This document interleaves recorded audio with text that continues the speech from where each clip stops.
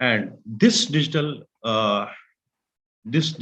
we can say, transformation, it has improved the organizations in the economical way, because you cannot, you can say, get admissions like we used to do it earlier. We have to use a lot of digital ways. We have to get the data from different social platforms about the students that who have completed their post graduation or who have completed their 12th standard, who are going to complete, when they are going to complete, with what, how much grades. You have to get a huge data set, then you have to analyze that data set. So there is a need of that technology, that you need such statisticians, you need such analysts who will analyze that data set and provide the, we can say, the uh, hot cake. And second is that it has brought few changes, whether it is a social change or it is a cultural change. Like we used to avoid our children by using mobile phones. We have seen earlier, we used to avoid them that don't use mobile phones. But without a mobile phone nowadays, it is not possible that a student can complete his or her education.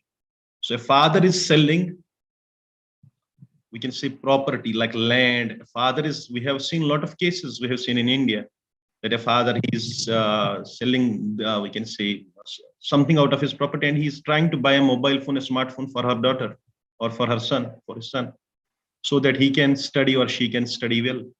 So there are some changes with this. There are some changes, but when we talk about this digital transformation, so there is a need, and then there is a need that we need to transform the people who are already working with the new skills. We have to provide them new skills.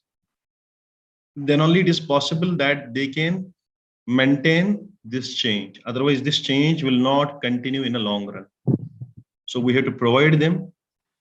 Either it is by, we can say, by even course, by force, we have to do it. That sometimes it is very must, that it is the need of the market. The market is demanding us. So I can show you here that what are the different, we can say, digital transformations in higher education. You can see that we can use different digital channels, like websites, like, you can say, chatbots, social media, email marketing, to recruit and retain students, which I was talking about. So what we call as email marketing or e-com marketing. That the marketing structure has changed nowadays. You cannot go to customer in that way and to, you can say, entertain the customer, and so as to, you can say, motivate a customer for buying. You have to, because now the customer is using, you can see, the people are now more using mobile phones. So you can use this way. You can use it as a, we can say, a way that you can attract the customers through it this way. And you can collect a lot of data, as I already told you. You can get huge data sets on the basis of which you can tomorrow go for the decision making, the policy making. The data sets are available huge, especially when we talk about India. India is having huge data. Data is not an issue nowadays. Analyzing that data and interpreting that data and getting a proper information from that data is important. So data is there available, but we have to transform that data so as to get a proper information. And when we talk about the students, their own self-services, they can go for all those self-services, like, for example, registration. No need that there should be a queue for the registration. The students can register for the course while sitting at the home. They can register for the exams. They can pay the fee. They can pay for the transcripts. They can apply for the transcripts. All this by sitting while sitting at home. So we can avoid the gatherings, we can avoid the overload. And especially when we talk about the organizations, so a lot of cross-departmental workflows, they will be done in a better way. Or we can say an efficient manner. We can use this thing for an efficient manner of work which has to be done earlier. So when we talk about the higher education, a lot of organizations, I told you, it is the need of every organization. We can see most of the organizations, they are work from home. I mean, even Amazon, recently they called their employees that they can work from the office, but most of the organizations still work from home.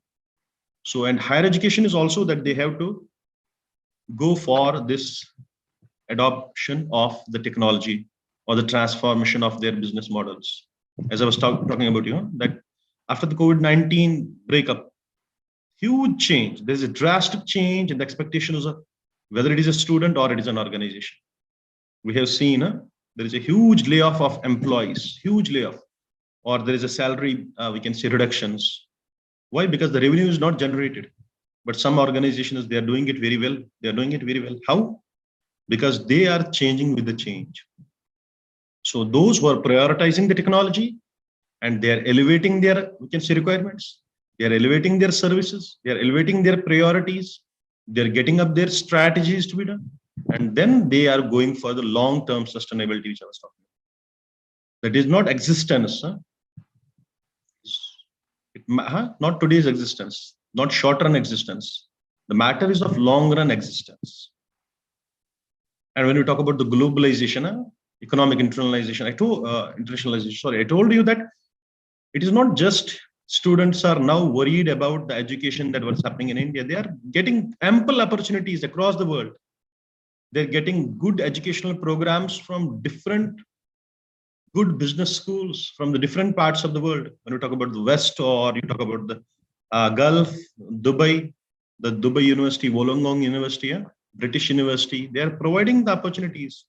Even if they are not able to go physically to the, we can say, MIT University campuses in India, they can do it through MIT University campus, Dubai.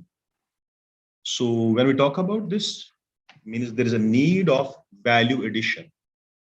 That when the same product you cannot sell for a longer period of time, you have to add some values.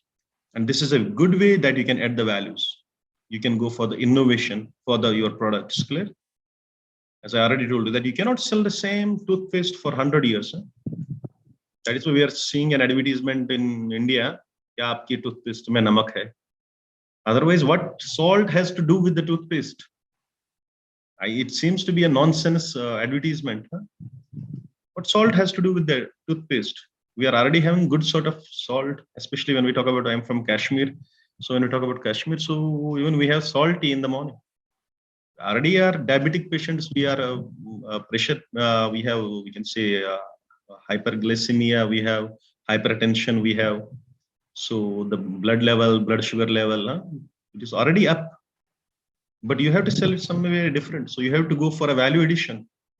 People should feel that if we don't take a salt with a toothpaste, then they feel they are poor. If you don't have salt in your toothpaste, then you're a poor.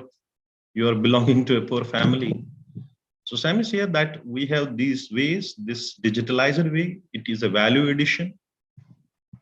And even there is a benefit of when we talk about production. I told you that we can say, talk about resource allocation, efficient resource allocation and reduction of waste. So there is a need of labor class now. Those we can say, the people who are involved in this, they need to update themselves with the current, we can say, as per the current technologies. So we have to provide them the skills. The skills are needed. As I was talking about, the Indian universities have also changed. Why? Because you have to change. There is a must need, we have to change. And there is a need for such, we can say, people. There is a need for such people that they are demanded in the market. The world is changing. We have to change. The world is going on a different direction. We have to go, we have to move in that direction. And the new generation is especially clear. They are more concerned about, we can say, the digital transformation, clear. They are more happy if they study on mobile phone. They are more happy if they study on laptops.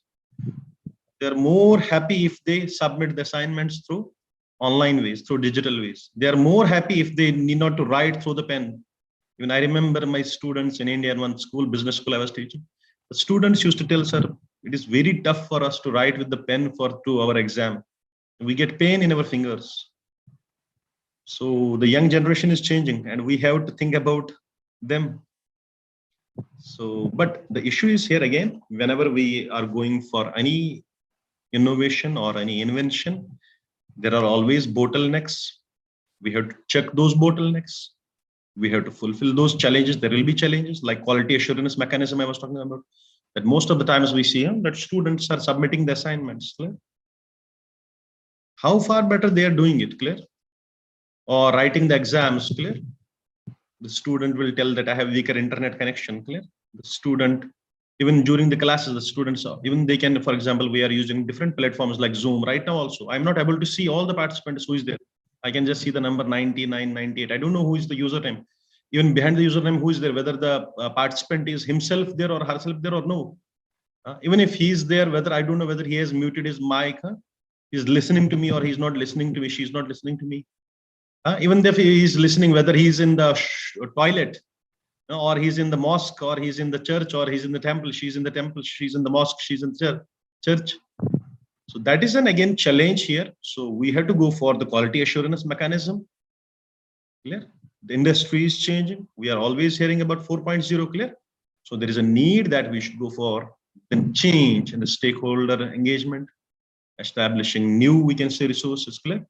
And when we talk about the educational, all these resources, there is a must need that we should be able to handle them. So as we can see here, that after COVID-19, all the labor markets, they have shifted online.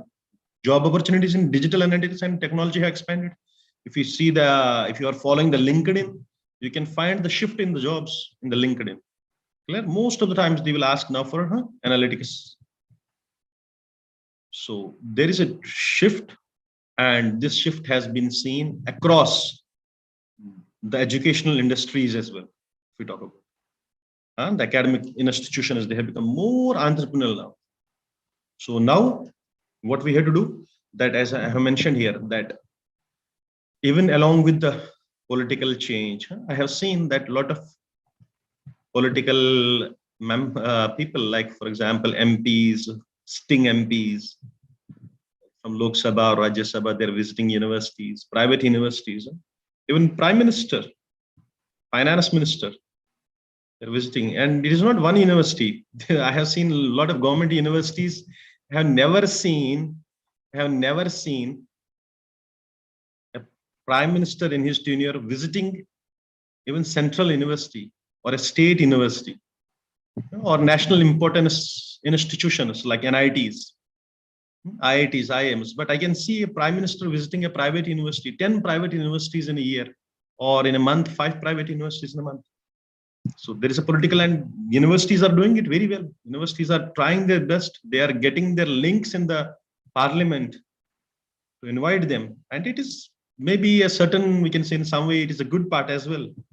So the universities are changing politically, social changes there. We can see different social changes. The culture is being given more importance nowadays. And when we talk about this digitalization, so there is a, we can say, evolution is there. So we have to adapt ourselves with the evolution. If we don't adapt, like we used to remember that in our childhood books, that giraffe, why the giraffe is having long neck? Because when there was shortage of grass, he tried to adapt with that issue and he got the long neck. And other animals who could not, they did not survive. They could not survive. So the increasing pressure for sustainability, if you talk about the long run sustainability or you talk about the financial sustainability, it is must clear that we should go for this digital-led education, higher education, and it will help us for, as I already told you, better student progression, student experience, satisfaction, teaching quality and innovation. And even when we talk about the rankings as well, it has a greater important factor there.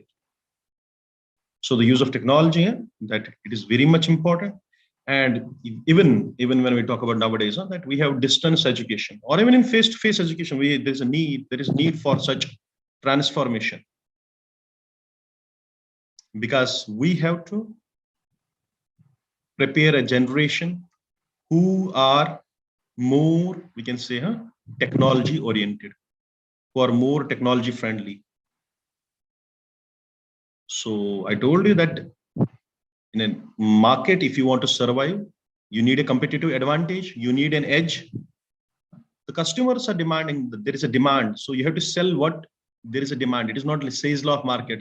Whatever you sell, you produce. Whatever you produce, you sell. No. If it is not demanded there, you cannot sell. So now, as I already told you, that there are some challenges like cultural and behavioral resistance is there, clear. A lot of, we can say, families, they don't allow their children to use mobile phones. Technological issues are there. So, and even sometimes we can see the change of mindset is needed. And even sometimes people are not that much friendly with technology. So these can be the challenges, but we have to overcome these challenges. And like, for example, I was talking about the participation or the competence you need, that we have to go for this. So if you can see here, the last slide here, the last, we can see, sorry, paragraph in the slide, that there is a great influence of higher education on regional development by the influence of employment or the quality of life. You can see here that we are able to observe different changes over this time. Now, my last slide will be here. I'll be talking about few things here. First, if you will allow me, that I will be talking about few things, like, for example, I'll be talking that these, what can I say? We have some barriers which we are talking about, like technological ecosystem, clear? So many institutions still I have seen that still they are outdated. Even in India, they are outdated, clear? Very good, we can say, prominent higher educational institutions. They're outdated. Yeah. Maybe legacy systems that are not properly, we can say, secured or integrated together to provide the support, you can say, technology that is not provided. Or sometimes there is lack of governance is there. They still struggle for transformation because they lack the formalized IT governance. And sometimes they don't have the proper skills, that understaffed or sometimes underfunded. So there is a huge funding nowadays from our government. We can secure for the fundings. And sometimes what we call as a change management difficulty. We find it difficulty in the change management. That is again an issue. But we still have a lot of opportunities to work over, as it is mentioned here in this slide. You can see here, this slide. You can see there that, just one second. I hope my slide is visible to you.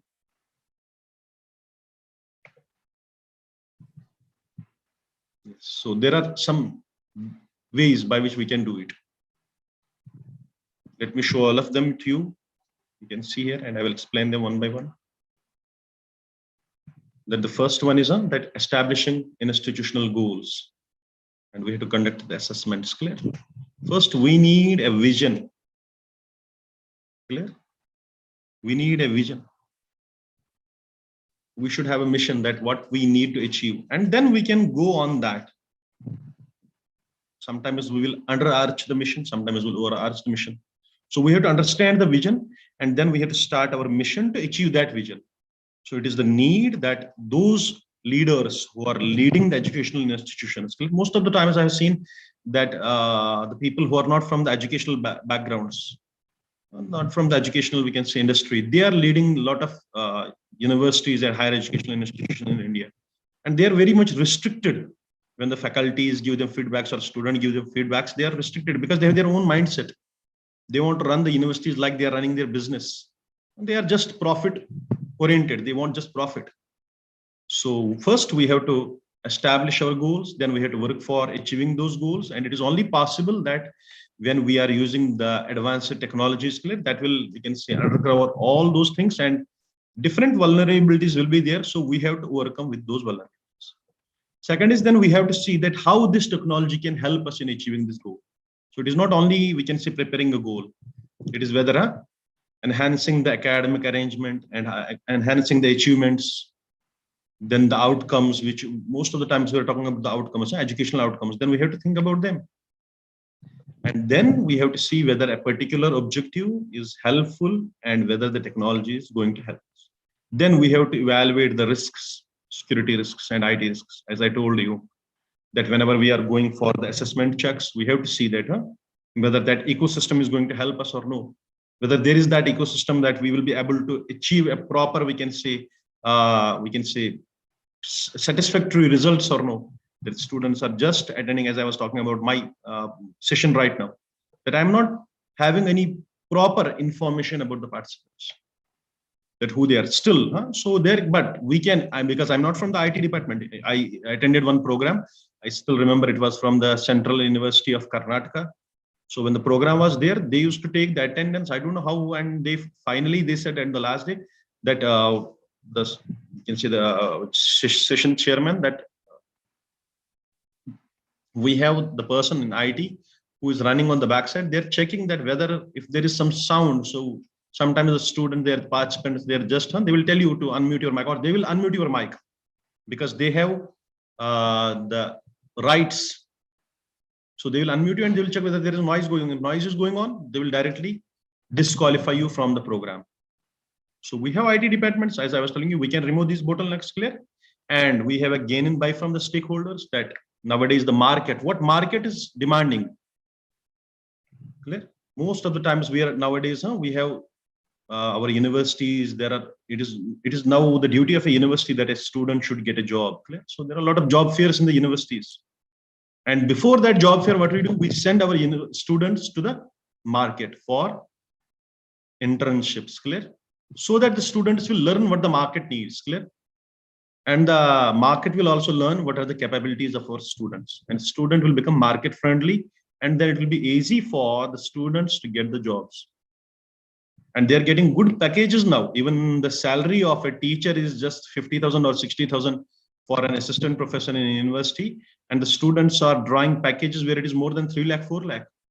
So they are doing very better, but only when they understand the market.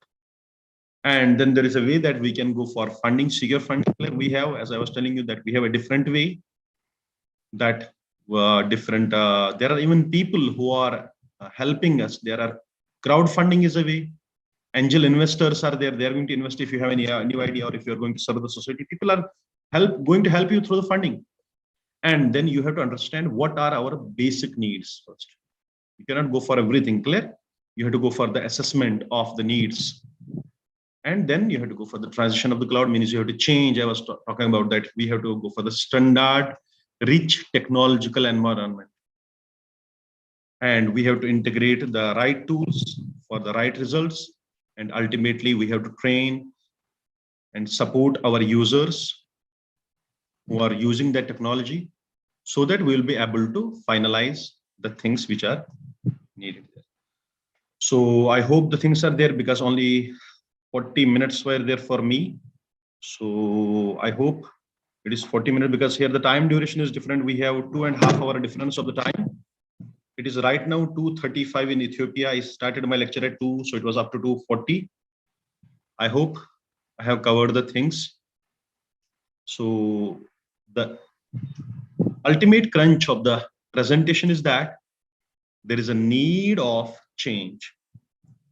I will again repeat that proverb which I used earlier, that it is a common proverb. Most of the people will use it, that we have to change with the change. Otherwise, change will change us. So there is a need for changing our structure, our business models, adopting the digitalization way, and it will help the student sections as well as the organizations to serve to attain, we can say, to attain their economic perspective as well, economic motive as well, and to serve the society as well, to serve the student community as well. Thank you so much for your patience listening. Now, if you have any questions, you can ask your questions. I'm here to answer them. I'll be happy. Thank you so much, Dr. Asif. Thank you so much. Nice listening to you. But the most honorable and the most respectable person who is present in our conference is our chairman, Dr. Sandeep sir. If he speak out and if he expresses his opinion about your lecture, I would be more happy then. So I would like you to express your opinion about sir's lecture. Over to you, sir. Thank you तो मनीषा जी। 2 दिवसीय अंतर्राष्ट्रीय web conference के दूसरे दिन मुख्य वक्ता के तौर पर मौजूद doctor Mohammad Asif Shah, associate professor, department of economics, देहरी यूनिवर्सिटी, इथियोपिया। ये प्रोग्राम की सेक्रेटरी प्रोफेसर मनीषा डी। जितने मेहमान हमारे आज जुड़े हुए हैं, जो पूरी कॉन्फ्रेंस को ऑर्गेनाइज करवाएंगे, पहले व दूसरे टेक्निकल सेशन, तीसरे व चौथे टेक्निकल सेशन के कोऑर्डिनेटर, चेयरपर्सन, पैट्रन, सभी प्रतिभागी, देश विदेश से जुड़ने वाले सभी प्रतिभागी, सभी का एक बार दोबारा फिर दूसरे दिन की कॉन्फ्रेंस में हार्दिक स्वागत करता हूं, हार्दिक अभिनंदन करता हूं। विशेष रूप से डॉक्टर मोहम्मद आसिफ शाह जी, जो कि हमारे एक छोटे से बुलावे बिल्कुल के शॉर्ट नोटिस पे हमारे बीच जुड़े हैं। आपका विशेष तौर पर शुक्रिया sir. Doctor thank Mohammad you sir, Asif आपका शाह शुक्रिया, जी। मुझे आपका शुक्रिया करना चाहिए क्योंकि आपने ये अपॉर्चुनिटी मुझे प्रोवाइड की। As an Indian I am proud to serve my community even if I am out of India, so it is a great and जी इमेंस जी जी प्लेजर जी, for me to speak over the platform sir. 1 और 1 11 होते हैं sir. जी जी हम जी जी साथ जी मिलकर जी, इसी तरह से आगे चलेंगे। और सर श्योर आपसे श्योर।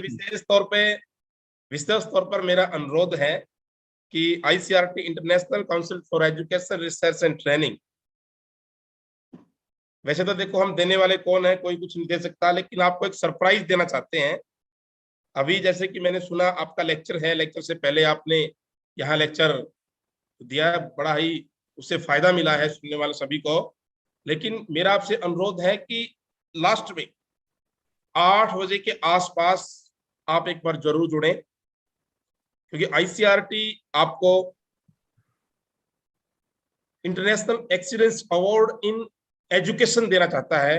मैं ये घोषणा करता हूं सभी के बीच में। धन्यवाद जी, धन्यवाद। श्योर श्योर, मैं कोशिश करता हूँ जी जी क्योंकि जी मुझे घर भी जाना, बट आई विल अटेंड, मैं दोबारा ज्वाइन करूंगा क्योंकि यहाँ अभी लगभग 3 बजने वाले हैं, तो 8 जब बजेंगे इंडिया में तो यहाँ पे 5:30 उस वक्त होंगे, तो तब तक मैं घर पहुंच जाऊंगा। I will reach my hostel, तो मैं जी जी हॉस्टल जी से ज्वाइन करूंगा, मैं हॉस्टल से ज्वाइन करूंगा श्योरली श्योरली। जी प्रोफेसर डॉक्टर मोहम्मद आसिफ शाह जी, बहुत अच्छा लगेगा हमें कि जब जी जी जी, अवार्ड की जब घोषणा हो और तब आप हमारे बीच जुड़े हुए हो, हमें बहुत अच्छा लगेगा। Sure sure professor, it will be my pleasure. मैं जरूर तब तक मैं हॉस्टल पहुंच जाऊंगा। अभी मैं यूनिवर्सिटी में ही हूँ क्योंकि यहाँ पे 2.5 घंटे का टाइम डिफरेंस है, तो मैं 8 बजे surely I will put an alarm और ए रिमाइंडर फॉर मी, ताकि ये मेरे लिए आसान हो जाए। जी जी, thank you so much sir, thank you so much. Thank you from my side as well. धन्यवाद। ओके। और दूसरा मैं घोषणा करना चाहता हूँ, पहले दिन के जो कीनोट स्पीकर हमारे बीच में थे, प्रोफेसर इंदु जी, आप भी जुड़े हुए हैं, तो आपसे भी अनुरोध कि कल आप कीनोट स्पीकर के तौर पर जुड़े हुए थे, आपको भी आईसीआरटी की तरफ से यही इंटरनेशनल अवार्ड देकर के सम्मानित किया जाएगा, तो आप भी जुड़े रहें।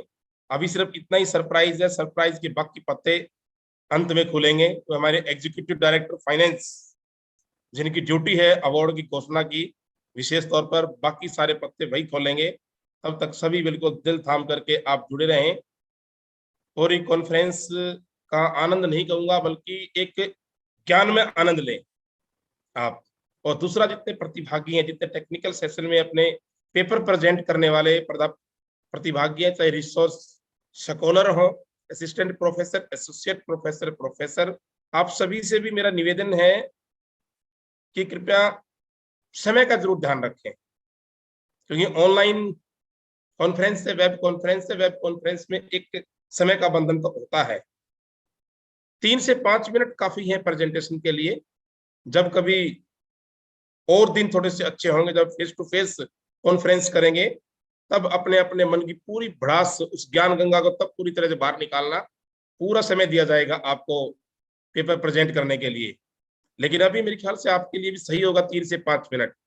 और जितने थर्ड सेशन के कोऑर्डिनेटर डॉक्टर इंदु सोलंकी जी, फोर्थ के जो कोऑर्डिनेटर हैं वे भी, और दोनों हमारे चेयरपर्सन महोदय भी इस बात का जरूर ख्याल रखेंगे कि इस एक समय के बंधन में ही अपने अपने सेशन को जरूर पूरा करवाएं, क्योंकि आज आधा घंटा हमें और चाहिए, वो चाहिए अवार्ड डिक्लेरेशन के लिए। तो कल की कॉन्फ्रेंस संपन्न होने में 9 बज गए थे, लेकिन आज हम चाहते हैं कि 8, सवा 8, 8:30 से पहले पहले तक पूरा काम संपन्न हो जाए। बहुत बहुत शुक्रिया, आभार और शुभकामनाएं पेपर प्रेजेंट करने वाले सभी शोधार्थियों को, सभी प्रतिभागियों को। Manisha D. Thank you, Sarji. It was pleasant listening to you as well. Okay, now it's a time for all of us to just start with our presentations and officially start with the third technical session. But before we start with that, let me officially again declare the rules and regulation for all of you, though our chairman sir has mentioned about it, but officially it's my duty to make you all aware about it. So according to the rules regulation, as I said, 3 to 5 minutes are sufficient for everybody. In case you guys are not following the instruction, it will be subjected to the disqualification of yours from this conference. Because yesterday, after several instructions, also most of the participants never followed the instruction. So this is the humble request, and that's the final rule as well. Well, with this, I would like to invite the coordinator for the third technical session, Ms. Saima Parvez, who is a research scholar of Amit University from Noida. I request Saima Parvez Professor to Manisha join. जी, Yes, sir. Professor Manisha D, Saima Parvez को किसी काम से Dubai जाना पड़ गया है। उनकी जगह पे आज कोऑर्डिनेटर डॉक्टर इंदु सोलंकी जी है। Okay, जी. Doctor Fine, sir. Indu Solanki, assistant जी, प्रोफेसर। जी जी जी, good evening Manisha ji, sir. Doctor Indu Solanki ji को बुलाओ आप। Sure, sir. Sure. So I request Indu ma'am to take over the session and please continue with the third technical session. With that, I also asked you to, I would like to request you to just say a few words about the chairperson of the technical session third, Dr. Usha Sadashivan, who is the head department of English from Meenakshi College of Women, Chennai.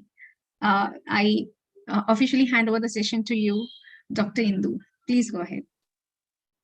Thank you, Dr. Manisha. Very good evening to you all. I am Dr. Indu, Assistant Professor in Chemistry, Shrimati Aruna Osaf Ali Government PG College, Salka. I welcome you all to this third technical session of the 2-day international conference on the emerging trends and challenges in humanities, education, and social sciences, organized by ICERT.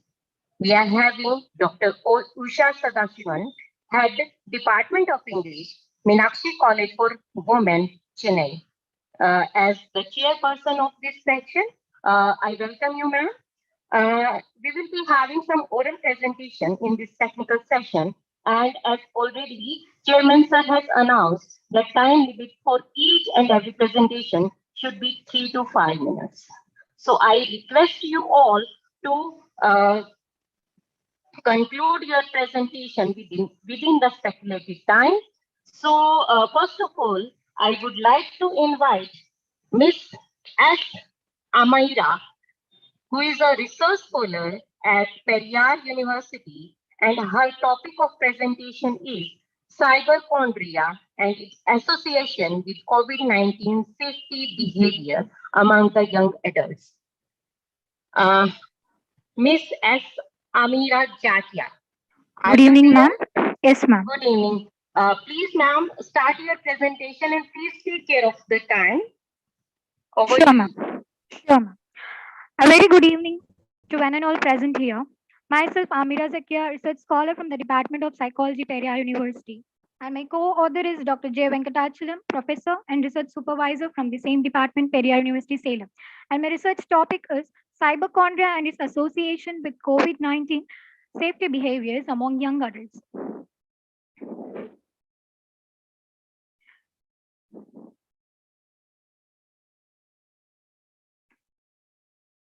Is my screen visible, ma'am? Yes, ma'am, it's visible. Please continue.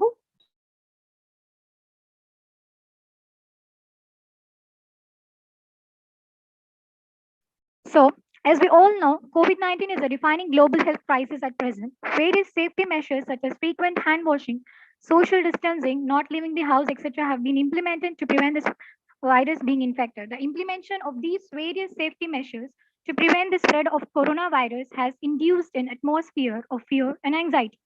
The behavior of searching health information online has increased to a very large extent during the COVID-19 pandemic than before. However, the excessive and compulsive use of internet for health information leads to a phenomenon termed as cyberchondria. Cyberchondria can be defined as an increase in anxiety about one's own health status as a result of excessive online searches, according to Starcevic and Burnley. People with cyberchondria overestimate the risk of becoming infected and are more prone to follow these safety behaviors excessively. Although these safety measures are necessary to prevent the infection of coronavirus, excessiveness can lead to a great burden on mental health. The aim of this study is to focus on cyberchondria and its association with the COVID-19 safety behaviors among young adults in India during the second wave of COVID-19 pandemic. Major objectives are to find out whether there is any significant gender difference in cyberchondria and COVID-19 safety behaviors among young adults, to assess whether cyberchondria has a significant relationship with COVID-19 safety behaviors, to evaluate whether cyberchondria has a significant impact on COVID-19 safety behaviors among young adults during the COVID-19 pandemic. My sample comprised of 238 young adults from the southern part of India with the age range of 18 to 40 years. The mean age is 24.46 and the standard deviation is 5.39. The number of males are 96 and the number of females are 142. The study adopted a descriptive survey method and simple random sampling has been administered. The data collected through online survey and the online consent was obtained from all the participants. My inclusion criteria includes young adults from 18 to 40 years, residents of India who are internet users and who are willing to participate. Exclusion criteria include individuals with non-physical disability as well as a non-mental disorder. We have used two standardized tools, which are Cyberchondria Severity Scale, developed by McElroy et al., and COVID-19 Safety Behavior Checklist, developed by Laurie, Corrales, and George Pedrick. And we have also collected the demographic details of the participants as well. The first table shows the level of the study variables. From the table, we can see that high level cyberchondria is manifested in 51.7% of the study sample, and excessive level of COVID-19 safety behaviors is followed by 22.7% of the sample. The second table shows the gender difference in the study variables. From the table, we can find out that there is a significant gender difference between males and females among the cyberchondria and COVID-19 safety behaviors. Hence, the first hypothesis that cyberchondria and COVID-19 safety behaviors will have a significant gender difference among young adults during the COVID-19 pandemic is proved. The third table shows the intercorrelation between the cyberchondria and COVID-19 safety behavior checklist. From this table, we can see that the cyberchondria tool is having a significant relationship with all its dimensions as well as with the COVID-19 checklist. So the second hypothesis that cyberchondria will have a significant association with COVID-19 behaviors among young adults during the COVID-19 pandemic is hence proved. The fourth table shows a regression analysis predicting COVID-19 safety behavior. From this table, we can see that the excessive dimension and the gender is having a significant impact on COVID-19 safety behavior with the R value or the R square value of 0.12 and the F value of 6.33. Hence, the third hypothesis that cyberchondria will have a significant impact on COVID-19 safety behaviors among young adults during the COVID-19 pandemic is hence proved. So the results, the major findings of my study are high level of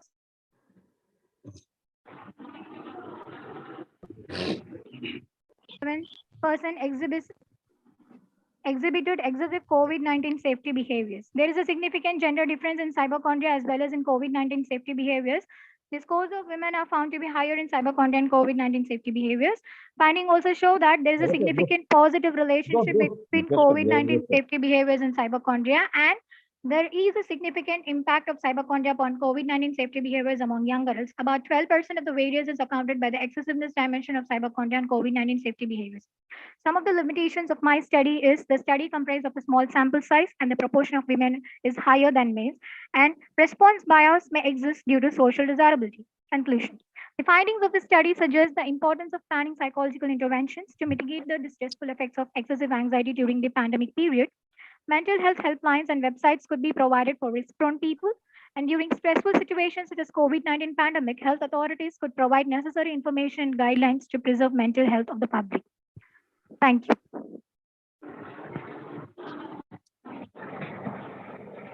Thank you, Ms. S. Amira. Now I would like to invite Mr. Sandeep Kumar Sharma, who is a research scholar at Department of Education, CDLU, Sirsa. His topic of presentation is teacher effectiveness among the secondary school teachers in relation to the occupational stress and emotional intelligence. Mr. Sandeep Kumar Sharma.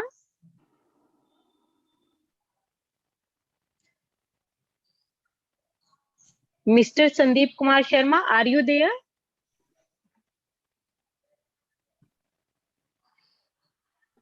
I think he's not here. So we will take the next presentation.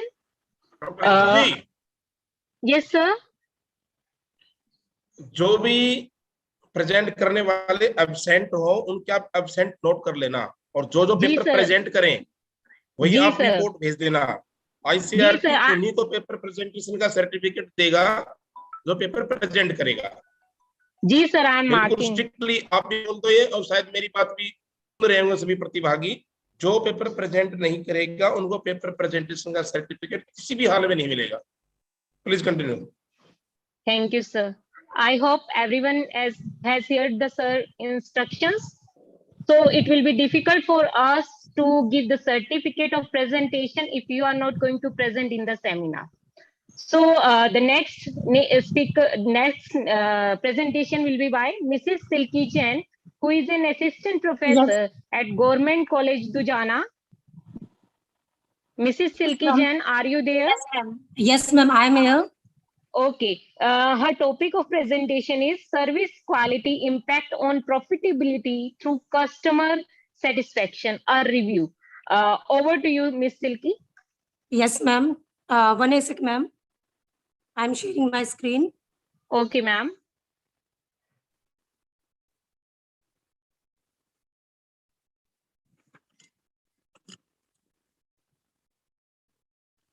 Good noon to all of you. Myself, Silky Jain from Government College Dujana, and I am doing PhD from Baba Masnath University, Rohtak.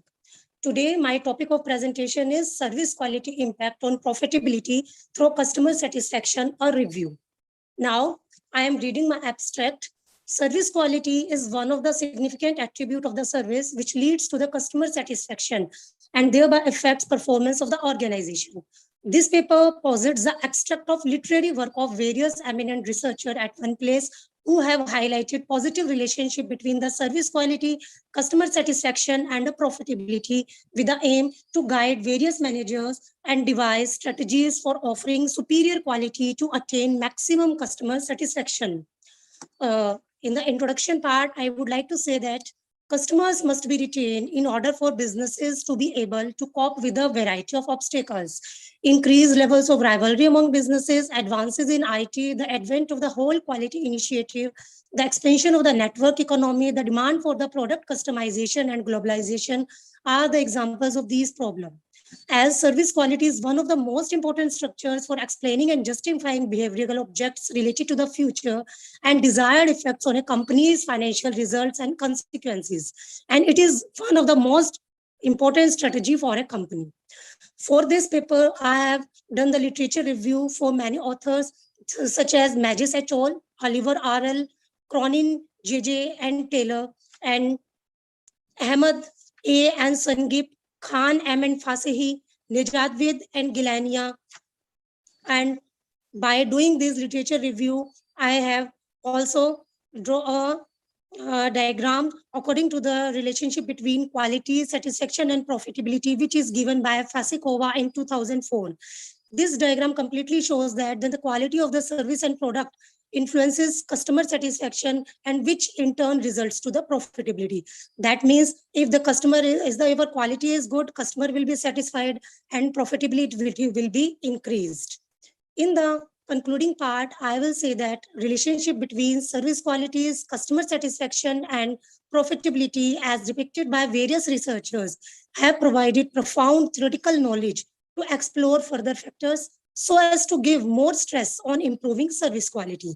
Executives of the organization have understood this relationship that would lead to better performance, including various benefits such as customer loyalty, increased market share, and productivity for enterprise. Service quality have been acknowledged as a strategic weapon to win our competition. Thank you. As all of you know that this paper is completely descriptive in nature because it has been prepared to define one of my objective for PhD, and that objective is to study the relationship between service quality, customer satisfaction, and profitability, and also to analyze the market share, premium corrected, and the profitability of public and private sector life insurance companies. Thank you. Thank you, Mrs. Silky. So the next presentation will be by Mrs. Seema, who is a research scholar at Baba Mast Nayak University. Her topic of presentation is a review of business correspondent model approach for financial inclusion in India. Mrs. Seema. Good evening, ma'am. Good evening, all of you. Good evening, ma'am. Please start your presentation. Dr. Indu. Dr. Yes, Indu, ma'am. could you please just remind them that they are supposed to just focus on objectives, findings, and conclusion just to follow the timeline? It's a maximum 3 to 5 minutes, right? Okay, ma'am. Yes, please try to focus on your findings only. Do not include all the introduction and this. Please be sure about this. My topic is a review of business correspondent model approach for financial inclusion in India. And my objectives of the paper are to study the effect of business correspondent model on financial inclusion of discarded segment of the society, and to study the issues and challenges faced by the agents. Now, a research methodology. This review paper is based on existing literature. For this 30 paper has been reviewed and various aspects related to business correspondent model were discussed with a specific reference to service provider, regulatory framework, and client profile. Now, summary and conclusion.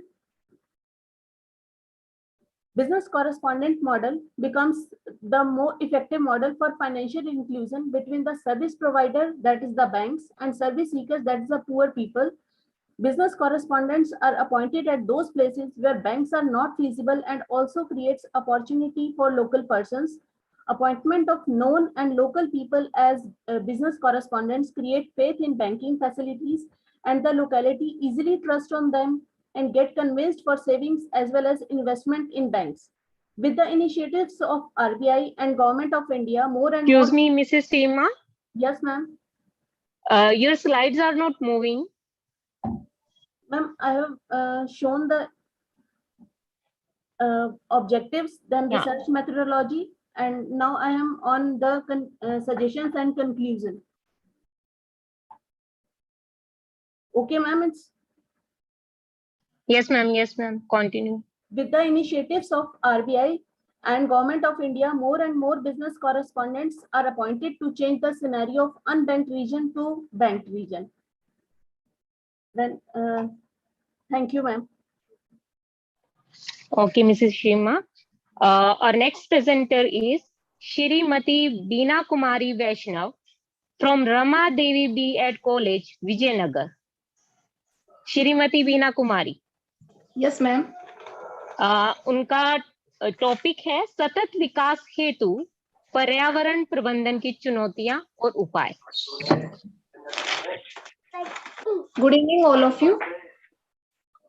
आरंभिक समय में पर्यावरण का दोहन संतुलित मात्रा में होता था, किंतु बढ़ती जनसंख्या के साथ ही संसाधनों का अंधाधुंध दोहन आरंभ हुआ तथा पर्यावरण प्रबंधन की आवश्यकता महसूस की जाने लगी.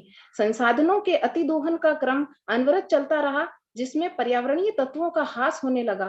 परिणाम स्वरूप पर्यावरण के घटक अपने प्राकृतिक स्वरूप में न रहकर स्वतंत्र क्रिया में असमर्थता प्रकट करने लगे. पर्यावरण अत्यधिक शोषण से वर्तमान समय में संपूर्ण विश्व संकट में है, जिसे पर्यावरण प्रबंधन द्वारा पुनः स्थापित किया जा सकता है. पर्यावरणीय नियोजन का इस प्रकार तात्पर्य होता है विकासीय कार्यों के लिए पृथ्वी के नव्य तथा अनव्य संसाधनों का विभिन्न रूपों में उपयोग करना, संसाधनों का संरक्षण तथा स्वास्थ्य जीवन के लिए पर्यावरणीय गुणवत्ता की दीर्घकाल तक रक्षा करना आवश्यक है. पर्यावरण प्रबंधन के अंतर्गत पर्यावरण का उपयुक्त उपयोग करके अधिकाधिक मानव उपयोगी बनाया जाता है, जिसके लिए पर्यावरण के विभिन्न घटकों का संतुलित विकास किया जाता है. यह एक ऐसी प्रक्रिया है जिसके अंतर्गत नियोजन, पुनरावलोकन, मूल्यांकन एवं उपयुक्त निर्णय करके सीमित संसाधनों का उपयोग से इस अपनी प्राथमिकताओं में परिवर्तन करना आवश्यक है, जिसके परिणाम स्वरूप वे वास्तविक जीवन में उपयोगी हो सके. पर्यावरण प्रबंधन के उपाय: वन संरक्षण, जल संसाधन प्रबंधन, वन्य जीवों का प्रबंधन, प्रदूषण नियंत्रण के लिए प्रबंधन, खनिज संपदा का प्रबंधन, ऊर्जा संसाधनों का प्रबंधन. पर्यावरण प्रबंधन की चुनौतियां. यह सही है कि मानव जीवन के समक्ष आज चुनौतियां ही चुनौतियां हैं, पर्यावरण की चुनौती इनमें बड़ी है। मानव के सुखमय जीवन को व्यतीत करने कैसे किया जाए, ये आवश्यक है कि हमारा पर्यावरण साफ सुथरा हो। जैसे जैसे विज्ञान ने प्रगति हासिल की है, वैसे वैसे पर्यावरण प्रबंधन की चुनौतियां हमारे सामने आ खड़ी हुई है तथा बढ़ती जनसंख्या सभी प्रकार के पर्यावरणीय मुद्दों के लिए जिम्मेदार है। वनों की अंधाधुंध कटाई एक चुनौती है। वन्य जीव क्षेत्र में स्थित मानवीय आवास को पुनर्स्थापित करना एक चुनौती। मैम प्लीज जल्दी कंक्लूड कीजिए। Sorry ma'am. विभिन्न उद्देश्यों की पूर्ति के लिए संरक्षणात्मक गतिविधियों को अपनाते हुए जलाशयों का निर्माण करना एक चुनौती है। वैज्ञानिक विधियों का प्रयोग करके भूतापीय ऊर्जा संयंत्रों का स्थापना एक चुनौती। संकट परमाणु संयंत्रों की स्थापना और उनकी देखरेख करना एक चुनौती है। Thank you ma'am. Thank you Shrimati Beena Kumari Vaishnav. Our next presentation will be by Miss Pavel Saltanat Pathan. Miss Pavel, are you in the meeting? We are moving to next presentation. Mr. Sumit Kumar, who is a research scholar at Shulini University. Mr. Sumit Kumar.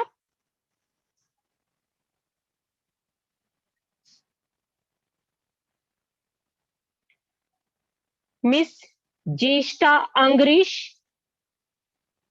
I am repeating again, please present your topic, otherwise it will be difficult for us to give the certificate. Sumit Kumar is here. Good morning. Hello. Hello. Hanji, Hanji. Sumit Kumar. Your voice is not clearly audible.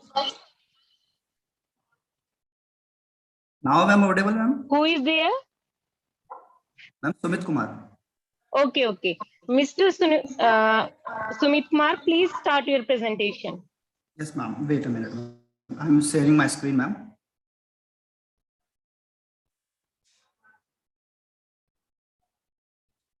Ma'am, my screen is here. Visible to you? Ma'am, my screen is visible to you? We can't see. No, it's not visible. Mr. Sumit Kumar. Wait a minute, ma'am.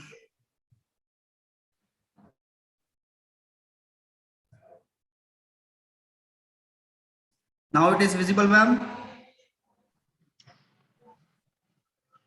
Yes, sir.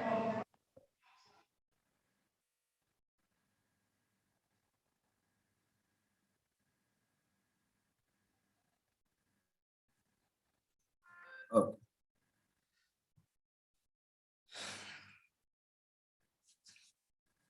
Now, ma'am, is visible? Yes, sir, it's visible. Please continue. Okay, thank you, ma'am. First of all, good evening to everyone, the chairperson of the ICERT, and this is a 2-day multidisciplinary international web conference. So my topic is the role of conspicuous yogic techniques for the management of sports competition anxiety in a sports person. This is a systematic review. Myself, Sumit Kumar, research scholar in yoga from Shulini University, Himachal Pradesh, Solan. Okay. My co-author is Dr. Subodh Saurav Singh and Dr. Mala Tripathi. Conspicuous, the विशिष्ट प्रकार की technique.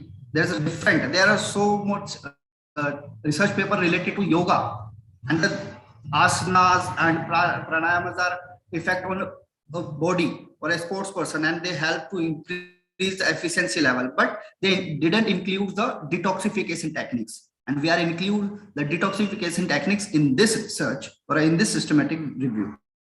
And the sports competition anxiety, like there are sports person have anxiety during the competition when they go for a competition, and they have anxiety like I'm going to win or lose this match.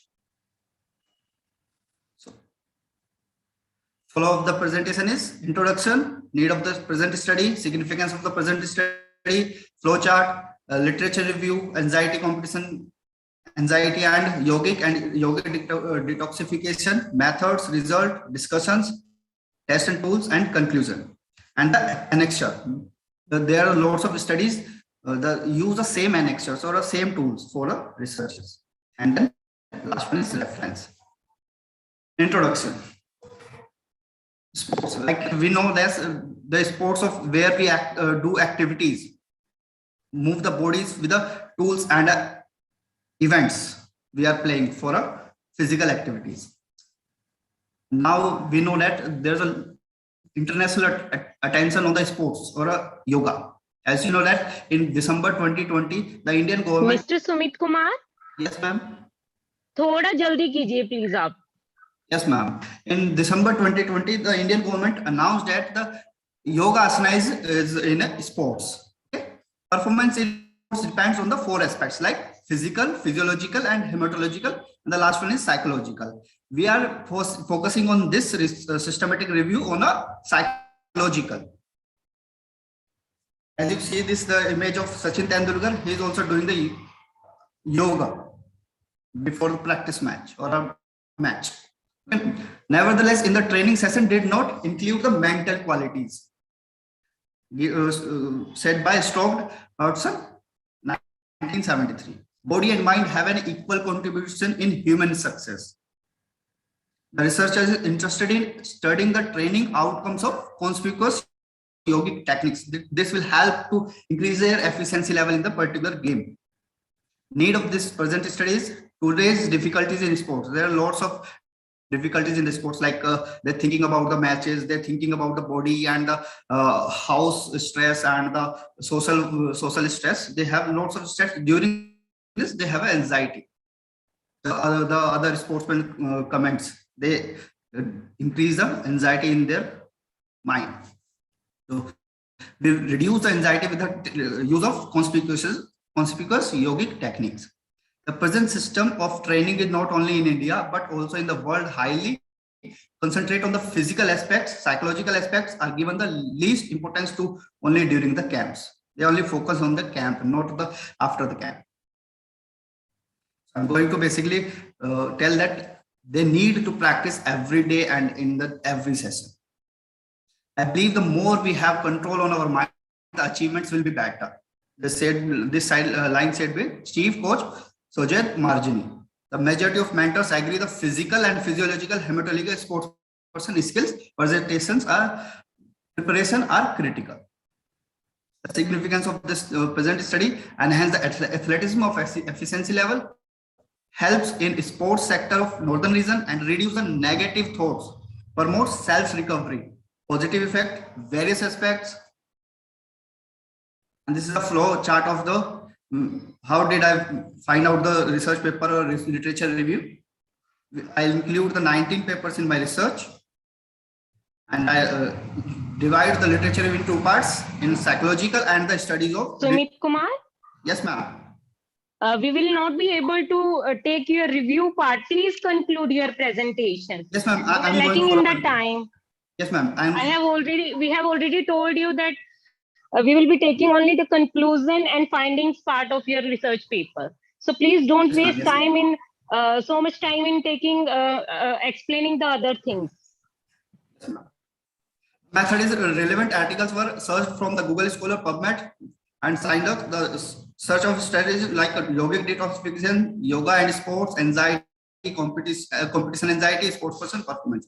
The result: each study has different techniques, training for relevant purpose. Their effect on psychological aspects. In the competition, the sports person who applies yogic practicing like detoxification, they will behave calmly, helping to strike a balance between body and mind.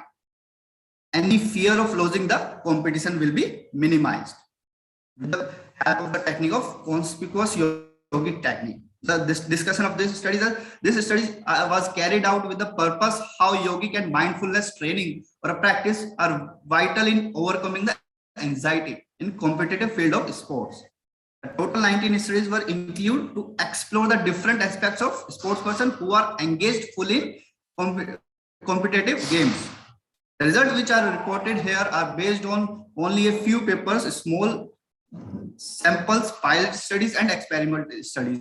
The review paper purpose is identify eventually methodology, quality studies, special intervention, especially yoga practices, different type of sports person, target group, and duration of intervention with specific areas of sport.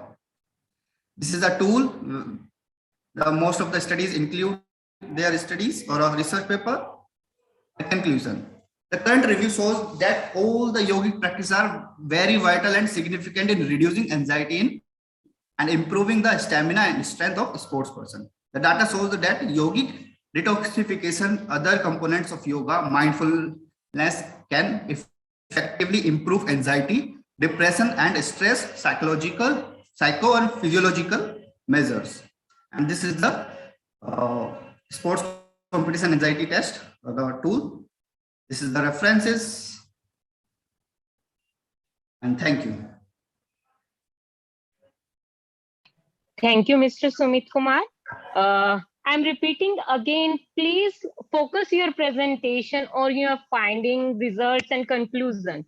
Please do not waste so much time on taking the introduction part, review of literature and all. Okay, the next presentation will be by Miss Jeshta Angrish. Miss Jeshta Angrish. Hello. Good evening, everyone. So Okay. this is Jeshta. So I'll be presenting a paper on the topic green consumption values and locus of control of Indian consumers, an empirical study. So not taking much time, I'll directly go to the rationale of the study. So it has been conjectured that cognitive and behavioral differences between those individuals believing their lives were controlled by powerful others versus those who felt that outcomes were ultimately determined by chance factors or destiny. So individuals can delegate responsibility for environmental sustainability to powerful others like politicians and public policy shapers, corporations and senior management, or to another higher power, which we call God or any other higher power they might believe in. There seems to be a dearth of research on the psychological determinants of eco-friendly behavior, and more so in developing countries. Therefore, the present study seeks to explore the links between locus of control and green consumption values in an Indian sample. So the methodology followed was I took a sample of 100 Indian consumers falling within the age range of 19 to 65 years, covering the following two stages of lifespan development given by Erickson, that is young adulthood and middle adulthood. The tools used were standardized scales. One is green scale given by Hawes et al. 2014, and the second one was the Levinson multidimensional locus of control scales given by Levinson 1973.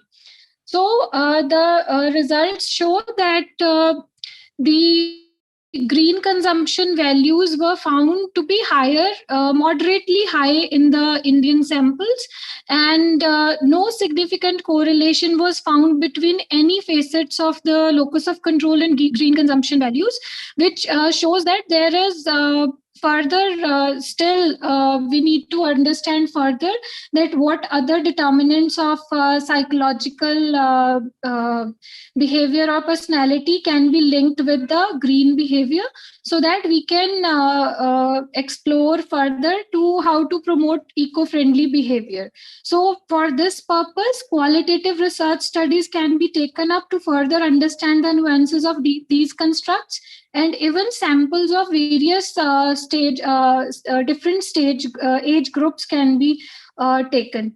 So not taking much time, I'll conclude by saying that green consumption values, when they come to be high, it means that the consumers of India, they are very concerned about the environment, and there is a great potential, if channelized in the right direction, that they can be motivated to convert those values into environmental friendly actions also. So thank you. Thank you, Ms. Jeshta. Next presentation will be by Mr. Aftab Nazir, who is a research scholar at University of Lucknow, and the title of his presentation is Search for Identity in Sellout. Mr. Aftab Nazir. Hello. Good evening, everyone. Hello.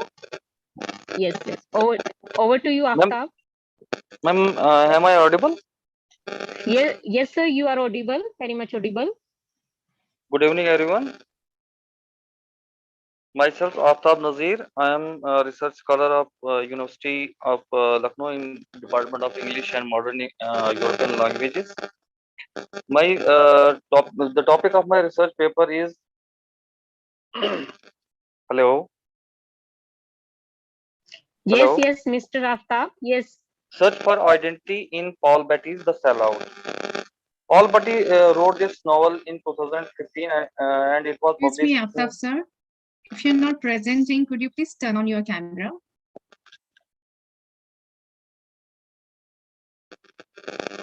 Okay, ma'am.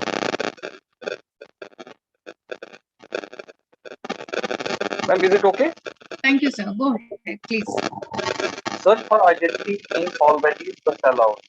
It is his fourth novel, and in the year 2016, Paul Betty was declared the winner of the Man Booker Prize for this novel, and he became the first black writer to receive this prize. The main theme of this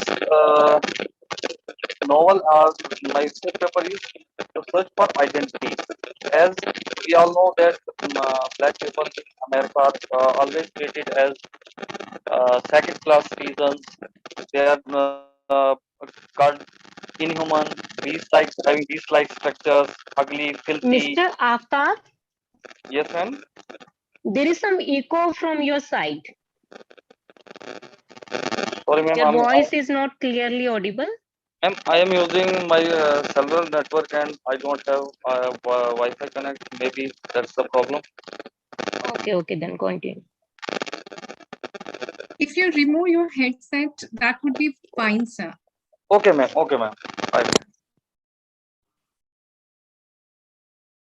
Ma'am, is it okay? Yes, sir. It's fine.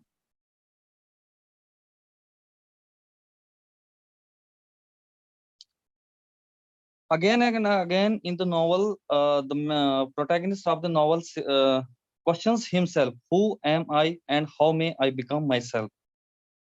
And this is the theme of my research paper as well, the search for identity in the sellout. The black people are always treated as second-class citizens, outsiders, filthy, beast-like structures, and the white dominant society call them rapists, murderers, and nothing else. The work of Paul Betty have brought about the mass awareness. People are being educated about such kinds of racial attitudes so that they should sternly oppose the offensive activities. This research paper will be a step forward as far as the quest for justice for the victims of racial discrimination is concerned. It will try to bring awareness in the world, hoping for a social change and peace in the future. Main objectives of the present research paper are to set up a possible study and understand the novel The Sellout from the perspective of search for identity, or simply we can say identity crisis. To study racism and elaborate the circumstances under which it is practiced, to understand the unflinching devastation suffered by the victims of racial discrimination in America, to make people aware of such brutalities and create a highly conscious and alert atmosphere, to spread a message of peace and harmony in the world, to understand not only the effects of prejudice but also the causes.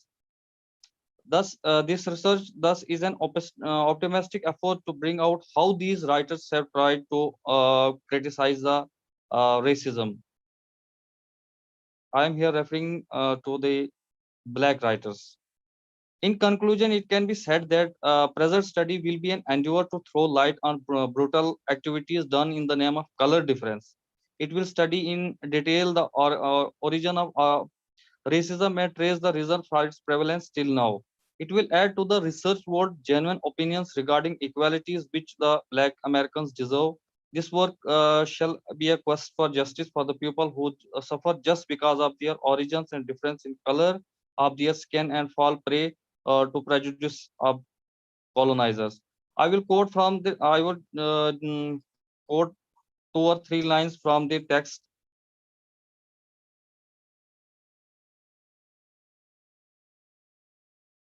As one of the character, King Koz, in the novel, his mother says that, about this racial discrimination, how and how the white dominant society treat them. She says that when a white bitch got problems, she is a damsel in distress. When a black bitch got problems, she is a welfare cheat and a burden on society. Thank you. Thank you, Mr. Aftab. Our next presenter is Mrs. Rajshri Datta, who is a teacher at Vishwanath College for Education, Vishwanath.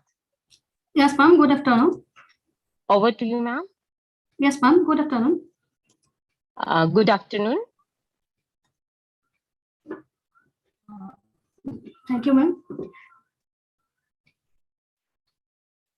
Respected organizer and a presenter, I am Rajshri Datta, lecturer of Vishwanath College of Education from Assam, India.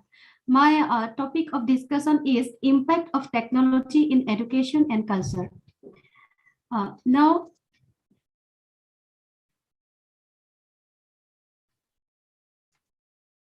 technology is a branch of knowledge that deals with the creation and use of technology means and their interrelations with life, society, and the environment. Now, the main objective of my study is to know the impact of technology on education and to know the impact of technology on culture. For this study, I used a methodology which is based on secondary data, and it is from various literature review and various articles and from various newspapers. Now, my findings are that is technology and education, that is impact of technology and in education is that synchronous and asynchronous learning is the two ways of e-learning through which learner can learn by online as well as at any flexible way as they prefer. Synchronous learning gives students an opportunity to connect with peers and instructors face to face, while asynchronous make them enjoy learning at any favorable time. Now, next point is virtual lab. Virtual lab is the gift of technology through which learner can acquire practical knowledge through online mode. Next one is use of mobile. That means impact of mobile. Mobile is one of the advanced use of technology where learner can get knowledge through many information, videos, audios, images to learn new topic quickly. Next point is computer software and hardware. Computer software and hardware both provides us opportunity to deal with educational game, record cards, calculation, manage attendance, and access data on students' performance in online programs and assessment. Computer have also made it easier to teacher to vary their instructional objectives. That means deliver the instruction. Next one is impact of technology in culture. Technology has a crucial impact on fundamental aspect of all our culture, including language, art, and religion. Technology affects all the components of culture. It determines the direction of culture development. Next point is technology has compelled the world into a global village through globalization. The advancement of technology leave a deep impact on traditional medical science, livelihood, economy, etc. Next one is the change in the food habits, traditional agriculture techniques, and penetration of global culture into our folk culture is only because of advancement of technology. Technology plays a crucial role to strengthen interpersonal connection. Implementation of technology influences the values of society by sensing expectations and realities. Now, the conclusion of the study is the impact of technology on our education and culture is undoubtedly huge. In spite of pros and cons of technology, for the better, it has greatly helped to make our lives better. The online connectivity does have impact on education and culture locally and globally as more and more people choose to communicate online instead of person. Technology should be oriented towards positive sense, as technology should be developed to design digital ways to educate and connect us not only to each other, but to promote our culture. Thank you. Thank you, Ms. Anisha. Now I would like to invite Mr. Pawan, who is a research scholar at LPU Jalandhar. Mr. Pawan. Hello, ma'am. Hello. His topic of presentation is identify the indicators of rural development. Mr. Pawan, I have a request. Please do not focus on the introduction part. Yes. Just only skip 2 to minutes. the 2 minutes only. ma'am. okay. Okay, please continue. Hello, everyone. Good evening.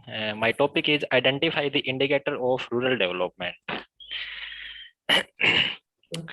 In this paper, various indicators of rural development has been identified and their level has been checked with the help of Z-score methodology.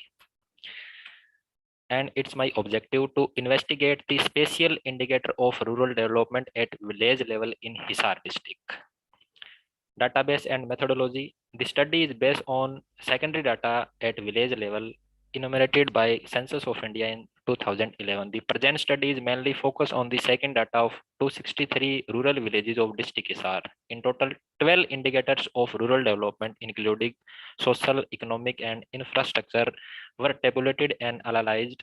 Z-score technique is used for categorized into high, moderate, and low development villages. Indicators: per house person, population density, sex ratio, literacy, female literacy, work rate, net shown area, irrigated area, education, health, technology. Result and discussion. This map show the black color is very high developed villages in district Hisar. Green was represent moderate level of development and pink color was represent low level of development in district Hisar villages. The study results out that the highest share of villages, that is 40.68%, were accounted in the category of high developed villages, followed by low developed 34.98% and moderate developed 24.34%. Developed villages were observed in every part of the district. A large pocket. Excuse me, your slide is not moving. 1 minute, ma'am.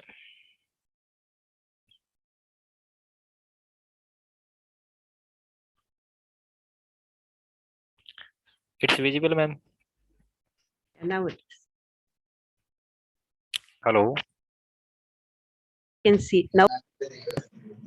Yes, sir. Yes, sir. Please continue. A large pocket of developed villages were observed in eastern part of the district.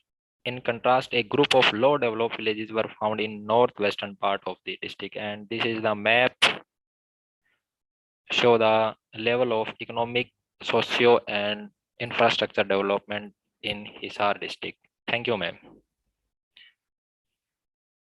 Now I invite Ms. Priya Chuk, who is a research scholar at Maharishi Dayanand University, Rohtak. Ms. Priya Chuk,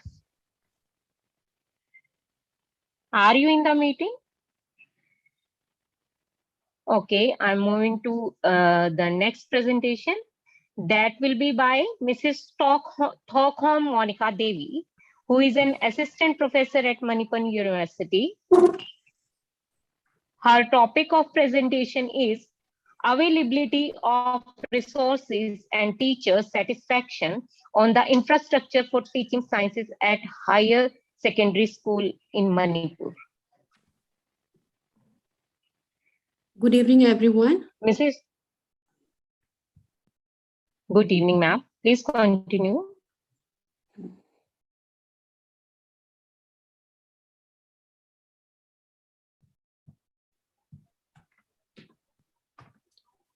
The topic of my presentations is availability of resources and teacher satisfactions on the infrastructure for teaching science at higher secondary schools in Manipur.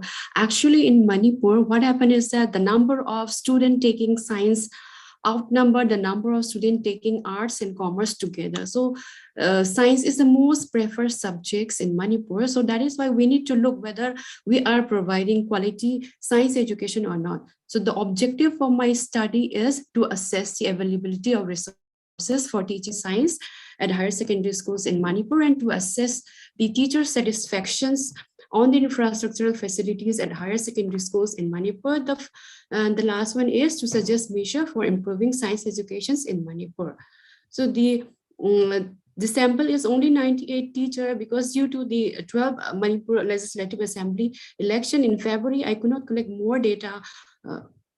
The next, moving on, I'll straight away go to the finding. The finding shows that 80.6% of teachers are satisfied with the school building.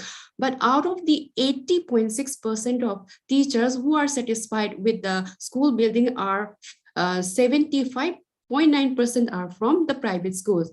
And 84.69% of teachers are satisfied with the size of class. And out of them, 72.28 are from private schools. 81.63% of teachers are satisfied with the staff room. Out of them, 76.25% are from private schools. 58.16% of teachers are satisfied with the laboratory. Out of them, 84.21% are from private schools.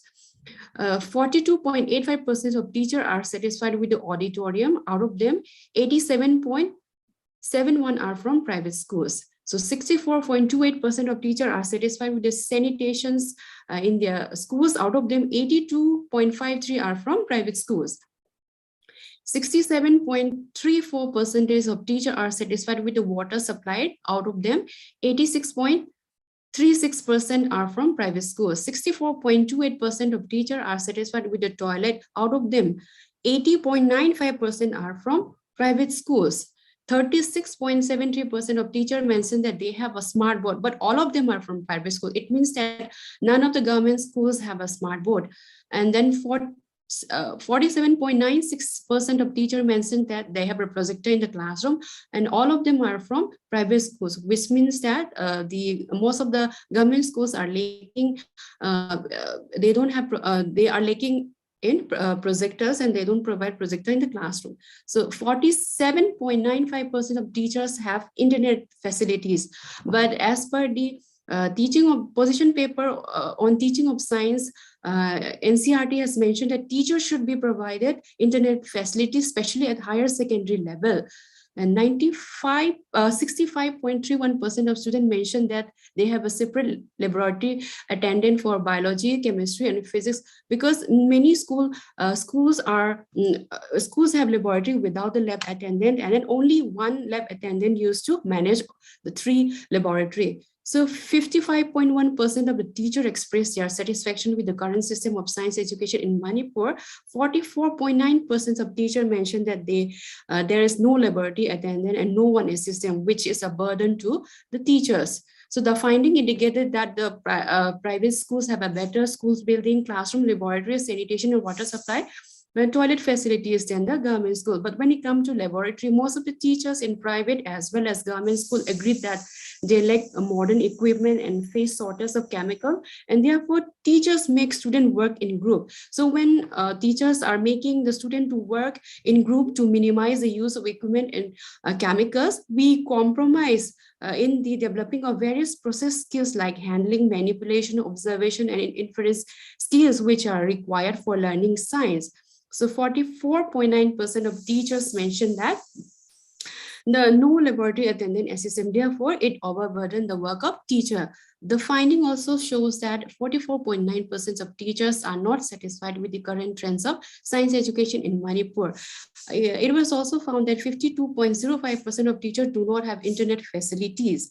Therefore, it is necessary to provide teachers with internet browsing facility at school to update their knowledge.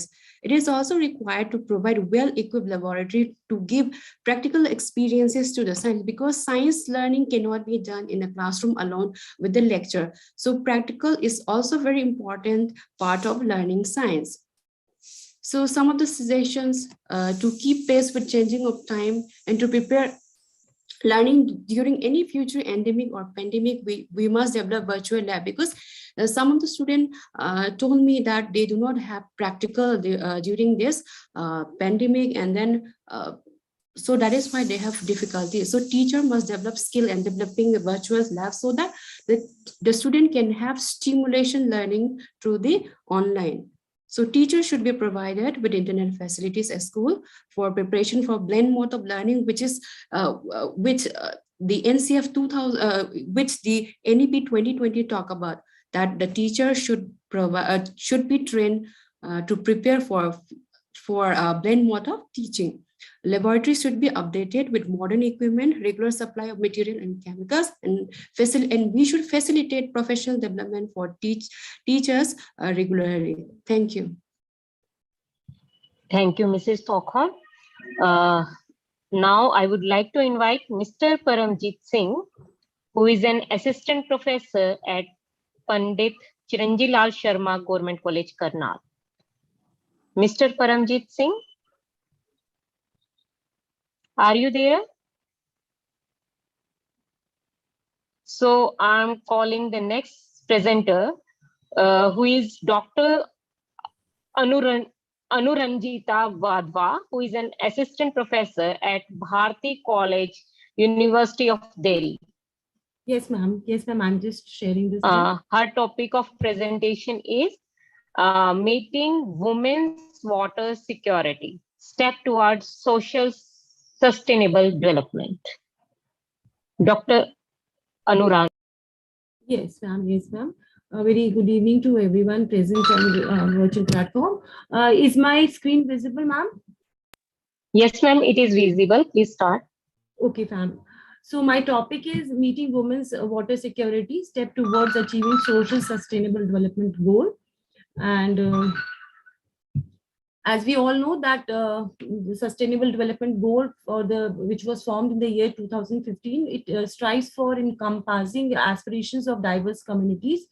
And despite the critical role of women in providing sustainability to life, access to resources like water remains very limited to women, who are the main burdens to procuring water from faraway distances. So my objective of study is to review range of challenges faced by women in accessing safe water, and this challenge has led to marginalization of women from the mainstream, and what are the steps taken to ensure availability of clean water and building a sustainable society. So now my hypothesis is that non-availability of safe water has led to exclusion of women, and attending to gender parity on the vital aspect of survival leads to inclusion, peaceful and sustainable development, and women are catalysts in bringing about development goals. So I have used data from UN Women, UNICEF, India Water Portal. These are my data, and the content and analysis of the studies was performed to identify shortages of water that women face and the specific steps that have been taken to identify the problem areas. So now I would not go into the detail of sustainability. And now to bring about quality of life is to understand the complexity of life that people live. And social sustainability combines a design of physical design of the social world, that is, an infrastructure to support social, physical, mental, social amenities available to the citizens, and engagement and space for people to evolve. So now gender equality is a precondition for sustainable development. And despite women's critical role in managing, conserving and utilization of natural resources, whether they are as beneficiaries or service providers, access to these resources have remained limited. For women, the water crisis is personal, and water is a source of survival for their families. Implications are very serious because non-availability of water has led to serious hunger, health and hygiene issues. Girls are unable to take up studies or they drop out from schools. And it is also a denial of right to get involved in paid occupations. Women are physically, economically and emotionally hit hard by non-availability of water. And due to growing shortages of water, when we come to India, women are seen as alternative to tankers or pipes. And this has also led to water wives, because men are marrying multiple times to have number of wives so that they can carry water throughout the day. And also it has led to social exclusion of women from certain caste or transgender communities, and also has increased the rate of migration of women from villages to urban areas, and also consequently pressurizing the urban cities. So what are the steps being taken? This is also my conclusion. Since women are more closely associated with natural surroundings and they are more aware to the problems and solutions, so they should be involved in deciding mechanism where what solutions should be adopted. And one such initiative taken by women in central India is forming Jal Sahelis, or water women friends. And also women have galvanized their communities to have harvest rainwater, dig wells or desalinate ponds.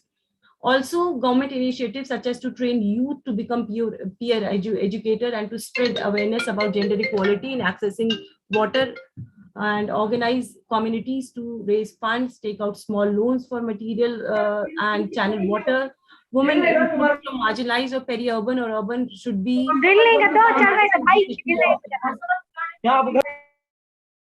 so gender responsive budgeting, for instance, can channel funds towards having an easy access to safe drinking water, so that women have more times to earn and girls are able to attend school and family and health conditions improve. So I would conclude my presentation with the saying of the Dublin Statement that women play a central role in the provision, management, and safeguarding of water, and therefore adequate policies need to be adopted not only to address the specific needs of women in regard to water, but also to empower them to participate at all levels of resource progress. Thank you very much. Thank you, Dr. Wadhwa. Now I invite Mrs. Neha Khewal, who is working as a research scholar at Gulf University. Mrs. Neha? Yes, ma'am. Please start your presentation. And please stick to the conclusion part, finding and conclusion part. Okay, ma'am. First of all, good evening to everyone. And my presentation topic is impact of academic procrastination on academic achievement, a systematic review. Next slide. Introductions. What is academic procrastination? Procrastination as a practical, the characteristic or defect that is specified as a delay or inact or decision. In another word, it is postponing the task we have decided.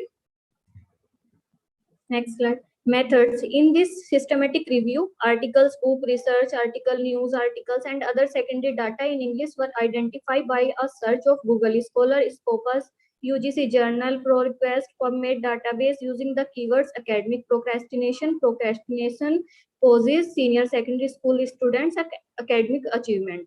Our search, on the other hand, was not constrained by time limitations. Characteristics of procrastination: distraction of attention, lack of personal passion, time management skills, social factor, and laziness. Overcome of procrastination. The first overcome of procrastination is awareness. Second is assesses. Third, outlook. Fourth, goals. And fifth is be realistic. Achieving goal and changing habit takes time and effort. Don't shortage yourself by having unrealistic expectation that you can't meet. Next slide. Academic. Now we are divided our objective in two parts. First is gender and other is level of students. Gender divided in two categories, male and females, and level of student divided in three categories: senior secondary school student, graduate student, and undergraduate students. And we check the impact of academic procrastination on academic achievement, and we find that a negative relationship between academic procrastination and academic achievement. If you have a high level of procrastination, then the result is low level of academic achievement, and if you have a low level of procrastination, then the result is high level of academic achievement. Discussion. The goal of this study was to see if there was a difference in procrastination frequency and prevalence across high school, undergraduate, and graduate students. The finding of the descriptive statistics applied to each category revealed that undergraduate are the most procrastinators, graduate are the second most procrastinators, while high school students procrastinate less than the other two group of pupils according to the findings. The current finding backed up what have been proposed by students are said to delay on assignment that have the biggest influence on their academic achievement. The other studies demonstrated no gender differences in procrastination levels. Confirming previous finding, the procrastination levels didn't differ between male and female. As a result, the current data suggests that procrastinating on preparing for an exam was more common, indicating that this activity is likely to be seen as most essential by students, and that is most likely the activities that have the largest impact on the academic life and academic achievement. Conclusion: academic procrastination is now a common phenomena, and its negative impact on students' achievement.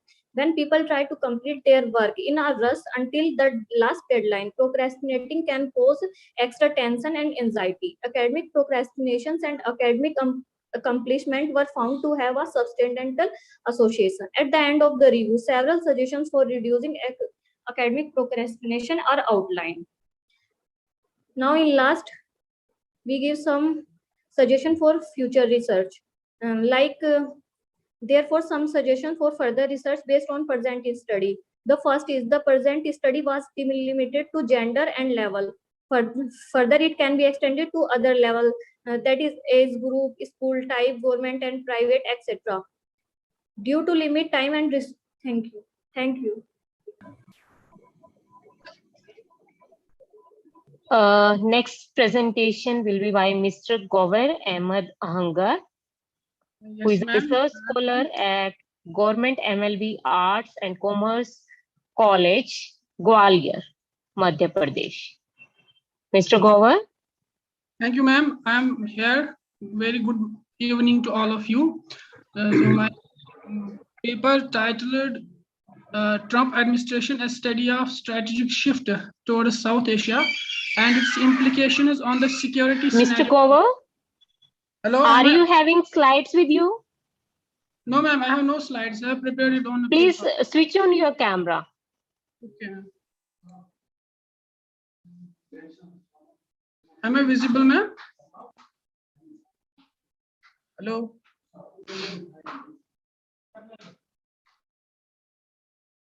Hello. Ma'am, am I visible? Yes, you are visible. Please start. Continue, miss. Continue. Okay, ma'am, my paper is titled as Trump Administration: A Study of Strategic Shift Towards South Asia and its implication on the security scenario of South Asia. So my focus is, United States foreign policy in South Asia. It is shifted, actually, it is shifted towards South Asia during the Trump administration. So I would like to start like this. Trump administration assumed office on August 2017. And his speech of 16 minutes was the shortest, which included 1,433 words only. But it was very significant as far as the South Asia is concerned. After assuming the office, Trump administration, stated that he was revising the South Asia policy, and he stated a new plan for Afghanistan, India, and Pakistan. The South Asian region, which was already in a state of instability, was further exacerbated by the Trump administration's new policy. So Trump expressed his fears about Pakistan, saying that it would stop acting, that it should stop. He gave a clear message to Pakistan that Pakistan should stop, a safe haven to militants and other militant and other organizations. It should stop providing them, as safe havens. And he openly stated that Pakistan stood to gain a lot by assisting United States in destroying the militant infrastructure. And on the other hand, if it doesn't do that, Trump already, stopped all military and civil aid to Pakistan.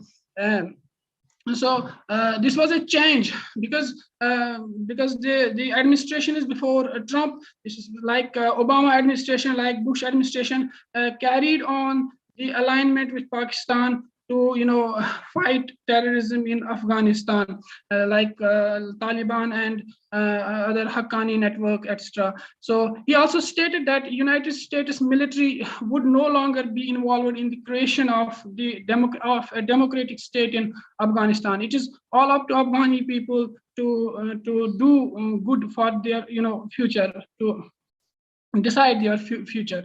So another important shift, it was a main shift of Trump's policy was that Trump gave proactive role to India in Afghanistan. He said that he called on India to play a proactive role in Afghanistan. So this change, this shift was welcomed by Afghan and India and the governments of India and Afghanistan, but it was severely criticized by Pakistan because Pakistan stated that Mr. Ahmed, we are lacking in time. Please come to the conclusion, please. Okay, so my conclusion is like that South Asia policy changed from time to time, but the main aim of United States in South Asia is to play a dominant role, and that very main thing will remain unchanged. United States will try all the time to remain dominant and as a hegemon in South Asia. Okay, so from time this approach was shifted from time based to condition based. If the condition is favor United States, then it will continue good policy. It will continue in playing its role in South Asia. If the interests are not served in South Asia, then United States will not provide like aid and other things, good things in South Asia. So South Asian region should take steps to strengthen its institutions like SARC and other institutions to provide its security by itself and do not be so dependent on other foreign aid from United States. So this thing will shape the future dynamics of South Asia. Thank you. Thank you, Mr. Ahmed. Now I invite Dr. Jayanti Lal Kalabhai Rathore, who is working as laboratory assistant at MBM Science and Home Science College. Yes, ma'am. Okay, please start your presentation. Yes, 1 minute, Indu ma'am. Okay, madam. And yes. Yes, ma'am. Yeah. मेरा research का topic है Wait a minute, Dr. Jayanti Lal, please. Okay, just madam. a minute. Sir, we were supposed to finish this session by 8:15 and we are really running too late. I really sincerely request to you, all the participants, please stick to the time limit because we have finished the another session and still we have 25 more participants to present their papers.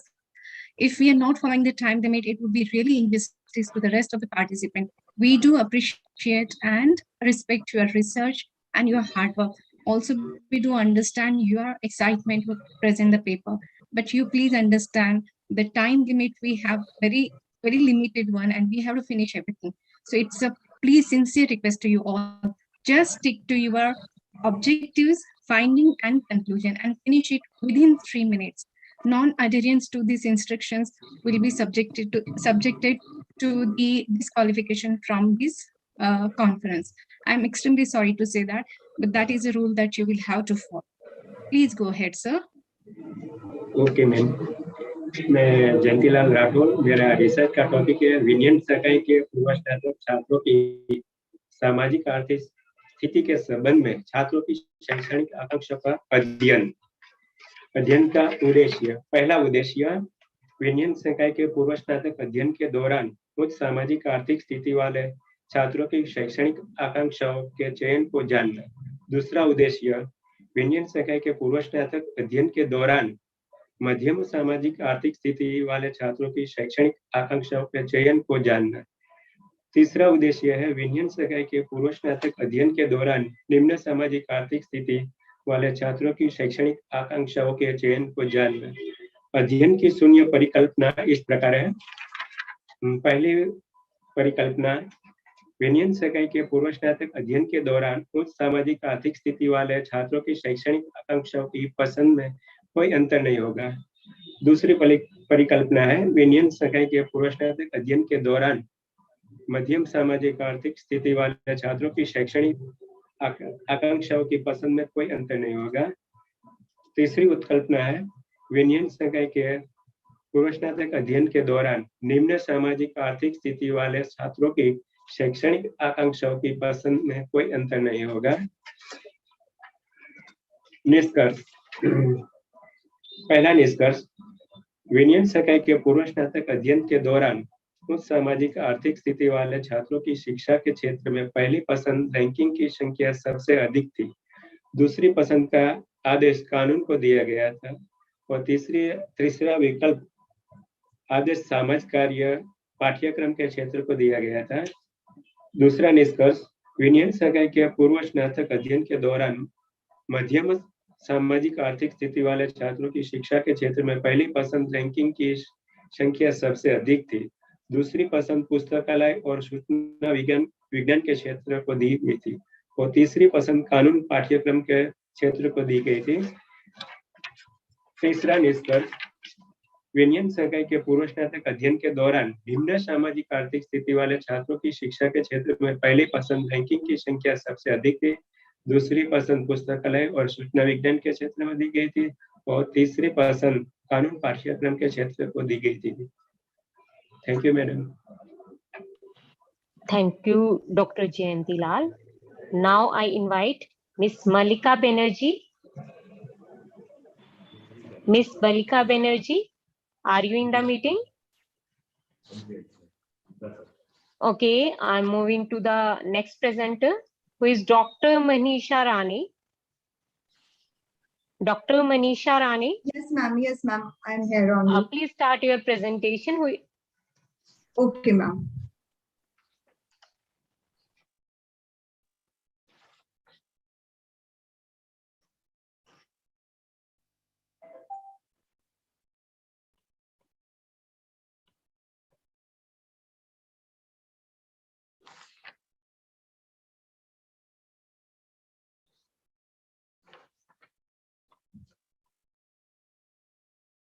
Ma'am, kindly let me know my slides are visible or not. Yes, ma'am, these are clearly visible. Please start your presentation, and instructions are already given. Please try to complete within 2 to 3 minutes. Okay, sure, ma'am. I will try my best. A very graceful good evening to one and all present here. The topic of my presentation is emerging trends and challenges in continuous professional development of teachers.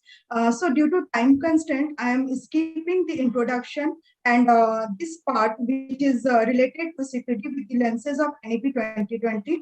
Now moving to the objectives, my first objective is to study the needs of teachers regarding continuous professional development. Second one is to explore the various emerging trends in continuous professional development of teachers.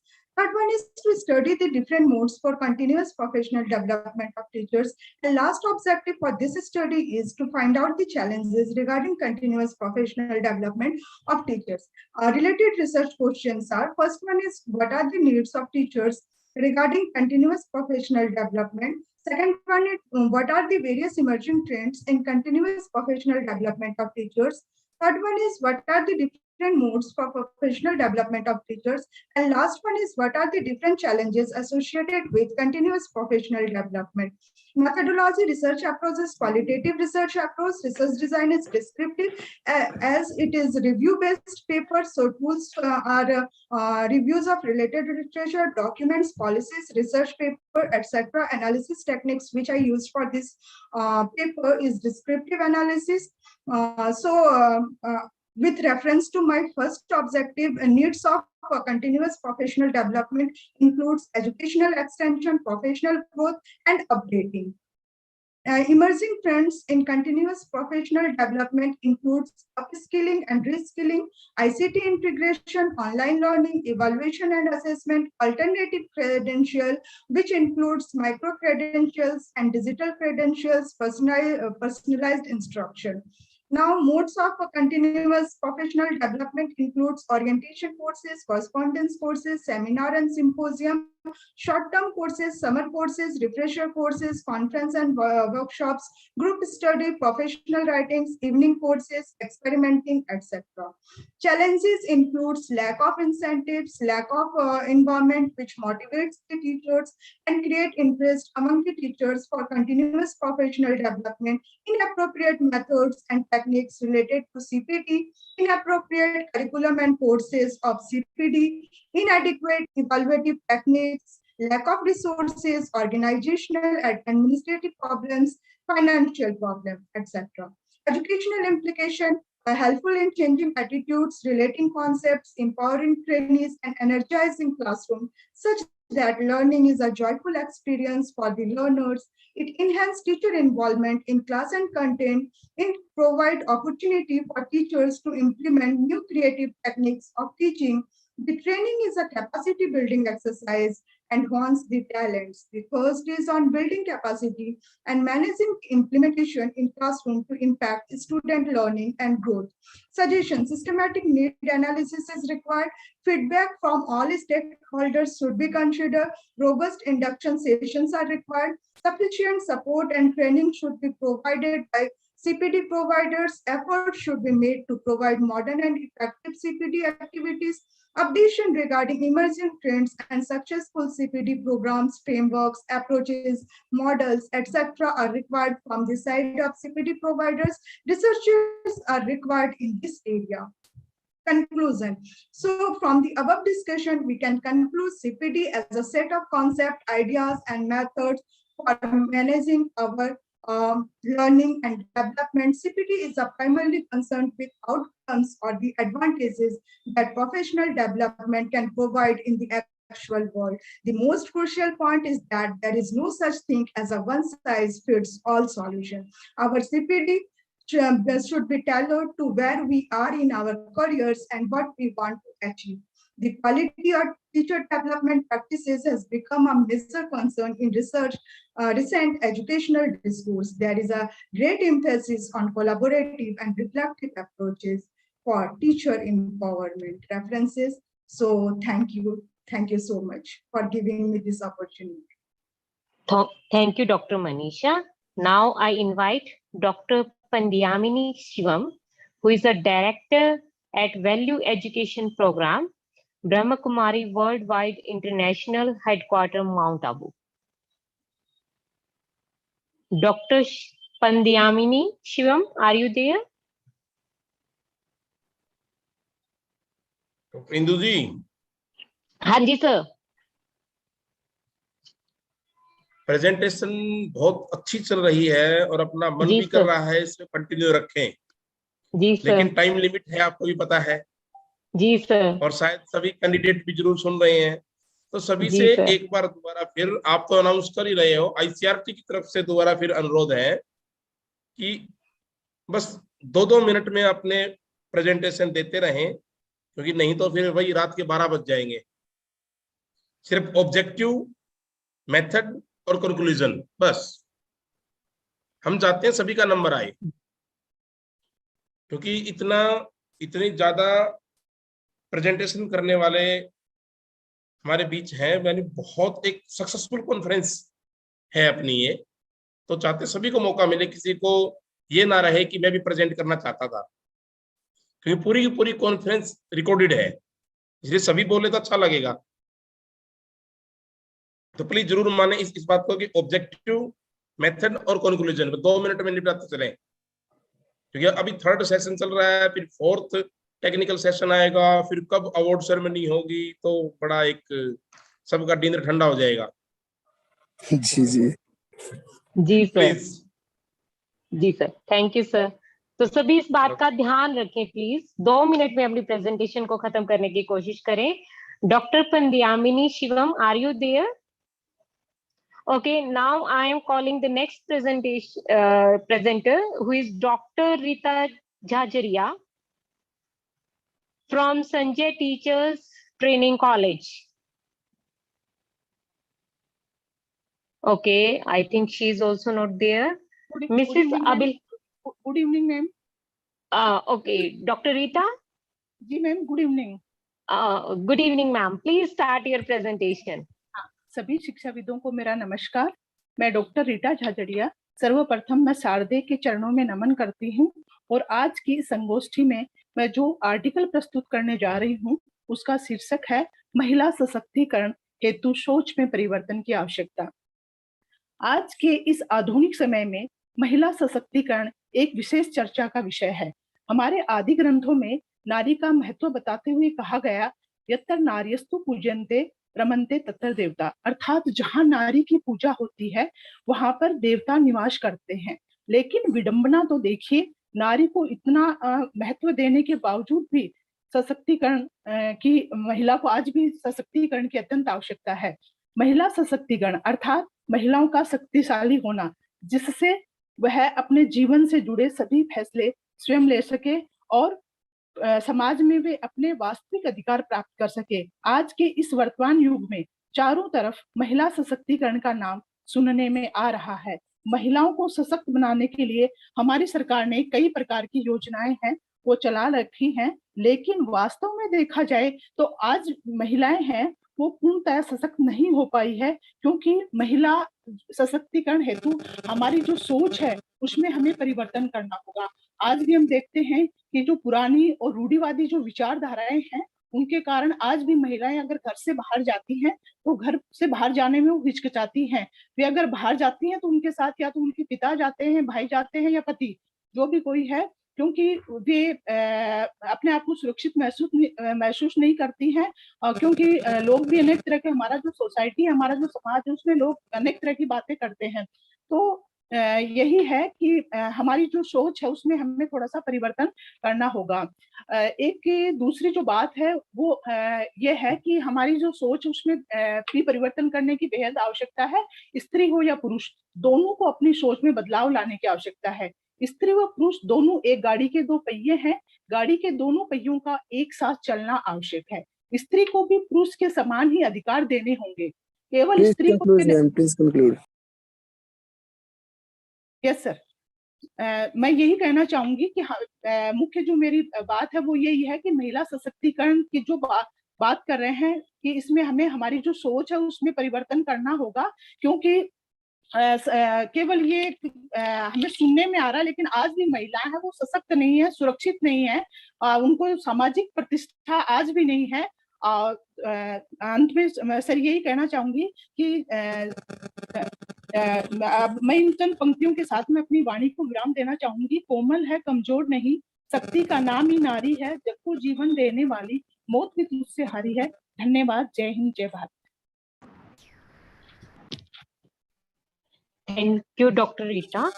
Now I invite Mrs. Abhilasha Sharma, who is working as a research scholar at Central University of Rajasthan. Mrs. Abhilasha Sharma? Yes, ma'am. Ma'am, please start your presentation and try to complete within 2 minutes, please.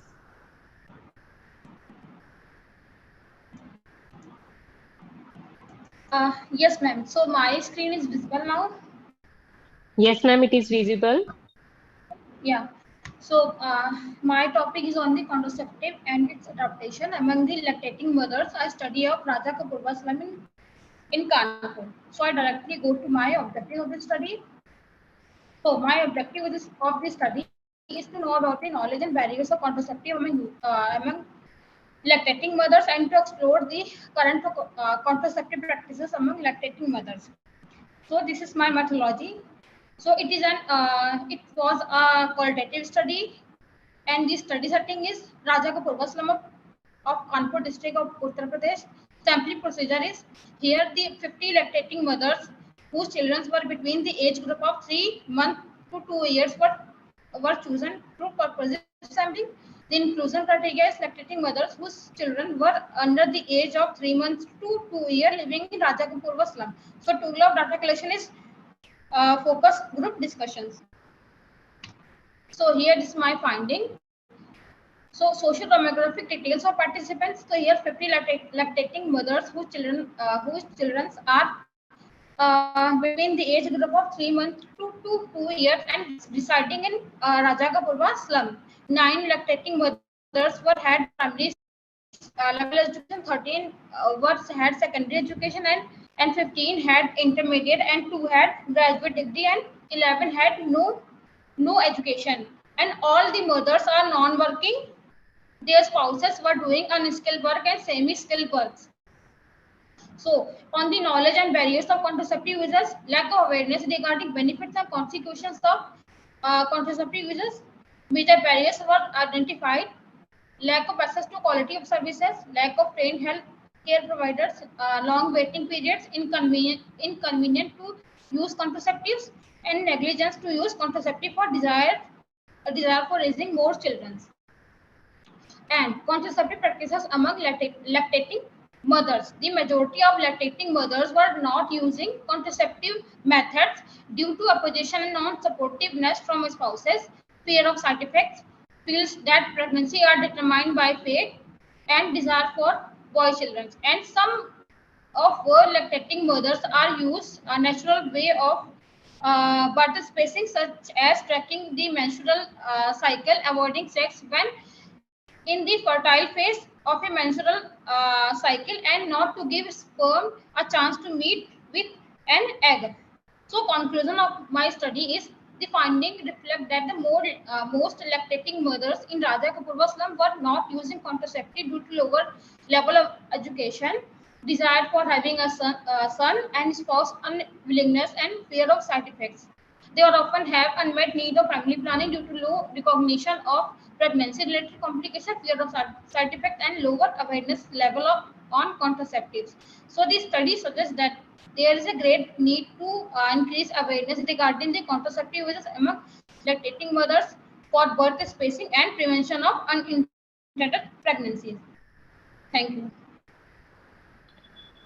Thank you, Mrs. Abhilasha. Now I invite Dr. J. Venkatchalam, who is a professor of psychology at Periyar University. Excuse me, ma'am. Yes, ma'am. This paper has been presented already. He is my co-author, my professor. Okay, okay, ma'am. Okay. Thank you, ma'am. Now I invite Dr. Pratap Singh, who is working as an assistant professor Yes, ma'am. at Good evening, ma'am. Department of Defense and Strategic Study, MDU Rohtak. His topic of presentation is Role of Navy in India's Security. Good evening, ma'am. Dr. Pratap Singh. Good evening. Ma'am मेरा research का topic जो है role of navy in India maritime security. Bharat एक समुद्र तटीय राष्ट्र है। भारत की सुरक्षा में नौसेना की महत्वपूर्ण भूमिका रही है, क्योंकि भारत 3 ओर से समुद्रों से घिरा हुआ है और देश की सीमा पर कई व्यस्त अंतरराष्ट्रीय नौ परिवहन मार्ग है। भारतीय नौसेना आज भारत की समुद्री ताकत को मुख्य रूप से दर्शाती है और भारत के समुद्री क्षेत्रों की सुरक्षा करने एवं राष्ट्रीय हितों को बढ़ावा देने में अहम भूमिका निभाती है। पिछले वर्षों में भौगोलिक, आर्थिक और भू रणनीतिक परिस्थितियों में होने वाले बदलावों के कारण नौसेना की भूमिका और जिम्मेदारियां काफी बढ़ गई है। भारतीय नौसेना सशस्त्र सेनाओं का सामुद्रिक अंग है, जो अपने गौरवशाली इतिहास के साथ भारतीय सभ्यता एवं संस्कृति की रक्षक है। स्वतंत्रता प्राप्ति के पश्चात आधुनिक भारतीय नौसेना ने 1960 में गोवा मुक्ति अभियान, इंडो पाक वार 1965, 1971 इंक्लूडिंग कारगिल वार आल्सो, राष्ट्रीय और अंतर्राष्ट्रीय स्तर पर अनेक सैन्य शांति अभियानों में महत्वपूर्ण भूमिका निभाई है। इंडिया जो नेवी है उसका विश्व में जो है 4th रैंक है, और भारत के लिए समुद्री सुरक्षा की आवश्यकता जो है वो इसलिए है क्योंकि संसद पे अटैक हो या फिर मुंबई पे अटैक, इनको देखते हुए हमारी सुरक्षा जो है और ज्यादा महत्वपूर्ण हो जाती है। भारतीय नौसेना की मुख्य रूप से 4 भूमिकाएं होती है, जिसमें नंबर 1 सैन्य भूमिका होती है, नंबर 2 राजनयिक भूमिका होती है, नंबर 3 इसमें रक्षी दल की भूमिका होती है, और नंबर 4 इसमें सौम्य भूमिका होती है। माई रिसर्च टॉपिक का जो कंक्लूजन है वो है, आज भी हिंद महासागर पहले की भांति भारतीय सुरक्षा एवं विकास का एक प्रमुख आधार है। इस क्षेत्र में भारतीय इतिहास, भौगोलिक स्थिति व चुनौतियों को देखते हुए यह आवश्यक हो जाता है कि भारतीय नौसेना अपनी क्षेत्रीय अक्षेत्रता बनाए रखे तथा इस प्रकार से अपना विकास करे कि किसी भी संकट के समय दूर गहरे समुद्रों में जाकर स्वतंत्र रूप से कार्य कर सके। इस दिशा में भारत सरकार की नौसैनिक नीतियां एवं स्ट्रैटेजिक योजनाएं अग्रसर है। हिंद महासागरीय तटीय देशों में भारतीय नौसेना ही स्ट्रैटेजिक भूमिका अदा करने सकने की भूमिका में ज्यादा क्षमता रखती है। 21वीं शताब्दी में एशिया में भारत की स्ट्रैटेजिक भूमिका व प्रभाव का तेजी से विस्तार हो रहा है। सामुद्रिक हितों की सुरक्षा हेतु सशक्त नौसेना का होना आवश्यक है। भारतीय नौसेना का इतिहास जो है गौरवशाली रहा है और हम आशा करते हैं कि इन फ्यूचर यह देश की सुरक्षा एवं गौरव का प्रतीक बनी रहेगी। इस बात में कोई संदेह नहीं है कि 21वीं सदी भारत के लिए समुद्रों की शताब्दी होगी और भारत की सुरक्षा में भारत की नौसेना महत्वपूर्ण भूमिका निभाएगी। Thank you, ma'am. Thanks giving me opportunity to present my research paper. Thank you, ma'am. Thank you very much. Thank you, Dr. Pratap Singh. Now I invite Dr. Nidhi Pundir, who is working as an assistant professor in Shri Rajasthani Seva Sangh, Shrimati Parmeshwari Devi Durga Dutt Tibbarwala, Lions, Juhu College of Arts, Commerce and Science, Juhu. Dr. Nidhi? Dr. Nidhi, are you in the meeting? I'm moving to the next speaker, who is Dr. Chitluri Narasimha Rao, who is working as a lecturer in zoology at Government College for Man at Kadapa. His topic of presentation is the role of microorganisms in bioremediation for sustainable environment development. Thank you, madam. I am here. Dr. Rao? Yes, madam. Please start your presentation. Please start your presentation. Okay, thank you.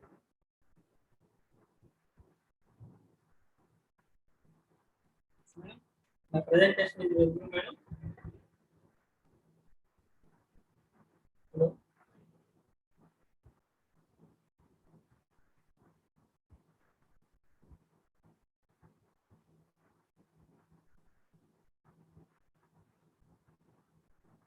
Madam. Hello. Madam, I'm audible. It's not visible, sir. Please share it again. Now I am sharing, madam.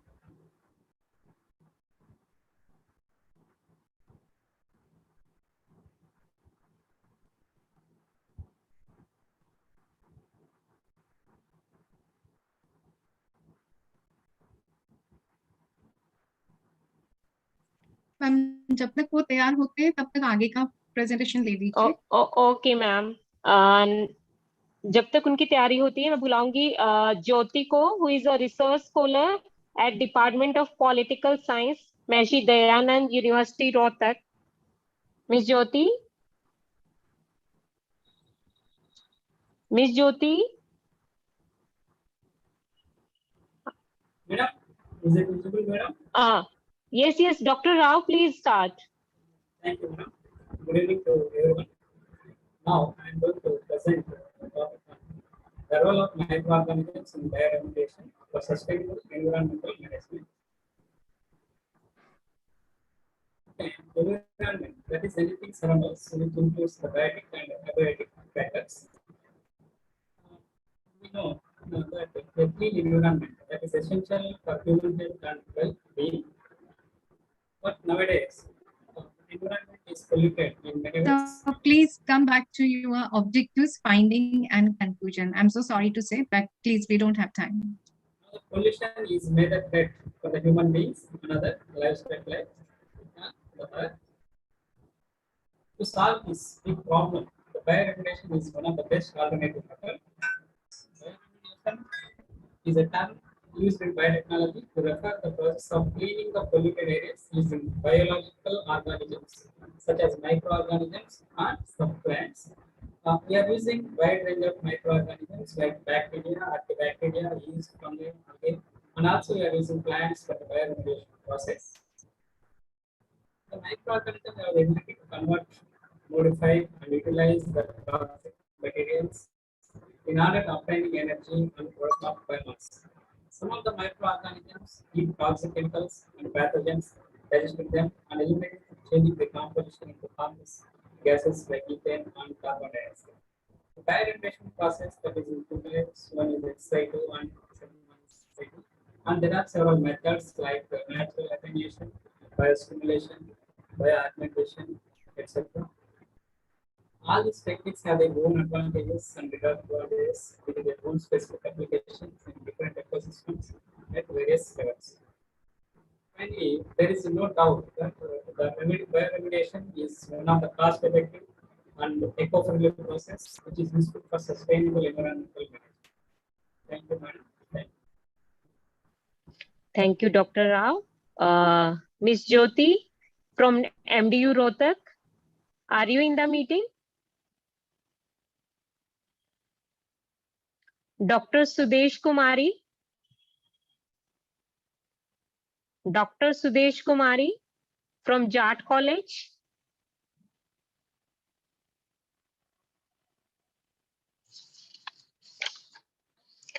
Miss Anita Mohan. Hello. Hello, Hanji. Miss Anita Mohan. Yes, Anila Mohan. Please. Okay, ma'am. Miss Anita Mohan from Georgian College of Advanced Studies. Her topic of presentation is a comparative study on banking and non-banking financial institution with special reference to Punjab National Bank and Muthoot Finance in TVM district. Miss Anita Mohan, please start your presentation. Anila Mohan. Yes. So good evening, everyone. My topic is comparative study between banking and non-banking financial institution.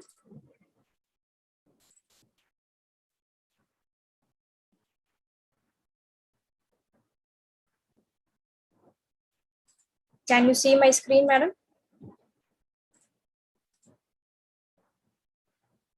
Hello, can you see my screen? Yes, it's visible. Okay, so this is my topic, myself, Anila Mohan. The topic is comparative study on banking and non-banking financial institutions. For the banking sector, I take Punjab National Bank. As you know, it is a government bank under the ownership of Ministry of Finance, Government of India. And they have 180 million customers, 12,248 branches, etc. And from the NBFC side, I took Muthoot Finance Limited. It is headquartered in Kochi and having 4,400 branches throughout the country. These are some of the services of PNB and Muthoot Finance. And the objectives of the study to understand the various schemes provided by the banks and NBFC. That is what you have seen before, just before. The second objective is to compare the level of satisfaction of customers regarding the services provided by the banks and NBFC. And the final one is to find out the different areas of services that require improvement. So I took a sample size of 100, which means 50 from Punjab National Bank and 50 customers from Muthoot Finance. And from the study, I came to know that majority of the customers are taking loans from Punjab National Bank due to lower rate of interest. But most of the respondents states that they prefer PNB rather than Muthoot due to several reasons like low interest rate, security, etc. But the telegraphic transfer facility, insurance service, collection of check, local facility, it is very low compared to both the banks. It is found that the overall level of satisfaction is high for PNB, and also it is understood that the waiting time is too long for PNB compared to Muthoot Finance.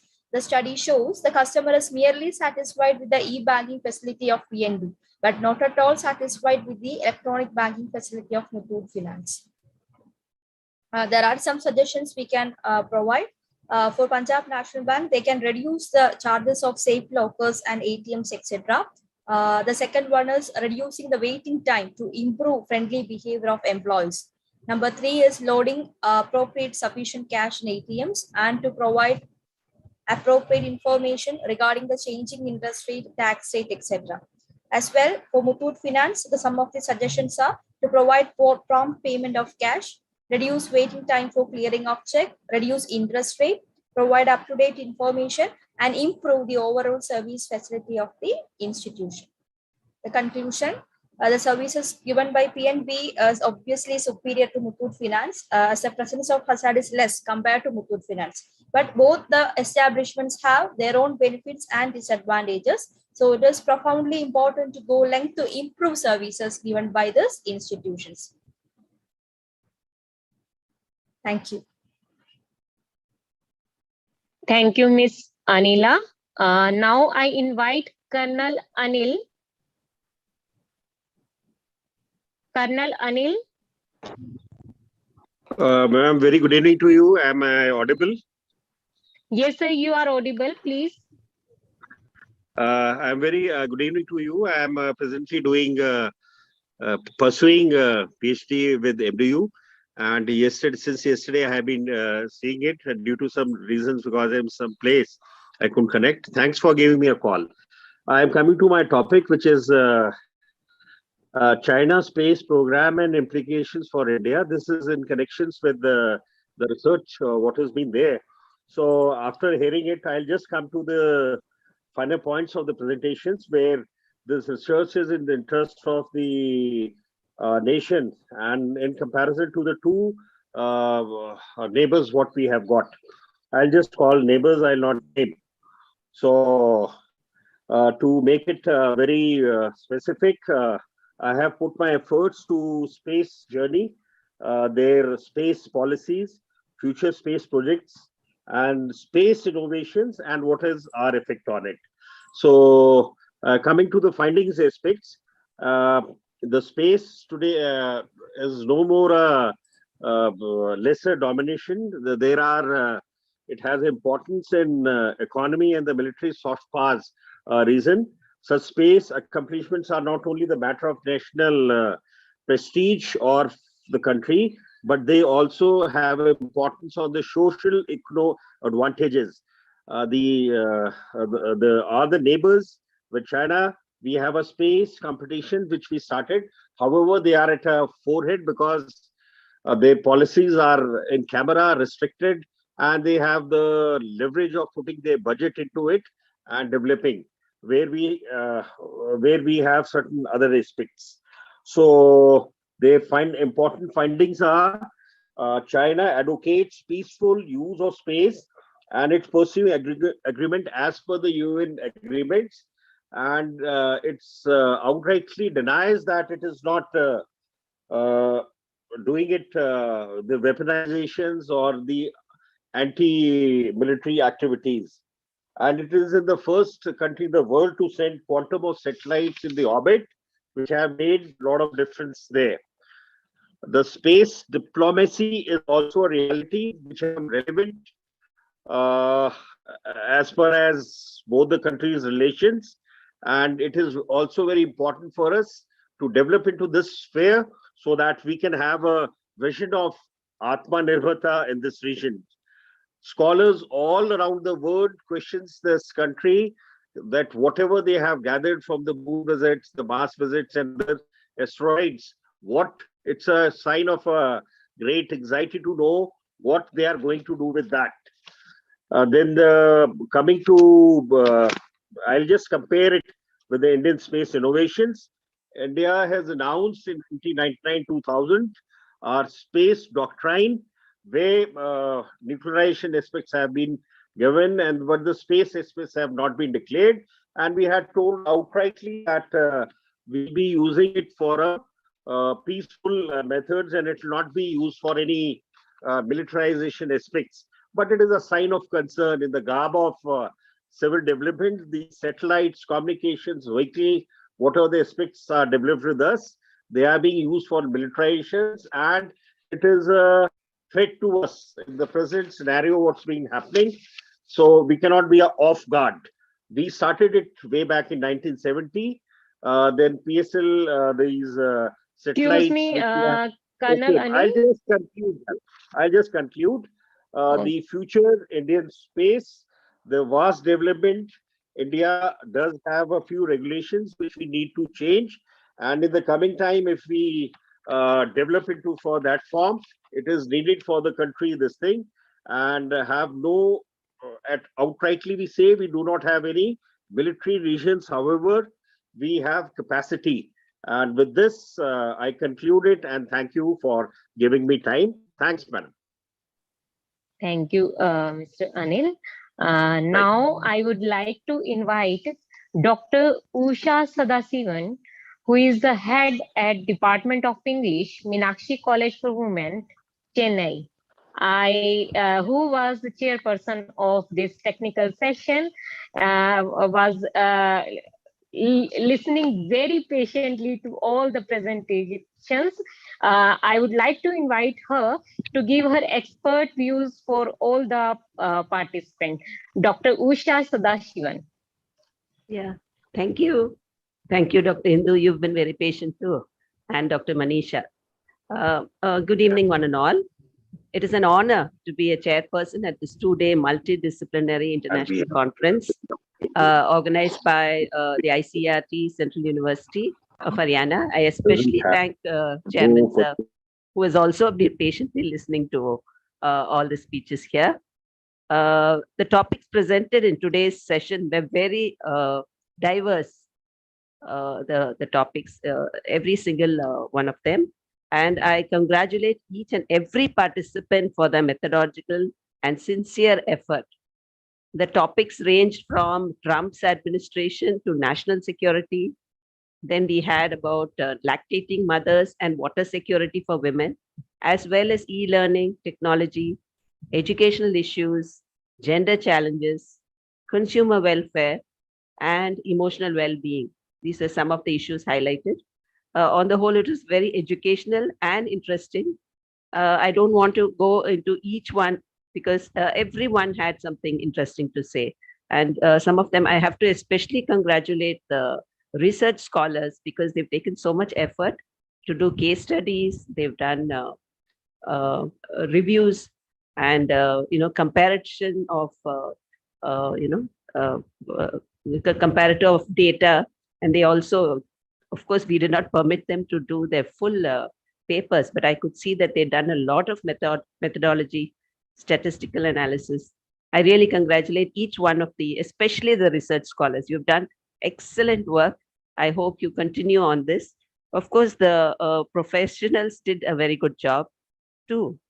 And I especially liked the people who compared, you had a speaker from Manipur, you had speakers from Assam. This is what matters, in an international seminar like this, we need to get viewpoints from all parts of India. And I congratulate the ICERT for giving an opportunity for people from all over the world, all over India. You could see it's so eclectic. You have people talking even about the slum and how, has contraceptives reached them. See, these are very relevant social topics, and even literature. He had especially selected, Mr. Aftab had selected about the blacks being dominated in America. So, these are kind of topics which are, so relevant, especially because we are facing so much of social, discrimination. So I sincerely thank the chairman for selecting such a wonderful topic and giving opportunities for so many speakers. I don't want to take up too much time either.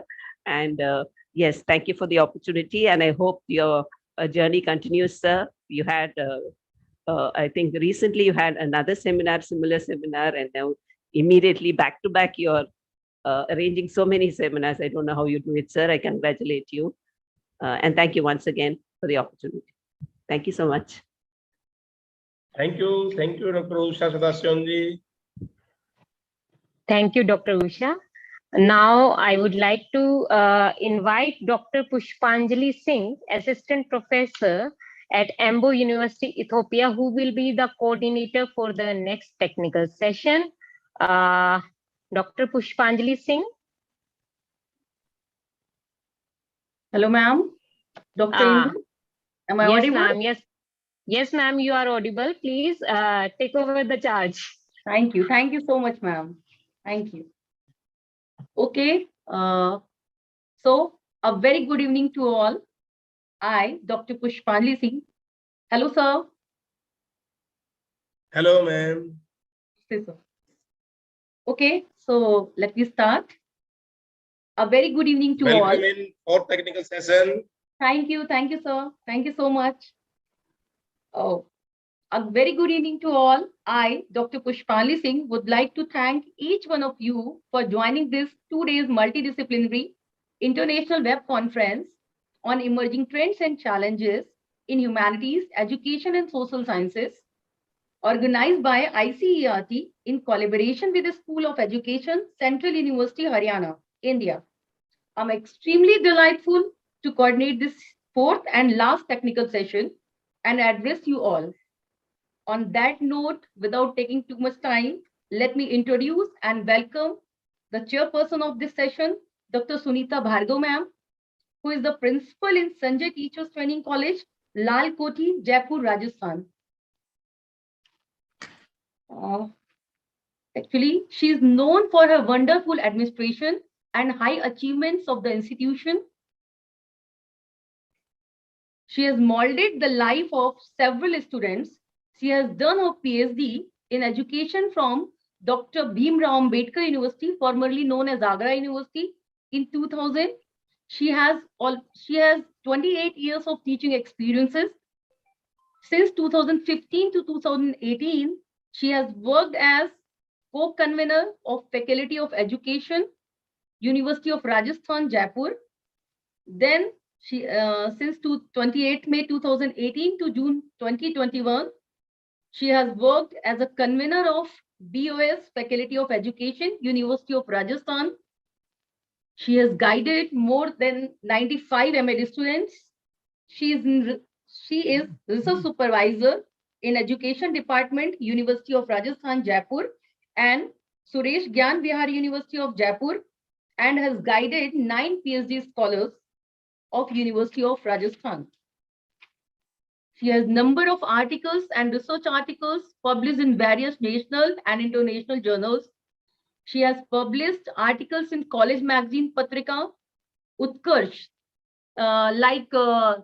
in 2005 to 2006, शिक्षण प्रशिक्षण की महत्ता, then अनुसंधान में सूल्य परिकल्पनाओं का प्रयोग, वर्तमान समस्याएं एक चुनौती, मानवीय मूल्यों के विकास में शिक्षकों का दायित्व, 21वीं शताब्दी में अध्यापक शिक्षा की चुनौतियां, and all. She has carried out several research projects which have been funded by Sanjay Shiksha Samiti and by herself also. She has attended more than 60 national and international seminars, symposiums, and workshops. So her contribution is very high in educational field. She has also contributed in community work and civil defense services. Now, I request to Honorable Chairperson, Dr. Sunita Bhargav ma'am, to address and cast the light of her knowledge upon us. Dr. Sunita Bhargav ma'am. Good evening, ma'am. Please, ma'am, it's over to you. आवाज आ रही है? Yes, ma'am, you are audible, ma'am. आपको सुन सकते हैं. Okay. ICERT मंच से सभी सम्मानित सदस्यों को मेरा प्रणाम. Good evening to all members. मां शारदे के चरणों में नमन.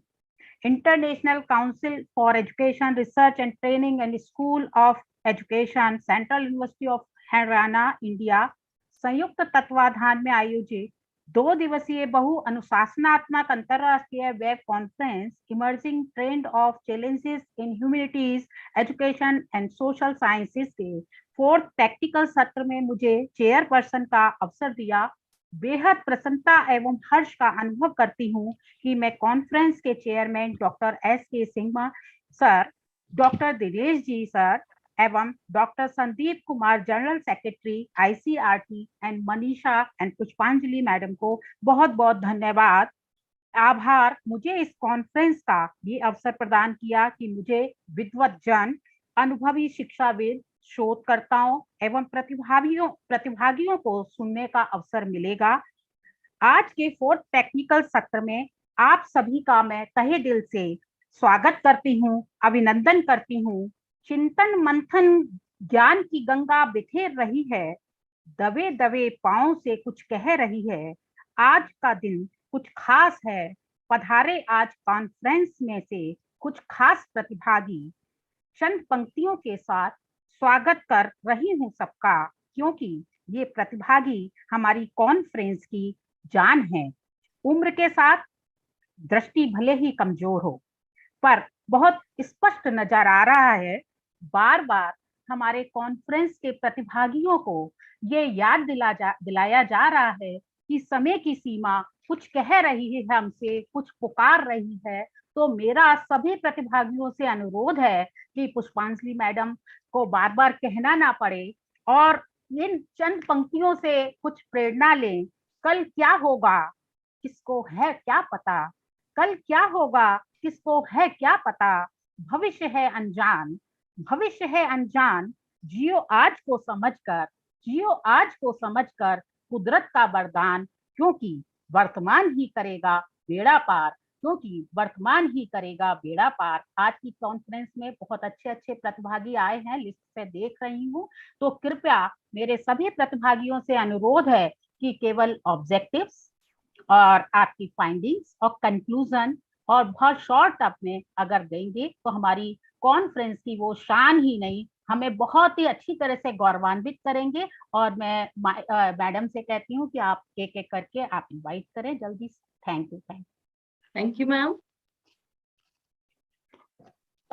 Now, without doing any delay, I would like to call our presenter to present their papers. And again, जो हमारी मैम ने बोला, चेयरपर्सन मैम ने, डॉक्टर सुनीता भागो मैम ने, please, presenters, this is my humble request to you. Be attentive on objective findings and contributions, and please stick with the time. We'll give you only 2 to 3 minutes, please. Thank you. So first, this way, first I would like to call Ms. Dilpreet Kaur, Assistant Professor, Khalsa College for Women. The title of paper is Genesis of Banking and Financial System, a probe into Indian banking industry. Ms. Dilpreet Kaur, ma'am. Good evening, ma'am. Ma'am, please Am I stick audible? with the time. Yes, ma'am. My screen is visible to you? Yeah. Okay. Topic of today is Genesis of Financial and Banking System in India. So starting with the introduction, it is very pertinent to study the evaluation, foundations, and working of financial system and banking in an economy. The study focuses on evolution of...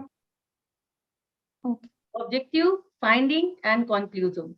Okay, so financial system of economy forms the most integral part of the economy. It includes financial markets, activities, service, and intermediaries. These are the components of financial system: financial institutions, market, financial instruments, and financial services. So I have studied the economic development and financial planning in India. First objective is this: economic development of country goes parallel with the reduction of poverty and unemployment, and poverty and employment generation to boost the economy. Government has been continuously working on the schemes to reach the rural lot of the country with maximum schemes. Planning Commission, Government of India has given 12 5-year plans, which are studied in detail in this paper.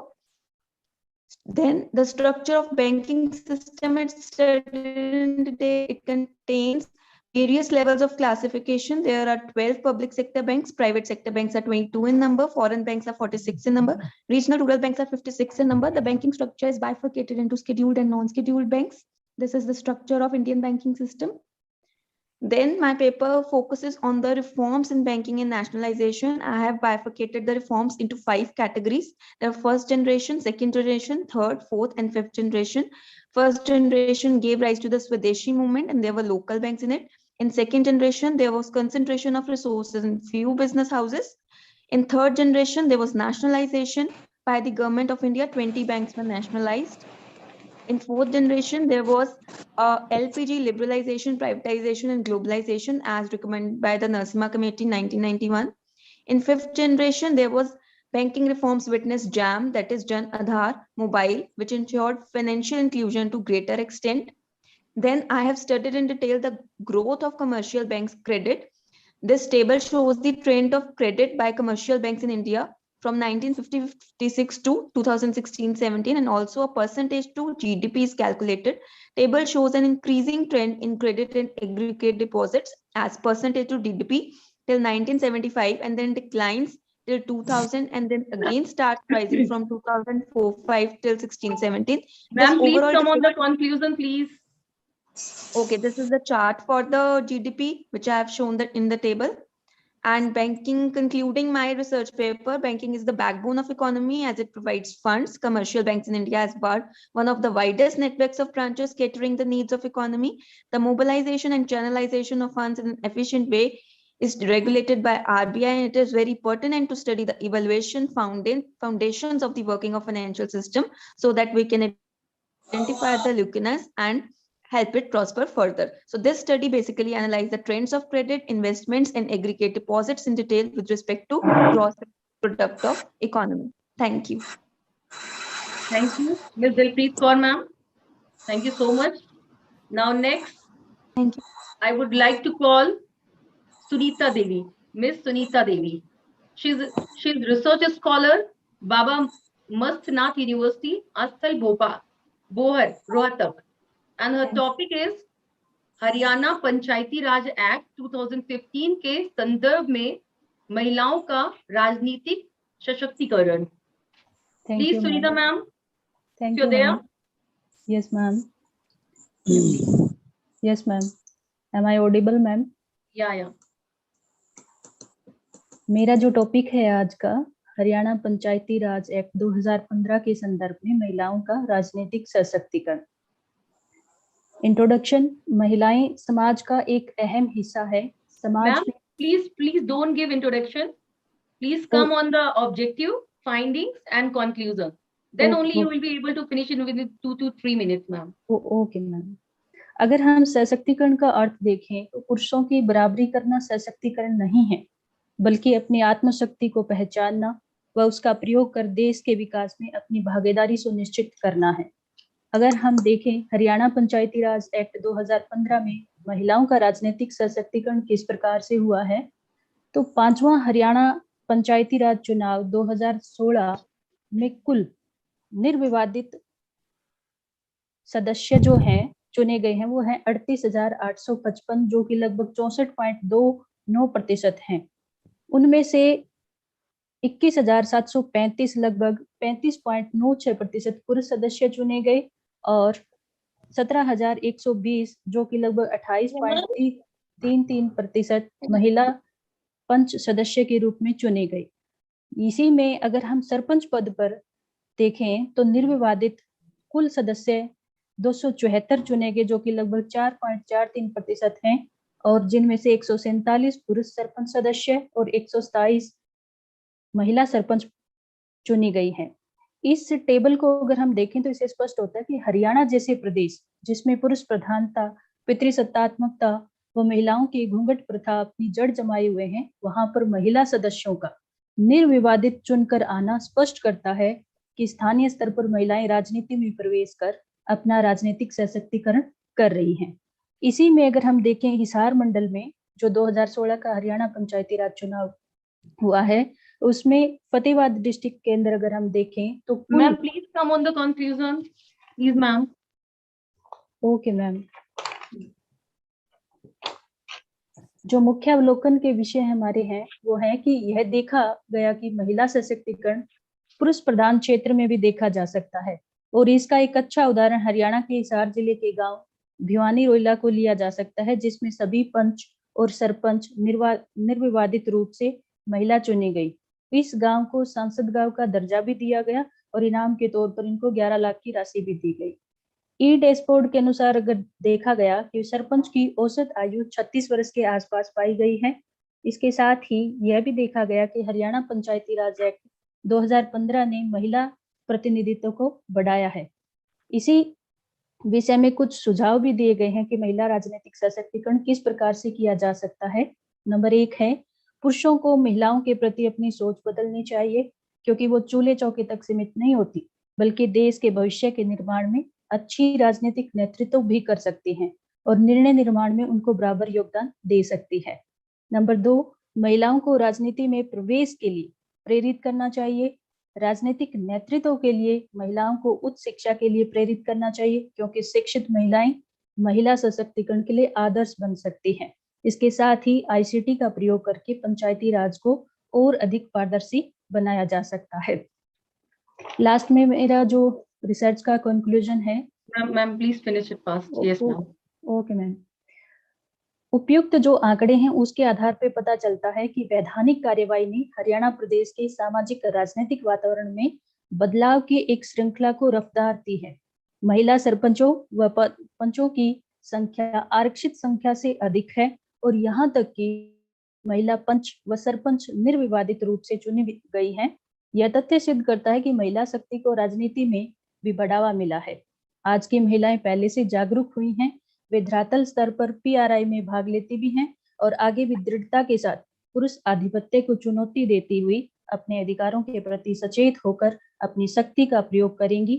PRI में महिलाओं के प्रतिनिधित्व ने जो इमारत बनाई है उसका उपयोग महिलाओं के राजनीतिक सशक्तिकरण की प्रक्रिया की पूरक के लिए एक मंच के रूप में किया गया है, ताकि राजनीतिक शक्ति को राजनीतिक, नैतिक और अधिक विश्वसनीय और वैध बनाया जा सके। Thank you, ma'am. Thank you. Thank you so much, ma'am. Now, I would like to call next presenter, Dr. Sudhir KV, Assistant Professor, SDM College, Uzire, Decoding and Relationship, and his topic is Decoding the Relationship between Self-Perception, Resilience and Life Skills among Disadvantaged Youth in the Post-Pandemic Arena. Please, Dr. Sudhir KVG. So my topic is already told, so I am directly going to the methodology part. So the objective of the study is to find out the relationship between self-perception, resilience, and life skills. So after the pandemic period, so with the disadvantaged youths, so especially the youths. So hypotheses were drawn. There are 3 hypotheses. So there is significant positive correlation between self-perception and resilience among youths, and also between self-perception and life skills, and there is positive correlation between resilience and life skills. So the research design which was used is purposive sampling method is also used here. Current study adopts exploratory and quantitative research methodology. The samples collected from Dakshin Kannada, 100 youths aged between 16 to 18 years were studied using purposive sampling method, and 3 standardized tools are used, that is the questionnaires, to assess the life skills, resilience, and self-perception. To the next slide.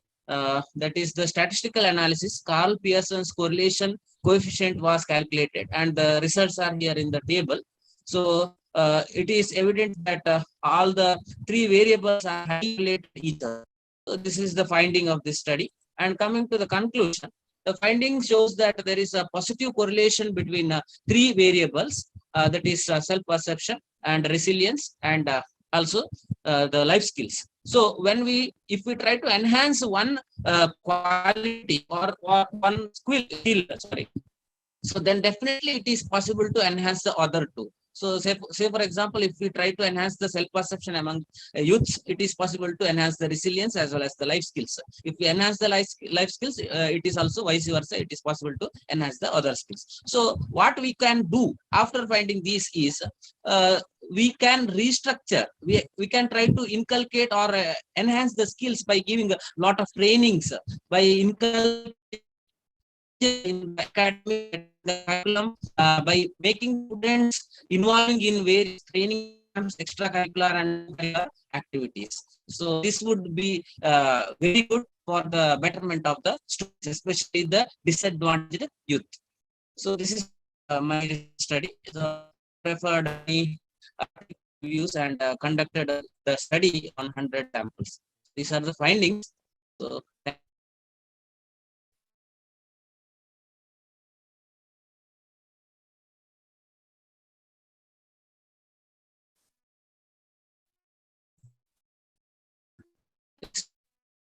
Hello. Dr. Sudhir ji? Yes, ma'am. Am I audible to you? Yeah, please, Yes, ma'am. Yes, ma'am. conclude it, sir. Please conclude it. Because your voice is cracking. Concluded, actually. ma'am. Okay. Thank you so much, sir. Thank you. Okay, thank you. Okay, next I would like to call the next paper presenter, Pugalendi R, Assistant Professor in Satyabhama Institute of Science and Technology. And the topic is YouTube content creation and online business promotion. I study with the booming Tamil women YouTubers. Please, Pugalendi R, are you here, sir? So, or actually it's not given here.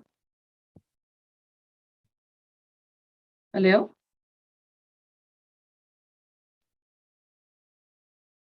Hello?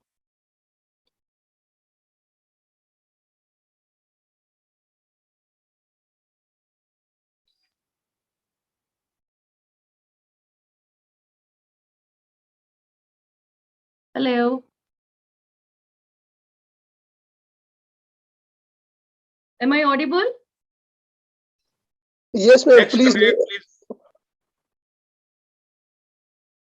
It seems participant is not available. You can go ahead with the next participant. Okay. Next candidate, please. Okay, ma'am. Thank you. Okay, next I would like to call Dr. Bushra Samia, Assistant Professor in Sri Guru Govind Singh Tricentenary University. Hello. And the topic is effect of stress on the job performance. Hello. Please, Dr. Bushra, ma'am. जी ma'am. Hello. Yeah, ma'am. You are ma'am audible. आवाज आ रही है? Yeah. You are audible, ma'am. जी actually ma'am I am doctor Manita. Doctor Bushra Sumaiya के कुछ technical error है तो उनके बिहाफ पे मैं ये पेपर प्रेजेंट करना चाह रही हूँ. Okay, ma'am. Okay, no problem.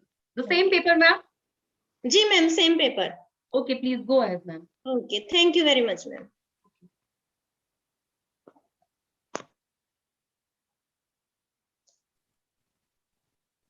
Ma'am screen share हो रही है? No, ma'am. Actually not. Just जी. अभी भी नहीं? No. ओके, एक सेकेंड अभी करके देखती हूँ.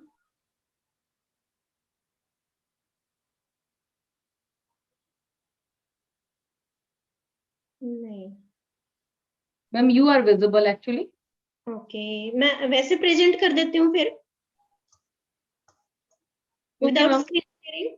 Ma'am, but please take only 3 minutes. One for objective, 1 minute for finding, and 1 minute for conclusion. Please. जी बिल्कुल. Okay. Our topic is effect of stress on job performance. Overview of the study is work stress, effect of stress on job performance, methodologies, major findings, and conclusion. I am going to methodology. Objective. हाँ जी. The objective of the study is to study the physiological stress and psychological stress among employees of an Indian private investment bank in relation to their job performance. And the major findings are Pearson's correlation analysis and descriptive statistics were used for analyzing the data. The mean value of physiological, psychological, and work performance stress ranged from high to maximum. These results implied that no significant collinearity issues influence the data since the correlation coefficient between stress and the dependent variable were less than 0.90. And the conclusion is, it can be conjectured that stressed employees are more likely to perform poorly on the job if they are overworked, conflicted in their roles, or underpaid. There is no way to eradicate workplace anxiety completely since there is no such thing as a stress-free workplace. Results indicate that an organization's performance is significantly affected by employees' physiological and psychological stress. A further conclusion from this research suggests that employees' ability to successfully manage stress in their work environment has a significant impact on their overall attitude and outcomes may also have long-term effect on an organization's competitiveness in an increasingly global economically. Thank you very much, ma'am. Thank you, ma'am. You have completed within time, actually. Thank you. Ji. Now, the next paper presenter is Dr. Linda Crane Mitchell. Is an educational researcher, East Carolina University, and her topic is the connection between early brain development, genetic and autism spectrum disorders, genetics and autism spectrum disorders. Dr. Linda, are you there? Dr. Linda?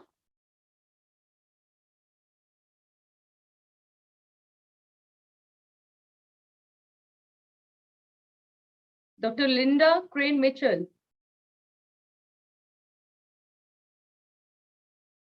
Okay, then next, I'm just moving to the next presenter. Then the next is Mrs. Tina Bhatia, research scholar, GD Goenka University, Sohna. And her topic is the study of challenges affecting the empowerment of wives of the Indian military personnel. Hello. Mrs. Tina Bhatia. Hello. Yeah, ma'am. Hello. Am I audible, ma'am? You are audible and visible both. Please, ma'am. Thank you. Thank you. A very good evening to all the honorable dignitaries and all the educators present on this platform today. I'm Tina Bhatia and I'm present the topic of my research study, which is a study on the challenges affecting the empowerment of the wives of the Indian military personnel. Not taking much of time, we all are very aware of women empowerment and the measures that have been taken by government consistently over a period of time. Many national studies have been conducted. The literature is sparse about the challenges which affect the empowerment of the wives of the Indian military personnel. The research questions to this paper is, what are the different challenges which impact the empowerment of the wives of the Indian military personnel in relation to their lifestyle? And this is a short mind map.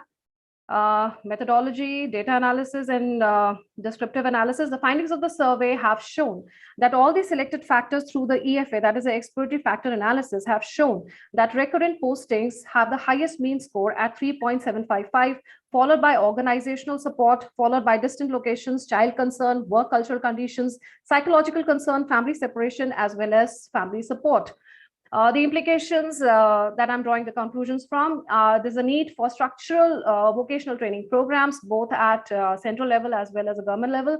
The programs and policies to be initiated at both the levels to provide higher educational avenues as well as employment at all stations, to provide childcare facilities, provide more opportunities with regard to the training in most preferred jobs by the wives, to provide guidance and counseling, also supportive, inclusive, accessible work environment to be provided, part-time jobs, which is most opted by the wives due to their schedule in the lifestyle with flexible working hours. The study implicates that there is a need for structural vocational skill development training program also.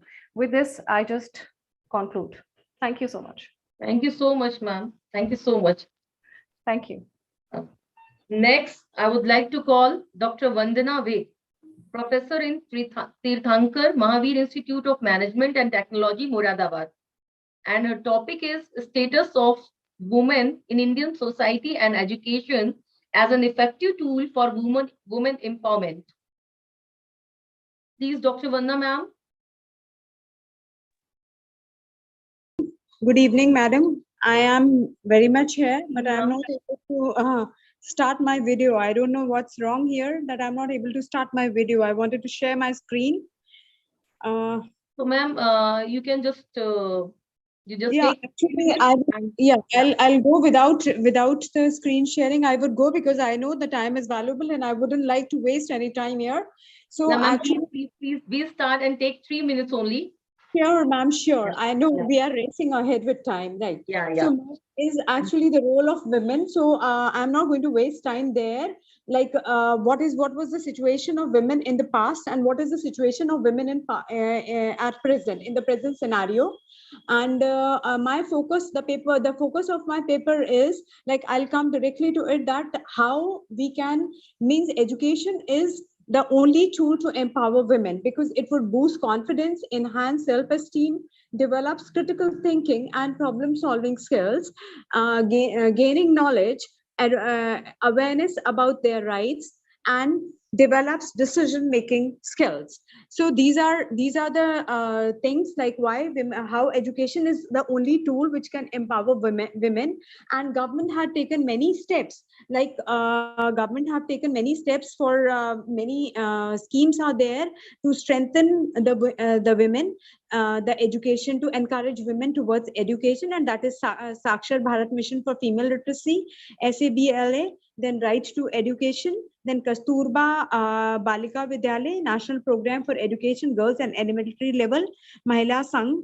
And along with it, what I have done is I have attached a survey report also. Like, I had done the survey in different institutions where we had gone actually to females, and we had I had discussed, like, what is their requirement. And then when I come to the conclusion, it is like women represent, because they represent half of the world's population, and gender equality, it exists in every nation on the planet. And until women are given the same opportunities that men are, entire society will be destined to perform below their true potentials. And the greatest need of the hour is change of social attitude towards women. And the last thing I would like to say is that the dream of women empowerment shall not be fulfilled until they are empowered to play an equal, decisive, and appropriate role in the family, which is the basic unit of women empowerment. That means, like, women empowerment has to start from home, has to start from society. So that is what I wanted to present, because in short, that's all what I can say. Thank you so much, ma'am. It was actually a nice topic, and thanks for finishing within time, ma'am. Now, I would like to call the next paper presenter, Dr. Ahmed Hussain. Dr. Ahmed Hussain is assistant professor in Raiganj University, and his topic is environmental disclosure practices of Maharatna companies in India. Dr. Ahmed ji.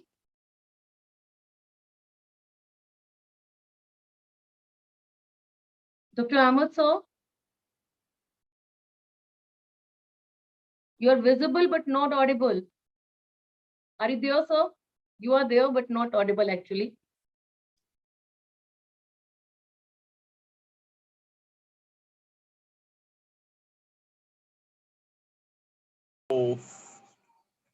Hello, sir. Yes. Yeah, Ma'am, can you hear me? Yeah. Now I can hear Yes. you. Please proceed, sir. Good evening to everyone. The topic of my presentation is the environmental disclosure practices of the Maharatna companies in India. And as we are running short of time, I'm going directly to the objectives. The objective of the research are as follows.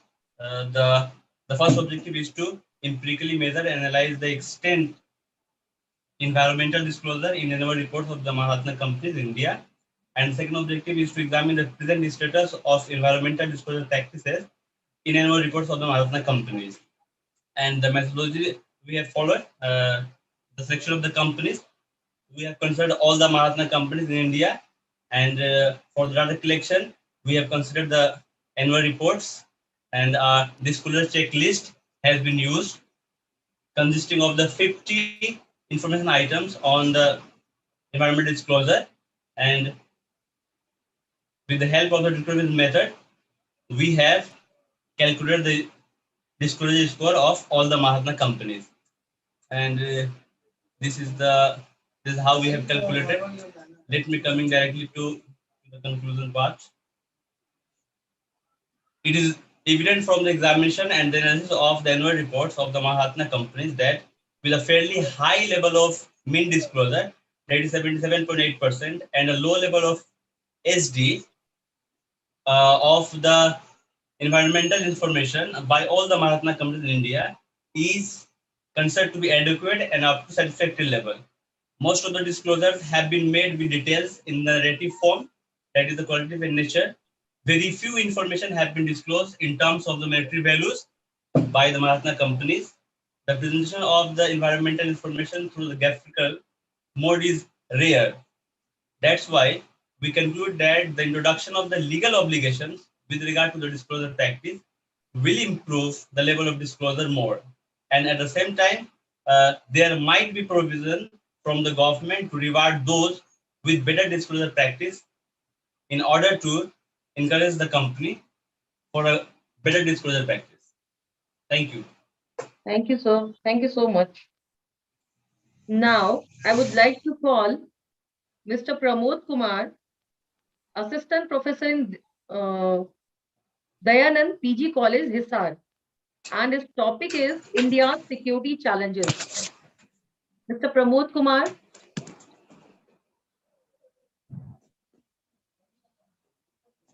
जी नमस्कार जी madam.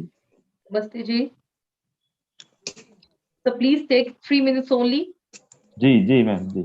One for objective, one for finding, one for आप सभी को नमस्कार। मेरा topic है India security challenges, subject है मेरा। तो अगर हम मोटे तौर पे देखें तो चैलेंजेस क्या क्या हैं हमारे इंटरनल और एक्सटर्नल, हम दो प्रकार से देख सकते हैं। तो अगर हम इंटरनल चैलेंजेस की बात करें तो काफी सारे ऐसे सिक्योरिटी कंसर्न हैं जिन पे हमें ध्यान देने की आवश्यकता है।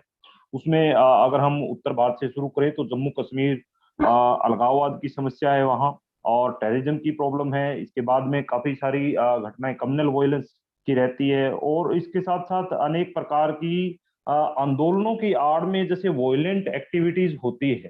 तो ये सारी इंटरनल सिक्योरिटी मैटर्स हैं। इसके साथ में नक्सलिज्म का बहुत बड़ा इश्यू रहता है, जिस पे मैंने पीएचडी भी की है, नक्सलाइट पे। तो काफी ऐसे चैलेंजेस हैं जिनको हमें काउंटर करने की आवश्यकता है। इनके साथ साथ अगर हम एक्सटर्नल चैलेंजेस की बात करें तो हमारे बॉर्डर डिस्प्यूट हैं, जैसे पाकिस्तान के साथ और चाइना के साथ बड़े बॉर्डर डिस्प्यूट्स हैं। इसके अलावा अगर हम चाइना की पॉलिसी देखें तो इंडिया के अगेंस्ट कहीं ना कहीं ऊपर से लेके पाकिस्तान में काराकोरम दर्रे से या फिर सीपैक के माध्यम से एंटर करके और एक स्ट्रिंज ऑफ पल्स का निर्माण करते हैं। ग्वादर पोर्ट पे अपनी बेसिस बनाए हैं। इसके बाद में श्रीलंका, म्यांमार, इनसे होते हुए काफी सारे ऐसे बेसिस बनाए हैं जिनसे हमें सिक्योरिटी चैलेंजेस उत्पन्न हो रहे हैं। वहां नहीं गए हैं तो अभी भी ये काफी सारे ऐसे चैलेंजेस हैं जिनसे निपटने के लिए हमें पॉलिसी आवश्यकता है कि भारत जिससे सुरक्षित महसूस करे, और हम आने वाली चुनौतियां हैं या फिर जो वर्तमान में चुनौतियां हमारे समक्ष हैं उनका अच्छे से सामना कर सके। इसके लिए हमें सिक्योरिटी फोर्सेस को बढ़ाने की आवश्यकता है और सिक्योरिटी फोर्सेस को मॉडर्नाइज करने की आवश्यकता है आधुनिक दौर में। थैंक यू मैम, मैं ज्यादा टाइम नहीं लूंगा। Thank you so much, sir. Actually, it was nice topic. It is actually nice topic. Ji, thank you, sir. Okay, thank you. Now the next presenter is Mr. Satvik S. Research Scholar. Good evening, ma'am. Good evening, sir. Okay. Vijayanagara Sri Krishna Devaraya University, ma'am. University, and your topic is financial leverages, capital structure, and financial leverage. Yeah, ma'am. Yeah. Just introduce yourself. Good evening to. Yeah, ma'am. Sure. Good evening to one and all respected chairpersons of the technical session and ICERT for allowing me to present in the conference today, virtual conference on emerging trends, humanities, education, and social science. I am Satvik Scholar, and my co-author is Dr. Nirmala J, Assistant Professor, Vijayanagara Sri Krishna Devaraya University, Bellary, Karnataka. So my topic is on financial leverage, capital structure, profitability, and empirical review.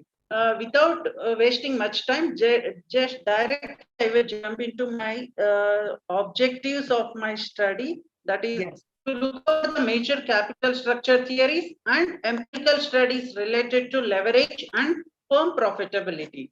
Also, to trace out the impact, to trace out the influence of leverage on firm profitability across the different sectors. So, coming to the research methodology, the present study is based on descriptive and empirical review, qualitative approach-based study. The data pertaining to present study has been collected from various journals of repute such as elsewhere, reviewed articles, textbooks, and research papers published across the globe for consider. I have used both inclusion criteria as well as exclusion criteria. When it comes to the inclusion criteria, findings, please. Findings coming to the results. Sorry, coming to the results of the study, the researcher has made an extensive literature review to trace out the relationships that exist between the leverages and profitability of the firm. It was hypothesized that there is a significant relationship between leverage and firm value, but the empirical studies and findings of the review works were carried so far, and by many scholars have found that negative relationship exists between leverage and profitability.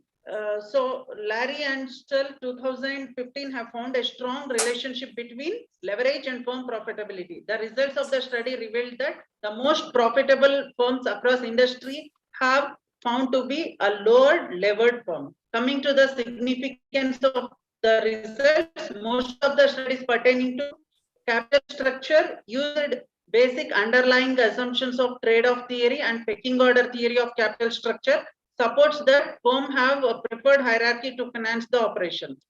Next, the highest preference is for internally generated funds through retained earnings. If a firm wants to raise funds through external sources, the order of preference is debt, convertible debenture, preference stock, and at last equity. Coming to the conclusion, in few empirical works, it was identified that growth rate, earnings, liquidity, and tangibility have significant impact on leverage. It was observed that firm size, age, profitability are associated with leverage. The return on capital employed ratio must be higher than at which firm will borrow funds from the external sources. Next, coming to the final suggestions, the debt capital influence leverage on earning per share, which will be a favorable. So these are the references I have made. I have reviewed more than 90 articles. This is about my presentation, ma'am. Thank you for allowing me to present my paper. Thank you. Thank you, organizing committee and fellow participants for patiently listening. Thank you. Thank you. Thank you so much, ma'am. Now, next I would like to call the next presenter, Mr. Ajad Kumar, Associate Professor in Government College, Hisar. And his topic is Russia-Ukraine, Russia war and its security impact on India. Mr. Ajad Kumar, are you there? Madam. Ajad sir, yeah. Yes. Yes, sir, please go ahead. Madam, my topic is Ukraine war, Russia-Ukraine war and its impact on India's security. Yeah. I think there are two types of impact. One is direct, that is in general, and second is indirect, that in particular. First one, direct. Russia is a major ally to India with reference to arms supply and helping India on international forums such as UNO and its subsidiary body, Security Council. And second one is indirect. India is, sorry madam, indirectly Russia supports India in various areas that is not limited to military hardware, but also to other areas such as peaceful use of nuclear energy also. India being a neutral country not only need Russia help, but also the technological help from USA and other countries also. My conclusion is that this war is getting a hard burden on India's economy as well as its impact from Russia, which is the Russian import, which is the Russian military hardware import, which is part of more than 60% India cannot afford to lose its relation with Western powers also, such as USA, England, France, and other countries. And other countries, that is Australia and Israel also. Thank you, ma'am. Thank you, sir.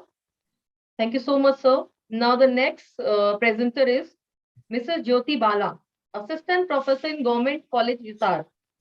And her topic is ethical issues in work from home during COVID-19. Please, Jyoti Bala, ma'am.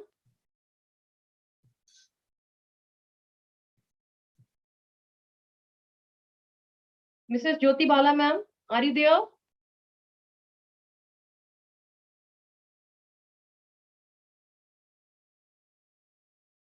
I think, Next, please, ma'am. yeah.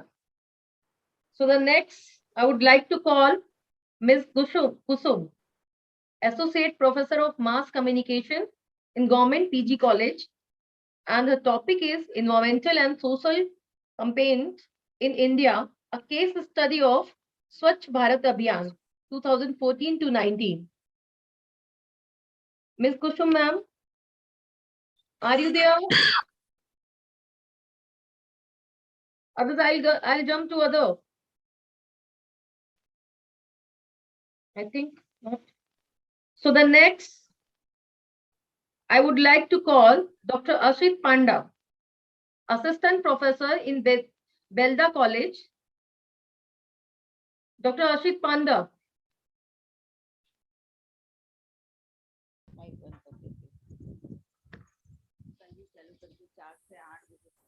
Dr. Ashit Panda, are you there?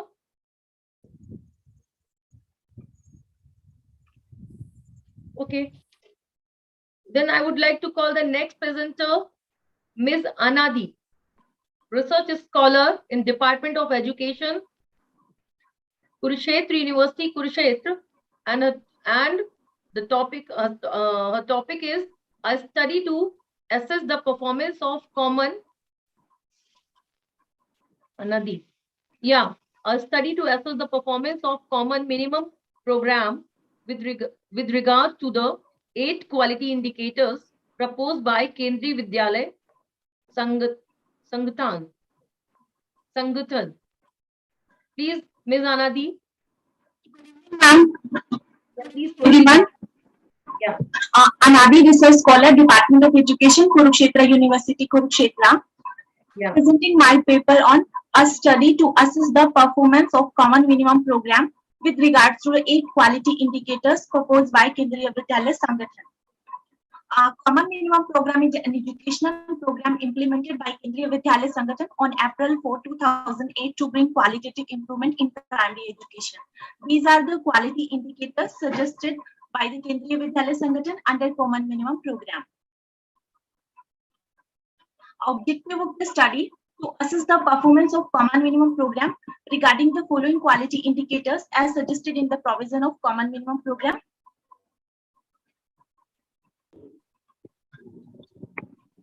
And research methodology. As per the nature and main purpose and objective of the study, descriptive survey method was used for this study. Stratified random sampling was used for selection the sample from the population. At the first stage, 5 schools were selected by using the random sampling technique, and second stage, all the principals and headmasters and mistresses of 5 schools were included in the sample. At the third stage, 50 primary teachers were selected from the 5 schools using simple random sampling technique. Please come on the finding, ma'am. Please. Okay, ma'am. Okay, ma'am. Come on the finding and then conclusion, please. These are the finding of the research. Major findings: performance of CMP with regard to the quality indicators. Infrastructure facilities are up to the mark in all the schools. Under the curriculum and teaching learning material indicator, competency-based learning material is not provided to the student as per the requirement. 26% teachers are indicated that art of healthy and productive living as a subject for the class first to 3rd was not included in the school curriculum. Under the heading of teacher preparation, 80% teachers indicated that they had provided training by the KVS to deal with all aspects of CMP, and 20% indicated that they did not given any training. 76% teacher indicated that inspection report of class evaluation is prepared by the school, and 24% indicated that inspection report is not prepared by the school. Classroom practices and processes, 78% teachers indicated that the school organized educational excursion, and 20% teachers indicated that this excursion. 70% teacher indicated that film shows screened for the student in their school, and 30% teacher indicated that film shows are not screened for the students. And thank you, ma'am. Thank you so much, ma'am, Anadi ma'am. Thank you so much for finishing within time, actually. Now, the next I would like to call Dr. Meena, Extension Lecturer in Government PG College, SR. And the topic is Impact of COVID-19 on Environment. Dr. Meena.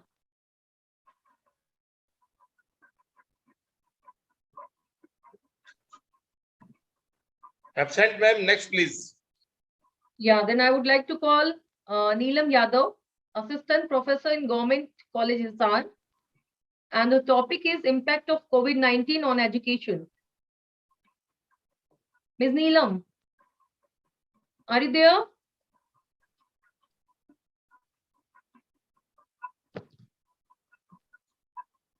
Now the next presenter is Mr. Anup Sidi, Consultant Psychologist, Lovely Professional University, Punjab. And his topic is Anup Sidi. Yeah.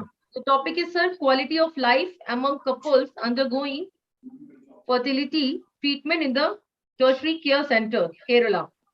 Yes, sir, please proceed. Is the scene visible to you? Yeah, your screen is visible and you are also audible too. Yeah, thank you, madam. I'm Anup, a research scholar in LPU. My topic is quality of life among couples undergoing fertility treatment in a tertiary care center, Kerala. Objective of the study: to study the fertility-related quality of life in infertile couples and compare the same gender-wise. Yeah, the discussion is finding. Please come on the finding. Yeah, this is the finding, madam. In discussion. Look.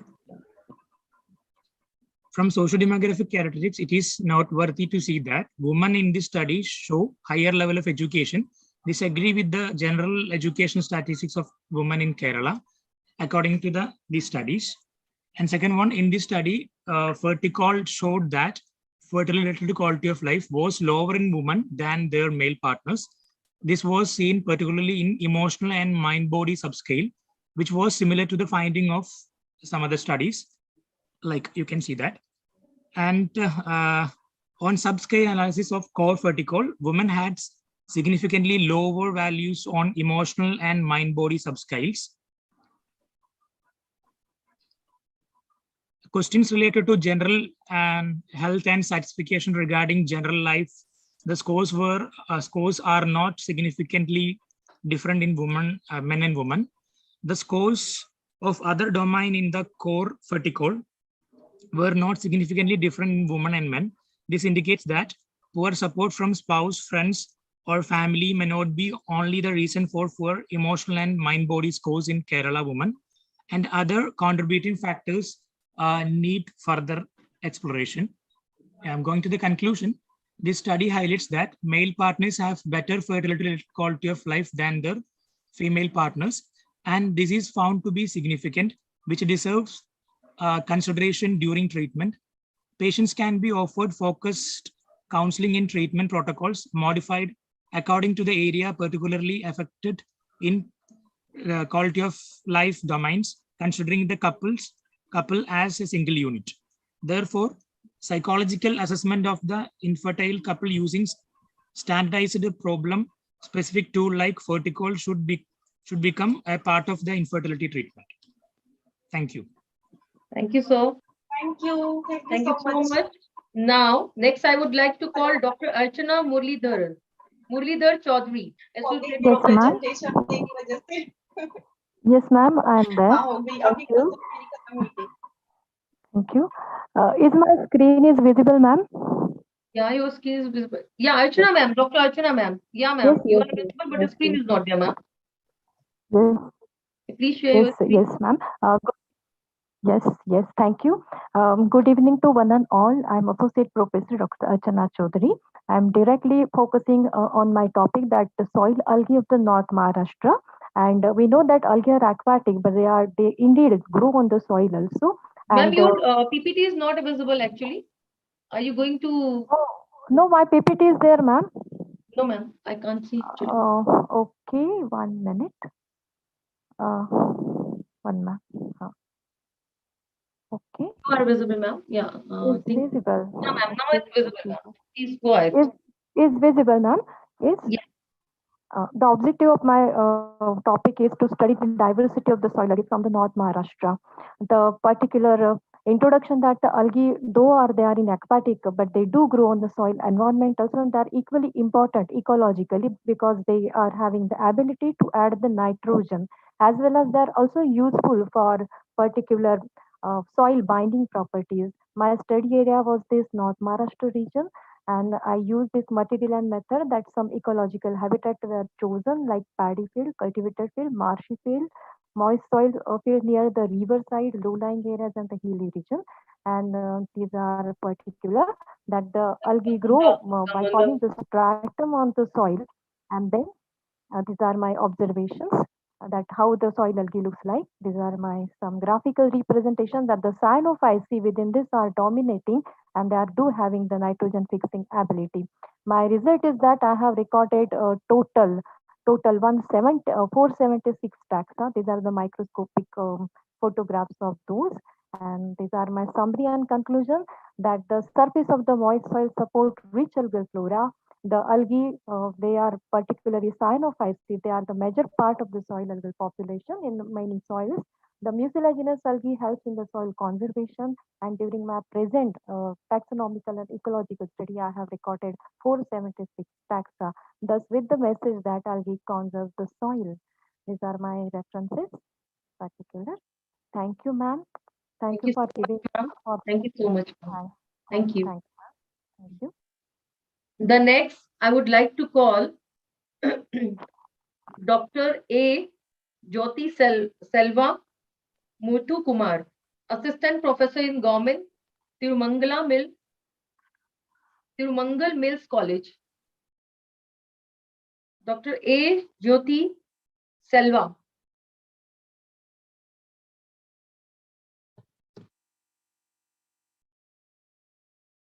The next presenter is Ms. Riddhima Narayan, research scholar in CCSU.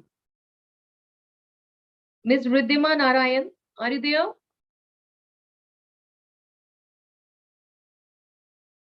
Dr. A. Jyoti Selva, are you there?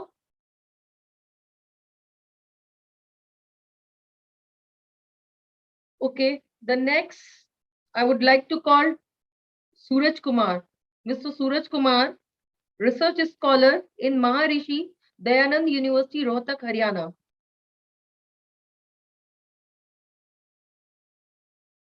Mr. Suraj.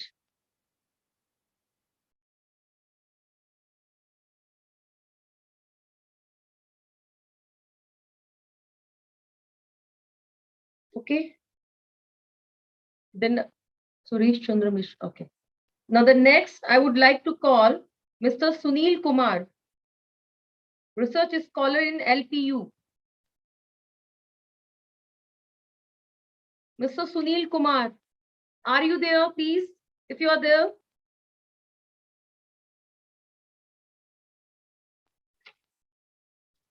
Now the next and last participant, what I have a list actually, that is RS Aditya, MSc second year student, Department of Visual Communication, Satyabhama Institute of Science and Technology. RS Aditya. Yes, ma'am. Can you hear me? Yeah. You are visible. Your screen is also visible and audible. You both. My research topic is Ilayaraja Carnatic discography and implementation of raga and art of visualizing songs in film. So Ilayaraja is a maestro and the most popular Indian film music composer, and over he has worked around 1,000 films and composed over 40,000 songs and performed live at over 20,000 live concerts around the world.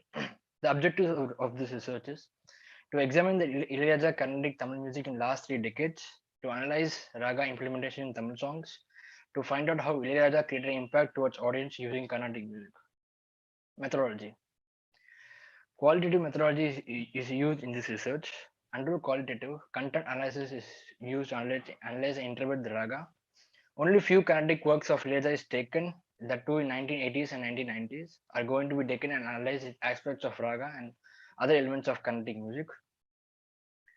Findings. The findings of the research is how Ilayaraja elegantly executed ragas in Tamil film music in last 3 decades, and also how Ilayaraja songs impacted people composing songs in different and complex ragas and reaching it to mass audience.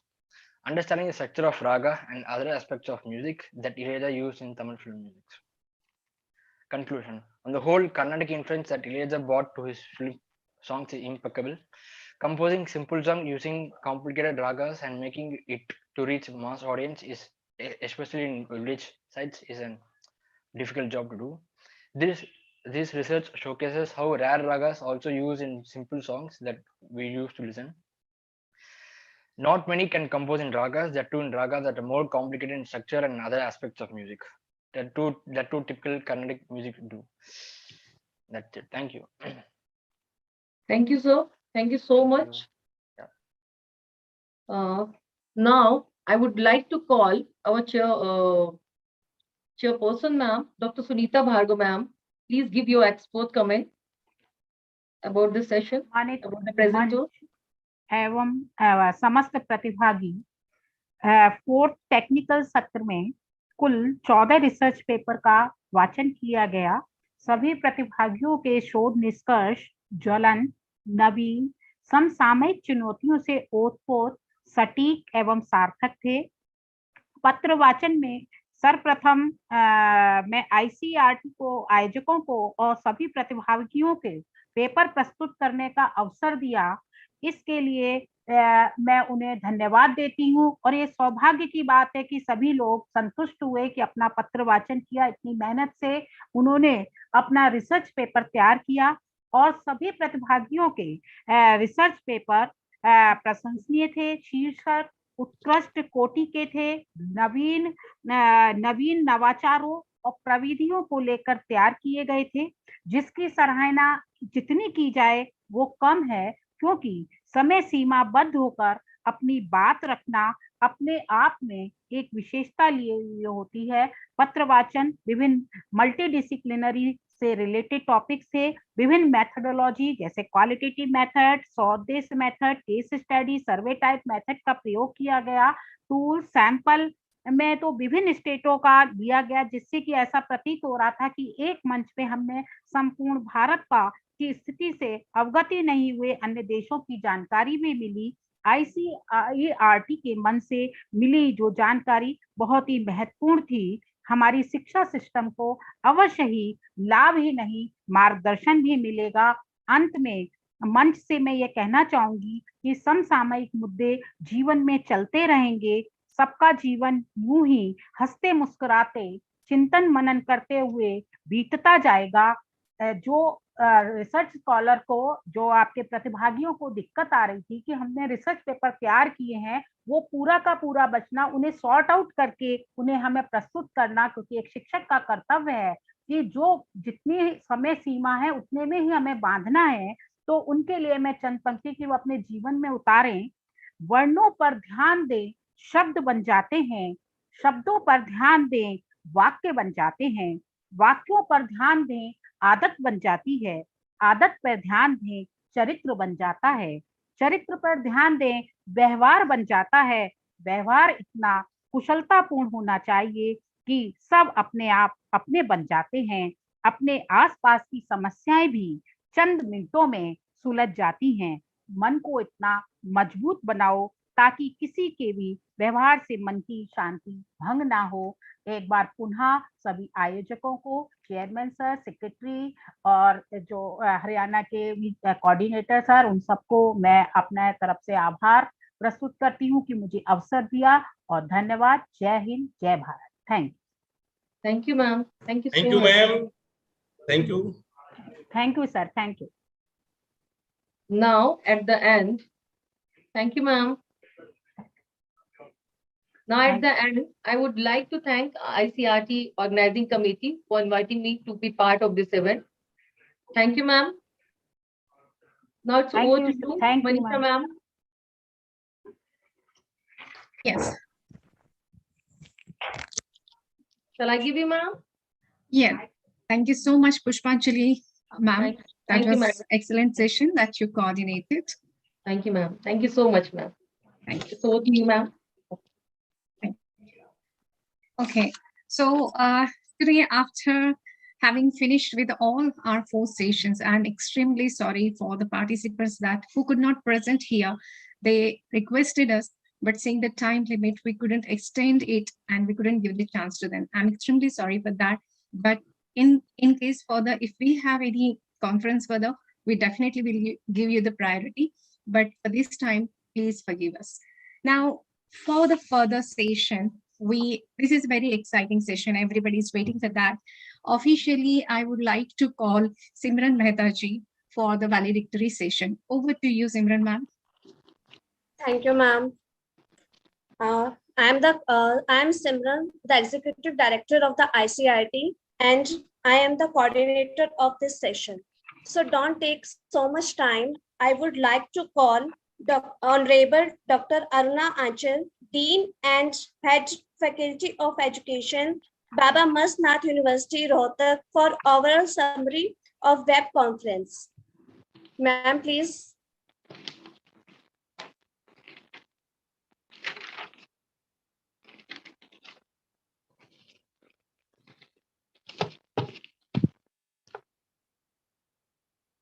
Dr. Aruna Anchal, ma'am.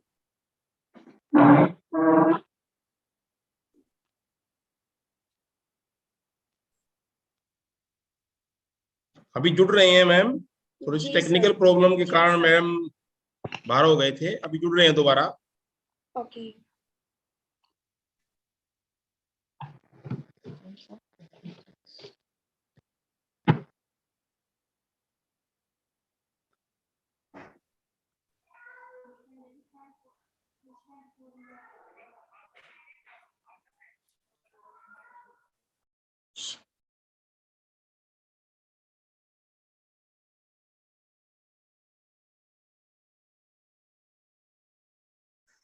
Dr. Aruna Anchal, ma'am, please unmute. Good evening, Manish. How are you? I'm really sorry, network बड़ी problem कर रहा है आज. It's okay. Really sorry. आज network में problem है ma'am. ये sir आज वाईफाई भी प्रॉपर नहीं चल पा रहा है. जी जी जी जी। Are you there, ma'am?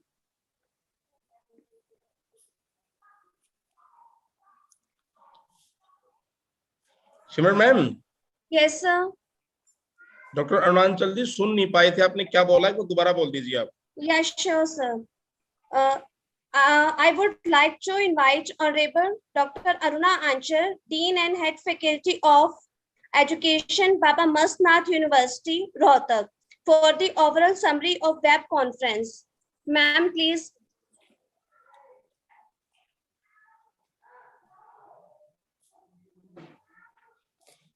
One minute, beta, 1 minute. Okay, ma'am.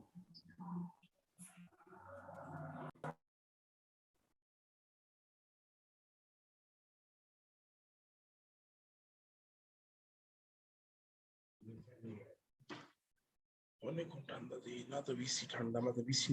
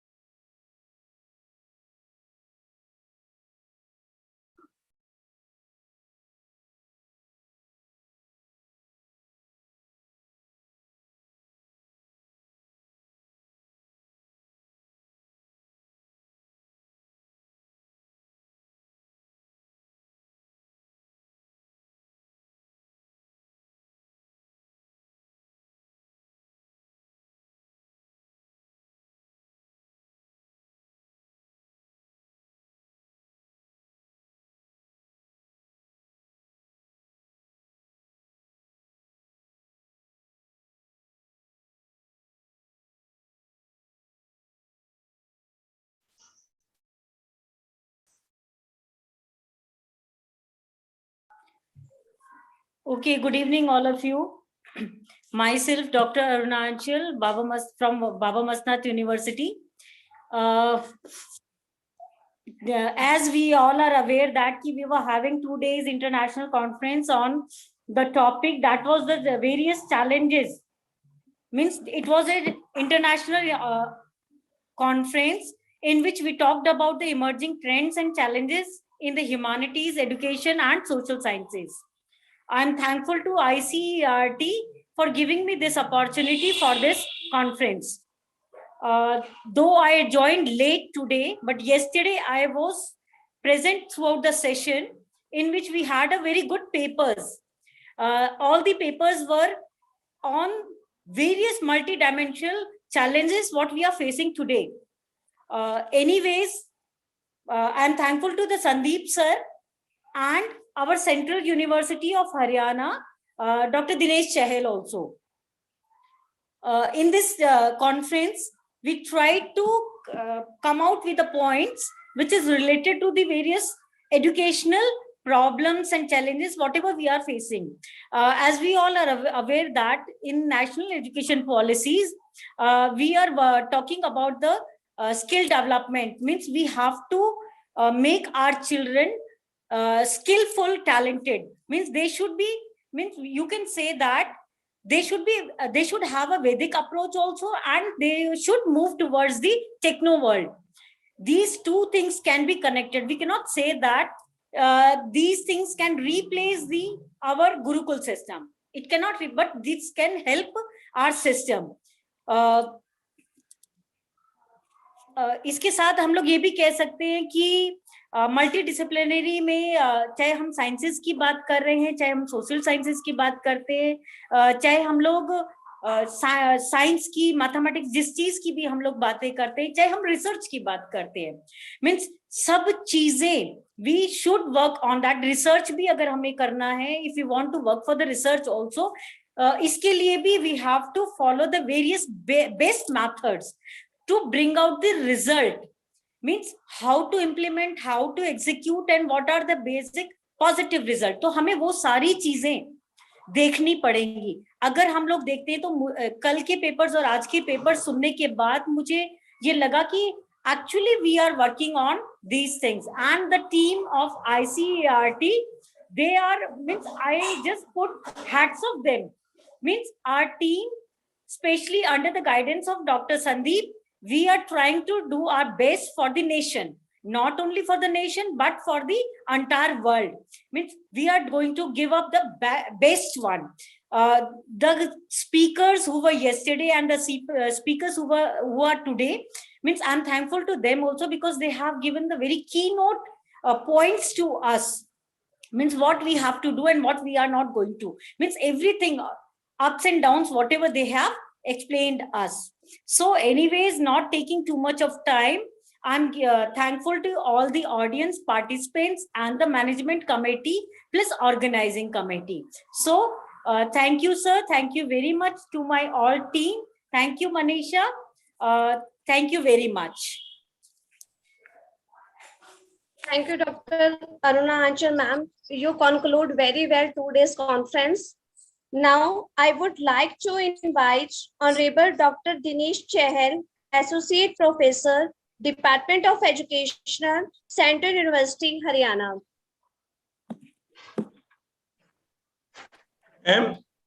Ji sir. Doctor Dinesh Chahal out of station है और वो ऑलरेडी किसी कॉन्फ्रेंस में है. ओके. हाँ जी, हाँ जी. Next programme. Next, yes. Now, this is time for International Excellence Award 2022. First of all, I want to congratulate to all the awardees today who will get the award. Now we will start our slides, and one by one I will explain the name of awardee.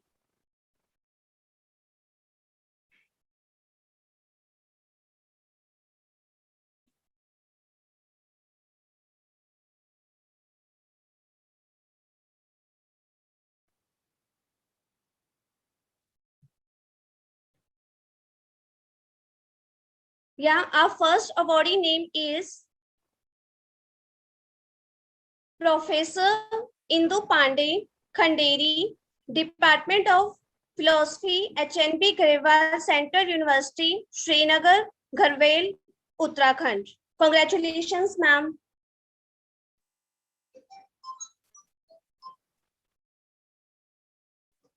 Our second awardee name is Dr. Mohammad Asif Shah, Associate Professor, Department of Economics, Kebri Dehar University, Ethiopia. Congratulations, sir.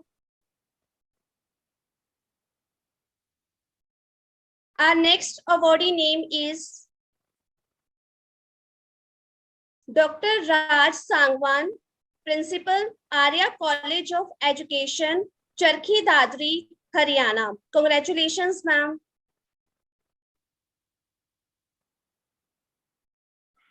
Our next awardee name is Professor Sunita Bhargav, Principal, Sanjay Teachers Training College, Jaipur. Congratulations, ma'am. Thank you, ma'am. Thank you. Welcome, ma'am. Our next awardee name is Dr. Pratibha Garg, Additional Director, Academics, AWE's Cell, Headquarter, Western Command, Army Welfare Education Society, Panchkula. Congratulations, ma'am.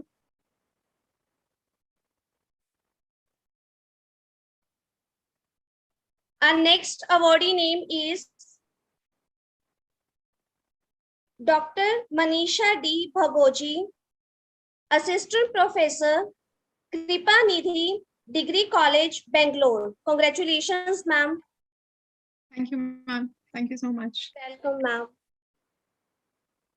Our next awardee name is Dr. Munendra Kumar, Professor and Head Department of Education, Kishan Institute of Teachers Education, Meerut. Congratulations, sir. Our next awardee name is Dr. Linda Crane Michelle, International Specialist, East Carolina University, North Carolina, US. Congratulations, ma'am.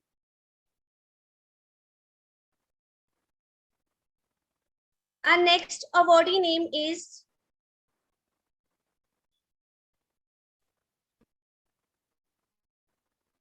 Mr. Tran Mai Locke, Lecturer, Department of International Relations, Ho Chi Minh City University of Foreign Languages, Information Technology, Vietnam. Congratulations, sir. Our next awardee name is English में Dr. G. Vinod Kumar, Assistant Professor, IQAC Coordinator, Department of Mathematics, CSSR and SRM, Degree and PG College, Kamalpuram, Kadpa, Andhra Pradesh. Congratulations, sir. Our next awardee name is Dr. Rakesh Kumar Singh, Associate Professor, Department of Ahmed Magd College of Education, Gaya, Bihar. Congratulations, sir. Our next awardee name is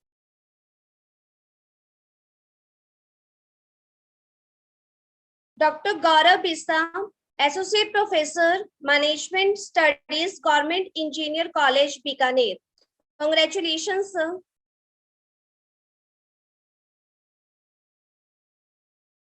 Our next awardee name is Ms. Shefali Patel, Research Scholar, MB Patel College of Education, Sardar Patel University, Gujarat. Congratulations, ma'am.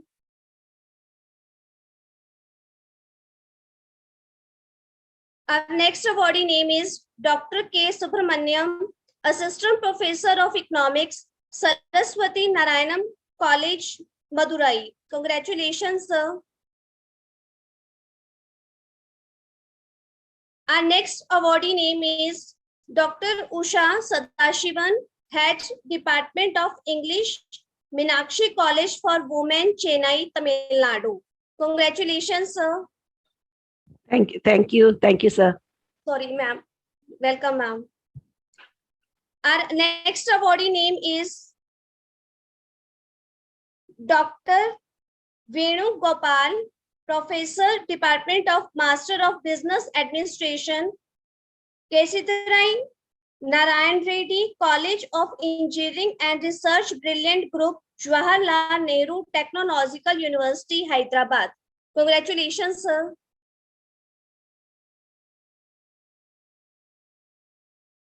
Our next awardee name is Dr. Anshu Mathur, Assistant Professor, Amity University of Education, Amity University, Noida. Congratulations, ma'am.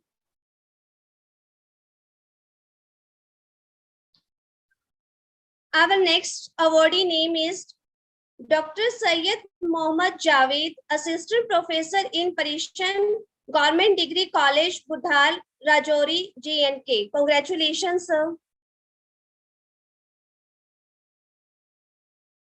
Our next awardee name is Dr. Divya Kalra, Assistant Professor, SGT University, Gurugram, Haryana. Congratulations, ma'am. Our next awardee name is Dr. Pratap Singh, Assistant Professor, Department of Defense and Strategic Studies, MD University, Rohtak. Congratulations, sir. Our next awardee name is Dr. Brijesh Kumar, Assistant Professor, Dayal Singh Evening College, Delhi, University Lodi Road, New Delhi. Congratulations, sir. Our next awardee name is Mr. Pawan, Assistant Professor, FGM Government College, Adampur, Hisar. Congratulations, sir. Our next awardee name is Mrs. Dimple Juneja, Research Scholar Education, Vidya Bhavan GS Teachers Training College, Udaipur. Congratulations, ma'am. Our next awardee name is Dr. Kanwal Kishore, PGT Lecturer, GSS Fatehgarh, Jeend, Haryana. Congratulations, sir. Our next awardee name is Mr. Ravi Kumar, Assistant Professor, SGT University, Haryana. Congratulations, sir. Our next awardee name is Dr.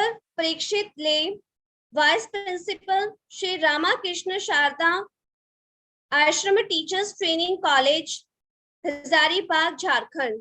Congratulations, sir.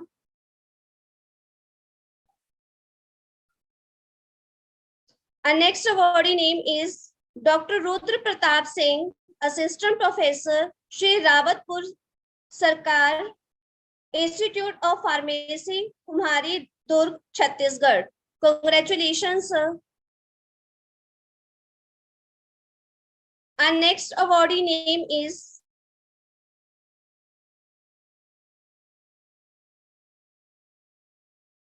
Miss Jaya Preeti Manoharan, Assistant Professor, Savitha College of Law, Chennai. Congratulations, ma'am.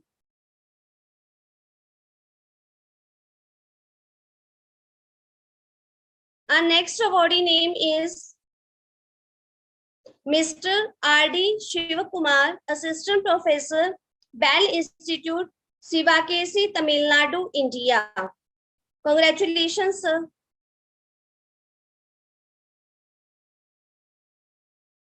Our next awardee name is Mr. Firdaus Ahmed Tantri, Research Scholar, University of Kashmir, Srinagar. Congratulations, sir.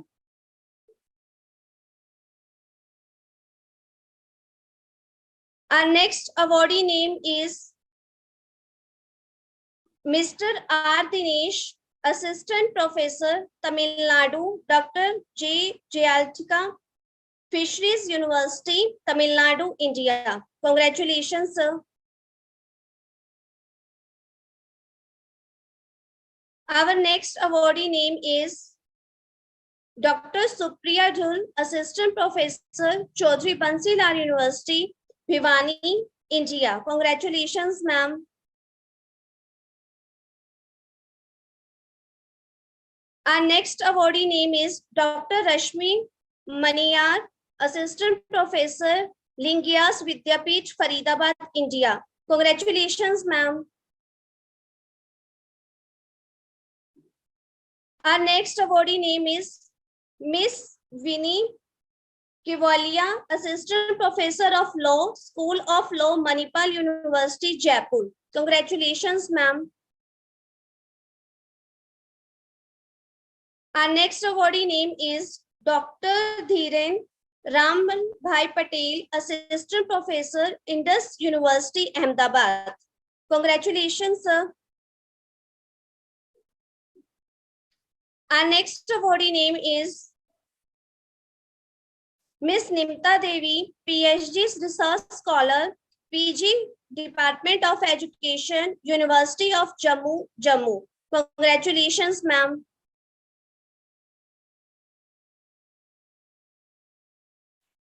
Our next awardee name is Dr. Chitruli Narshima Roy, lecturer in Zoology, Government College for Men, Kadpa, Andhra Pradesh. Congratulations, sir. Our next awardee name is Dr. Satish Kumar, Assistant Professor, Department of Defense Studies, Government College, Hisar. Congratulations, sir.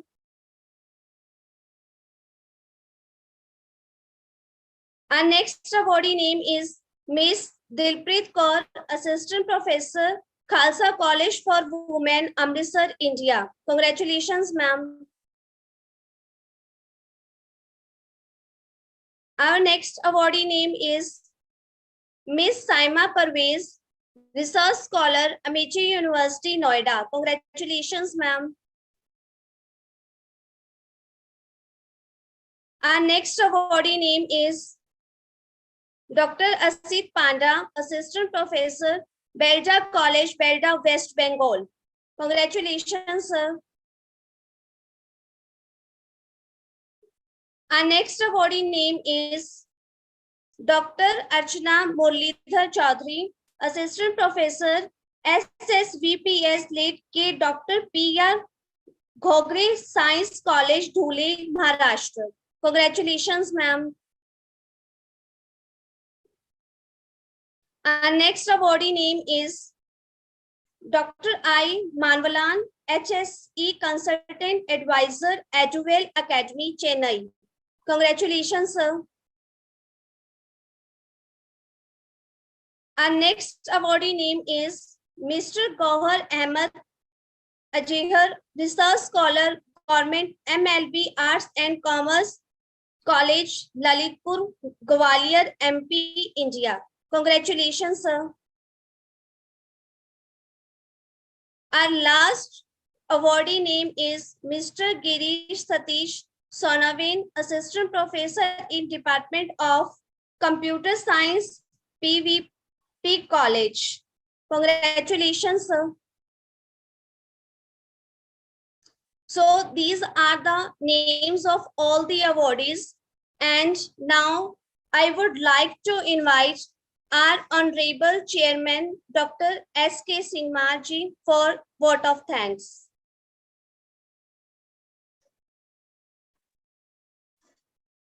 Thank you ma'am. Welcome sir. सबसे पहले तो जिन सभी awardees को अब international excellence award मिला है उन सभी को आईसीआरटी एमएलए की तरफ से बहुत बहुत बधाई देता हूं। कांग्रेचुलेशन। और वोट ऑफ थैंक्स से पहले ओवरऑल पैट्रन के तौर पे हमारे बीच में रहे 2 दिनों तक गवर्नमेंट कॉलेज हिसार के associate professor doctor Ramesh Arya जी, जो कि मेरे गुरुजी भी हैं, आपको इनवाइट कर रहा हूं सर कि overall comments thank conference you कैसी रही, डॉक्टर प्रेजेंट साहब, कैसे किए। Thank you very much. जी गुरु जी, First of welcome. all, a very good evening to all of you participating in this conference. I am very much thankful to our chairperson, Dr. Sandeep Singh Marji, for providing me such a wonderful opportunity. Before winding up this multidisciplinary international conference, I want to say that almost all the paper presenters have done their good job. Best efforts have been made from the side of all presenters. Even the time shortage is there. I want to add one thing here, that the chances of improvements are always be there and should be welcomed also. I think the benefits of the conference goes to many young scholars, students and researchers as well as professors of various colleges and universities. The conference was very much successful. I want to congratulate all the participants, paper presenters, particularly to the chairperson, Dr. Sandeep Simarji, all chairpersons, coordinators, keynote speakers, and all technical persons, please. Actually, now it is the time to change the teaching learning methods and techniques. There is a need to transform the education system. मैं कहता हूं कि total education system को बदलने की आवश्यकता है. I mean to say that the era of knowledge global village, digital transformation in higher education must be there. And secondly, I want to say that education system should be skill-based education system. It should be employment-oriented and must be according to the requirements and needs of the market. आज मैं भारत के संदर्भ में देखता हूं कि जो Lord Macaulay की शिक्षा पद्धति है उसको बदलने की सख्त जरूरत है. न्यू एजुकेशन पॉलिसी में कहीं ना कहीं आशा की किरण दिखाई पड़ती है. हमें ऐसी शिक्षा पद्धति की आवश्यकता नहीं है जो हमारे स्टूडेंट्स को नशे की बुराई से दूर ना कर सके, जो स्टूडेंट्स को अच्छे सामाजिक मूल्य तथा अच्छे संस्कार रोपित ना कर सके, जो स्टूडेंट्स को कौशल विकास से न जोड़ सके, जो स्टूडेंट्स को रोजगार न दिलवा सके, जो स्टूडेंट्स को अपना व्यवसाय स्थापित करने के लिए विशेष ज्ञान या हौसला प्रदान ना कर सके. 2 लाइनें मैं आपको सौंप रहा हूं कि भावना को भक्ति मिल जाए बहुत है, भावना को भक्ति मिल जाए बहुत है, और साधना को शक्ति मिल जाए बहुत है. झूठ के इस दौर में माहौल में सत्य को अभिव्यक्ति मिल जाए बहुत है. तो सत्य को अभिव्यक्ति प्रदान करने के लिए हमारे डॉक्टर सिंह मार जी ये इंटरनेशनल कॉन्फ्रेंस का आयोजन कर रहे हैं. बहुत ही बधाई के पात्र हैं. I am again very much thankful to all of you for participating and presenting the research papers, and special thanks to chairperson sir, coordinators, technical sessions के जो चेयरपर्सन हैं, कीनोट स्पीकर्स हैं, तो सभी को, ऑर्गेनाइजर्स को, जो ऑर्गेनाइजर्स हैं, सभी को मैं जो है अपना दिल की गहराइयों से धन्यवाद देता हूं. Very much thankful to all of you. Thank you very much. Thank you sir. वास्तव में आपने 2 दिन की कॉन्फ्रेंस का सार बता दिया है कि आज पूरे एजुकेशन सिस्टम को बदलने की जरूरत है. इस बात में कोई दो राय नहीं है कि स्किल एजुकेशन के बिना इस दुनिया में अब कुछ भी नहीं है. विशेषकर हमारा देश जब अब थोड़ा विकसित होने में थोड़ा सा पीछे चल रहे हैं, हम विकासशील है, विकसित मैं कहूंगा नहीं, या स्किल एजुकेशन की महत्ता और ज्यादा है. जी बिल्कुल, तो अब ज्यादा समय ना लेते हुए यूथ के लिए बड़ा जरूरी है स्किल एजुकेशन और एम्प्लॉयमेंट से जोड़ना. जी सर. जी गुरु जी. तब ज्यादा समय ना लेते हुए, क्योंकि टाइम बहुत हो गया है, 9 बजे का हमारा टारगेट था, बिल्कुल समय पे गाड़ी चल रही है.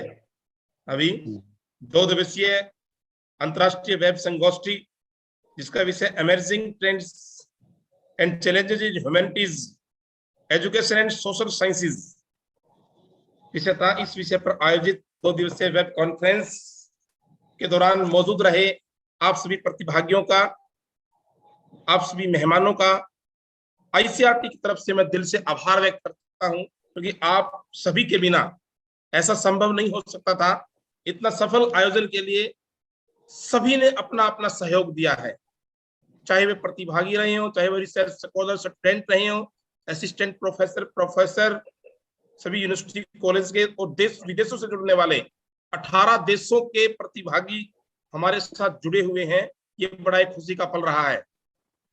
अंतर्राष्ट्रीय कॉन्फ्रेंस कहलाने के लिए तो 3 देशों के प्रतिभागी काफी होते हैं, लेकिन 18 देशों से जोड़ना एक पूरी आईसीआरटी की टीम को मैं बधाई देता हूं इसके लिए।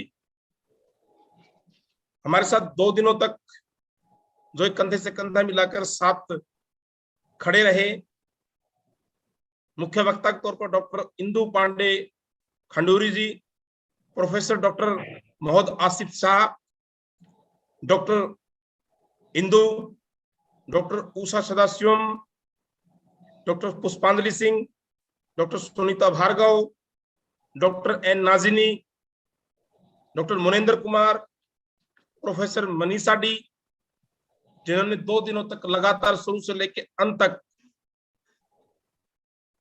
ऑर्गेनाइजर सेक्रेटरी की भूमिका निभाई, professor Manoj Sadi, Simran Mehta, executive director finance ICRT, विशेष तौर पर एक प्लानिंग ऑफिसर की तरह साथ रहे general secretary of ICRT doctor Sandeep Kumar, patron की भूमिका में हमारे साथ रहे doctor Arunachal ji, Baba Mastnath university Rohtak, doctor Ramesh Arya ji, associate professor of commerce government college Hisar Haryana, doctor Dinesh Chahal, associate professor department of education school of education,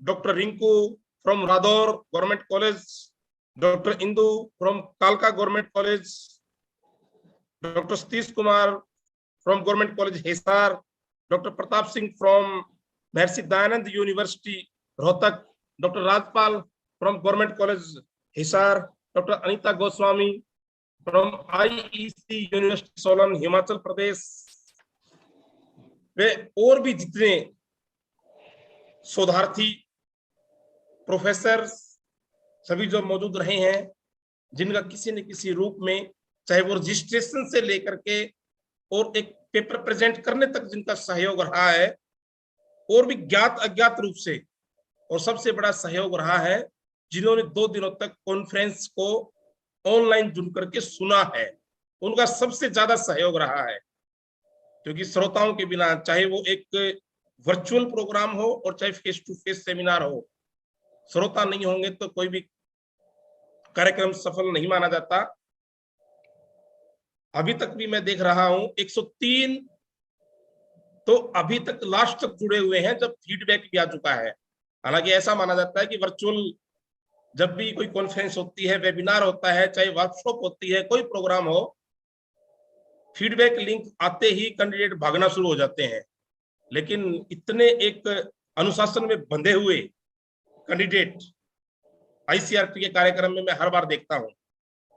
आप सभी की मेहनत रंग लाई कि ये दूसरी अंतरराष्ट्रीय कॉन्फ्रेंस अभी जो भारत देश में आईसीआरटी का पदभार संभालने के बाद सफल हुई है, इसका पूरा का पूरा श्रेय आप सभी को जाता है।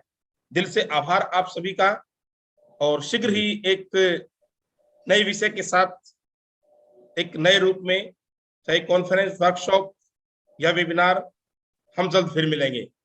आप सभी की बहुत बहुत शुभकामनाएं अग्रिम तौर पर, और आप सभी का बहुत बहुत आभार कि आपने आईसीआरटी का सहयोग किया।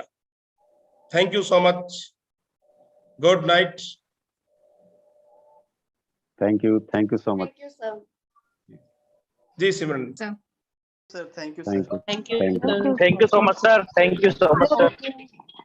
Thank you, thank you, Thank you, Sandeep sir.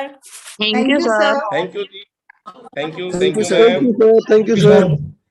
Congratulations, sir, and thanks. Ram Thank you Ram so जी। much, sir. सर कुछ बच्चे बच गए थे जो जिन्होंने प्रेजेंट नहीं किया टॉपिक, सर उनको कैसे करना होगा? Sir, thank you very much sir. Sir इसके बारे में बिल्कुल साफ तौर पे आईसीआरटी पहले भी बता चुकी है। नेम सबके अनाउंस हुए हैं, किसी का नेम अनाउंस नहीं हुआ हो तो वो मेल कर सकता है, हमारे पास रिकॉर्डिंग है। जिसका आईसीआरटी के कोऑर्डिनेटर की तरफ से नेम अनाउंस ना हुआ होगा तो उसका पेपर प्रेजेंट हुआ मान लिया जाएगा। लेकिन जिसका नेम अनाउंस एक बार भी हुआ है और जिन्होंने पेपर प्रेजेंट नहीं किया उसको किसी भी सूरत में पेपर प्रेजेंटेशन का सर्टिफिकेट नहीं दिया जाएगा। और कोई भी, आप सभी से हाथ जोड़ के निवेदन है, आईसीआरटी के पास कोई भी इस तरह की सिफारिश ना करे कि जिन्होंने पेपर प्रेजेंट ना किया हो और उन्हें पेपर प्रेजेंटेशन का सर्टिफिकेट मिले। हम ऐसा बिल्कुल भी नहीं चाहते। पेपर चाहे किसी ने 30 सेकंड के लिए भी प्रेजेंट किया हो, उसको प्रेजेंट